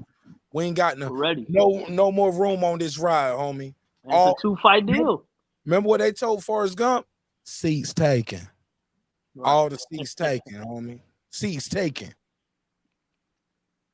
I am looking forward to what is it, a week from now when Josh Taylor beats on Teofimo, though. That's gonna be funny, man. I got to see that one. I got to see that next Saturday. We got to talk about that, even though Bud and Spencer, that should be a good one. But if hey, what if Teofimo fucks up Josh though? He thought Teofimo was on some cocky shit. Now, he goes up to 140 and whoops on Josh Taylor, man. That dude ain't fighting nobody. You were like, fuck y'all. You're gonna step up to my level. It should be a good one. What you think, Piero? I mean, I can see that happening though, D. To be honest, like you know, like, but I mean, like, I don't think he'll fight nobody. But I mean, I don't think people will be rushed to fight him. You know. Right. Y'all, look. While we do that, let me copy and paste this members only link again, because we're going into members only right now, and I'm gonna copy and paste this members only link in the chat for you guys for the episode that I already just queued up, because we about to go into overtime. Like, if you're on the East Coast, it's 4 a.m. Wifey is asleep, kids sleep. I'm gonna chop it up. I'm gonna kick with y'all for a minute, but I'm probably gonna fade to black. But that members only be some free smoke shit. That shit be lit. Shit be lit. Yeah, it be lit. You know what I'm saying? And I just leave y'all to y'all vices. You know what I'm saying? I leave y'all to it. I try to chime in and I try to moderate. And sometimes like it's a good conversation, like where I can get my bars off. But y'all niggas be trying to cook me on members only though. Yeah, motherfuckers be sitting on that big joker all night. Shout out to Pittsburgh T. KP from KC5, Porto, HLD, Sir Senior, Lisa Bells, Taylor Bell, all of y'all, man. Y'all motherfuckers who pull up on that members only. D Bevel the champ, Champion Heart. Y'all niggas be a food revolution. Foodie don't be playing, boy. Foodie has smoke. I ain't trying to go against her. Foodie be like, nigga, this my house. And I'll be like, yes, ma'am. Cause she be on point. Yo, I was listening to the playback the other day while I left y'all niggas to it. And I was like, matter of fact, shout out to Unbiased Fan Bring Reaper. Yeah, I be like when I hear certain people, I be like, members only is in a good place. We in a good place. We going somewhere special with this. And we're gonna keep this conversation going. I don't know how we're gonna get it done, but we're gonna get it done, bro. We almost at bro, we halfway to 100 members. Like what, bro? When I get 100 members, bro, we at like 58 or 50 something. People drop off every month. Some people renew, or they might renew a couple months later. But bro, we over 50 members strong. I can do members only episodes all the time. That's what Haplo told me to do. I was like, nah, we gotta let them know what it is. Yeah, the members only are great. But I love members only, dog. Like members only, I can do a pop-up in the middle of the day. I don't need the soundboard. Like I could just be at the park and we could just chop up. You know what I'm saying? I could be at this right. I'm going to the zoo with my daughter. Y'all don't think I'm gonna do some members only content while I'm at the zoo? You know what I'm saying? Like for what? Why not? Let's do it. Right? I'm gonna say it now, fellas. You know, like we just said, Foodie, Lisa Bells. I want to see that debate. You want to see what? Lisa Bells and Foodie have a debate.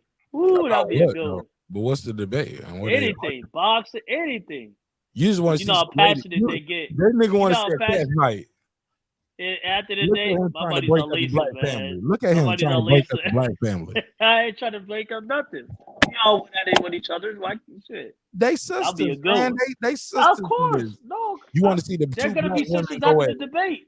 They're gonna be sisters after the debate, but the debate's a debate. That'll be a good one right there. Because the passion they both got. You know what I mean? That'll be okay. Lisa Bell got the emoji. She's like, I'm all for that shit. Let's go. That'll be good. I will only do it members only. I will only do it members. My money's on Lisa, man. And the way I do debates and my new style.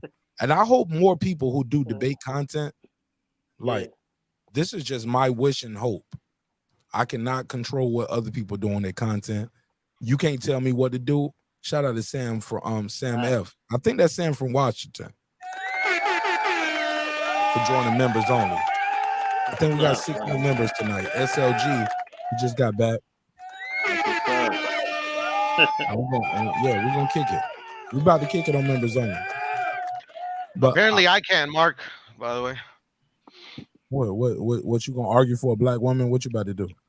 No, I'm just saying, like, I create content for other content creators all the time, bro, and I never even mentioned their names, bro. You know, it's like I was gonna tell you earlier, man. I was gonna say sorry, but like, nah, sorry, not sorry, bro. I'm a bang day bitch again, bro. Gonna bang that bitch again. Yeah, I mean I must be doing that, bro, because they get mad, bro. Pudo, you know what I said too earlier? I was like, Pudo has said everything other than yes, sir, to me. Like this dude never disrespected me. And I might say to you when we talk to each other, bro, even when we talk online, like just casually, just in regular conversation, like yes, sir, yes, sir. That's how we talk to each other. Yeah, you know what I'm saying? All right, my bro. All right, yes, sir. You know what I'm saying? Yes, sir. All right, got you. Like, bro, this ain't no bending the knee type, whatever y'all they trying to make it. You get what I'm saying, Pudo? Yeah, no, for sure. I know think exactly people what you're have a saying, brother. problem. I think they have a problem with your support for the show. They see what the effort you put into the show, like whether you fact checking, like whether you doing the stat sheets or the spreadsheets, or whether we doing where we counting rounds, like that. They hate to see that you a member or a mod to the show. Like they hate that. That bothers them because they in their mind is you are funding the operation. They have a problem with what another grown man do with his time, energy, money, and his resources. Who the fuck are you to tell another grown man what the fuck he can do with his Wi-Fi? Never heard of it, nigga. It never heard of it. Yeah, it's Pudo ain't never disrespected me. Never. And I never disrespect him. Then do we jab at each other? Pause. We take jokes. That's one thing. Hey, look, I made this one drop famous too after Dave Chappelle. But he gotta fix the. No, not to fix the hoes. What's the other? Where to go back to your country? Where's that? What was that one? White power. Yeah. Go back to your country. I got one for D Bevel right here. Speculating. I have the information. I'm not speculating. Go back to your country, white power. Y'all know how many times we played that go back to your country, white power? Go back to your country, white power. Reggie Owens. I got love for Reggie, man. We disagree all the time. Reggie. All the time. Brandon Washington, all the time. Have they made inappropriate jokes? Did I laugh at them? Yeah. So some people could say, Puro, why are you on that show? And they made the jokes about Mexicans, or they made jokes, or they was like, you only support Mexican fighters. Man, Puro is a grown man, bro. Puro, are you 40? I don't know how I'm old 40. you are. I'm 40. I'm gonna be 41 in a couple months. Okay. If you are a 40-year-old man, if you are a 40-year-old man, and you allow other people on YouTube to tell you what channel you can go to, what you can do with your Wi-Fi and your internet connection, you are the biggest loser, dog. Like, come on. Like, shame on you. You've been robbed. You've been robbed, dog. How you let a nigga tell you what you can do with your Wi-Fi, your phone, your laptop? You cannot go to this show. If you go to this show, you cannot go back here. Marq Nash ain't got no wrenches, no mods, no nothing. This is the real free smoke right here. How about that? I'm changing the mood and all of this shit. This is the new wave. Nobody got no wrench. How about that? That's the real free smoke. You feel me? So if you got any mods in your shit, don't talk to me, dog. You need protection. And that's lottie-dottie, everybody. I said what I said. I meant what I meant. If I stepped on your toes, curl them up next time, bitch ass nigga. Stop hiding behind your panel. Stop hiding behind other people on your channel. Stop letting people put a banner in your back to disrespect me when I never disrespected you. All I did was show you love. Sent you a cash app, super chat, whatever it take to get your weak ass channel popping, nigga. Don't get mad at me because I lapped you, nigga. I lapped you, and I lapped you again. And I'm on my way to the next level, and I see you at the top if you make it. You hating ass nigga, falling asleep on the motherfucking show. You can't fuck with me ever. You, your crew, none of y'all. Shrimp niggas. I see you at the top if you make it, dog. I'm going to be in Vegas. I'm going to support Errol Spence. I'm going to support Terrence Crawford. I'm going to support the biggest fight in boxing. What you going to do? You going to sit around and just keep making diss videos about me? Make diss videos about me. Keep my name in your mouth, but eat some breakfast first, nigga. Eat some breakfast first. Let me say it again. Before you eat the dick up, nigga, eat some breakfast first. I'm supporting Errol Spence. I'm supporting Terrence Crawford. I got Errol Spence merch. I got Terrence Crawford merch. I'm buying the pay-per-view. I'm buying the flights. I'm going to Vegas. I'm buying the hotels. I'm going to be in the building. Nosebleeds or not, nigga, we supporting this shit. Are you? Or are you just going to keep sitting around hating on a nigga like me? You know what I'm saying? Who came up after all of y'all. And I ain't in no YouTube gang. Ain't no hashtag beside none of my shit. I represent me, Marq Nash, Breaking Beats, where we break down business, entertainment, art, technology, sports, and anything else you feel like talking about. It's a hip-hop political sports with a It's a hip-hop political sports show with a comedy twist where we like to let the jokes fly. And you know why? Life is serious enough. Look, man, it ain't no faking in your front, man. It ain't no future in your front. I see you at the top if you make it, dog. Diss me, you'll never hear a reply from it. But if I do reply, guaranteed, it's going to be some Drake back-to-back shit, nigga. You better leave me alone. Leave me alone before I give you everything you was looking for. And I'm going to take your followers, your fans. Oh, yeah, they ain't never supported me. They ain't never give me no super chat and join my membership and give me a cash app. Oh, nigga, because you ain't grinding. Your production is trash. You get what you earn. You a $5 hoe. I'm going to treat you like a $5 hoe. You get nothing because you deserve nothing. You ain't invested in your promotion, your production. You ain't going to fights. You don't interview nobody. You ain't got no intro, no outro, no graphics, no nothing. You just cut the phone on and just start bitching, hating, and ranting on a nigga like me, trying to do everything in life that you wish you could do. You wish you could do it. You wish you could do it. I see you at the top if you make it, dog, but leave me alone. But if you lay a hand or a finger on the hair of me and mine, when I get to Vegas, I'm going to take the head off you and yours. And I mean that on everything I love, nigga. Lay a finger on me and mine. I'm going to take the head off yours in front of God and country. Because we going to be in the building.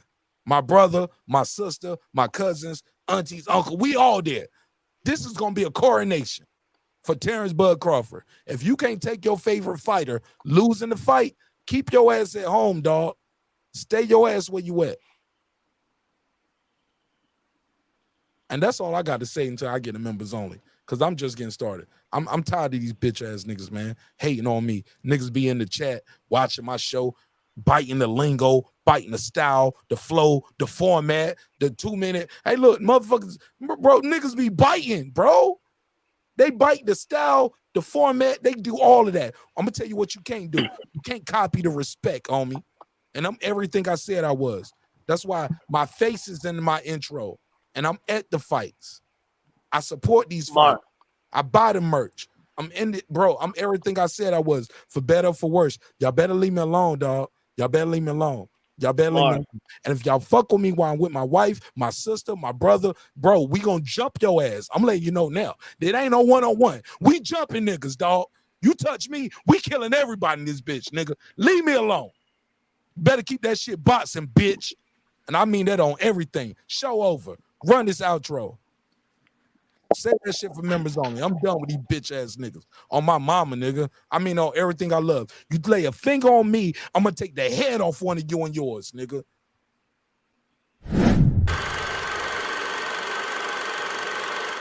This that squad side. This is weird, man.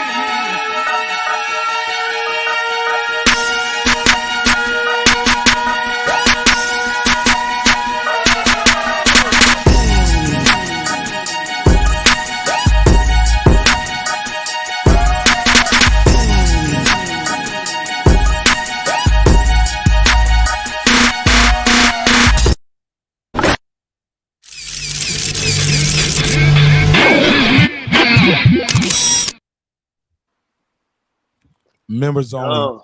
Hold up. Members only stars right now. Go to the community pad of the channel. Go to the community tab of the channel and click refresh, and the members only will be starting now. All of y'all on the panel, stay right here, and I'm gonna switch y'all over. Everybody else, go to the community tab of the channel and refresh, and look for the members only. We started members only right now. Yeah, I'm in my mood, nigga. I'm tired of y'all hating ass nigga. Step your game up. Don't be mad at me. Be mad at your subscribers because they don't support you the way my subscribers support me. I'm going to Vegas, bitch. I'm in Vegas. I'm in the building. I got a flight, I got a hotel, and I got a ticket. You know why? Because they support me and I support them. You fake ass nigga, man. I'm tired of these niggas. That's why we ain't got no wrenches no more. Me against the world. I'm on my Pac shit. Fuck with me.